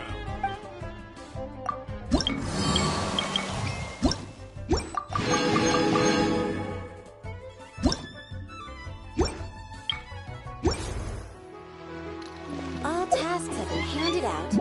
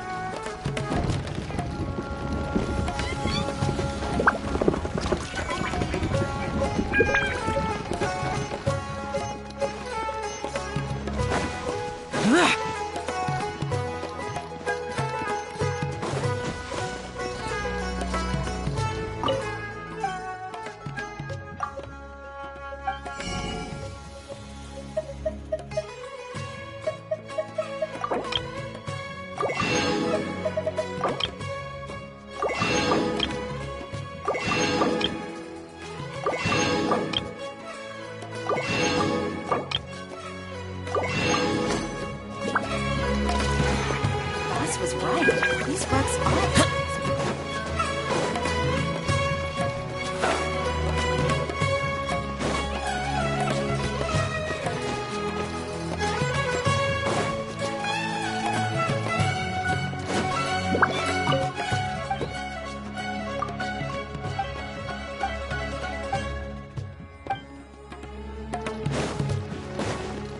All trade must be carried out in compliance.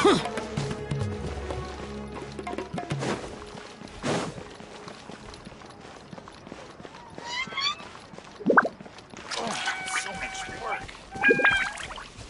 It's okay. I can handle it.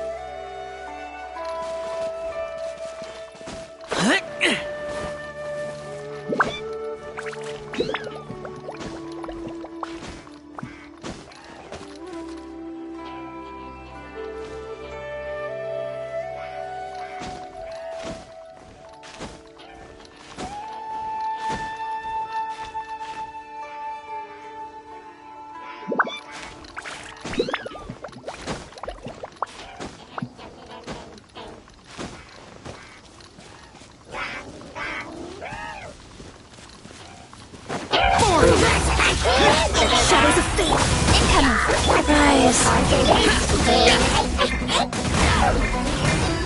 Written in the stars!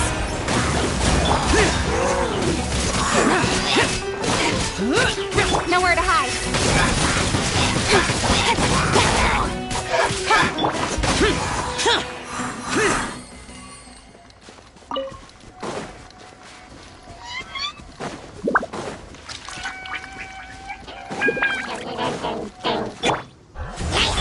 Speed of light! Law of life! Evil conquering! Worthless!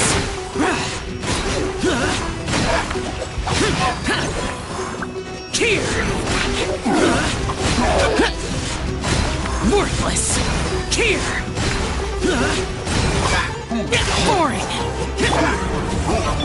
Don't blink! Cut to the chase! Decided by destiny! Sacred name, Fortune Preserver.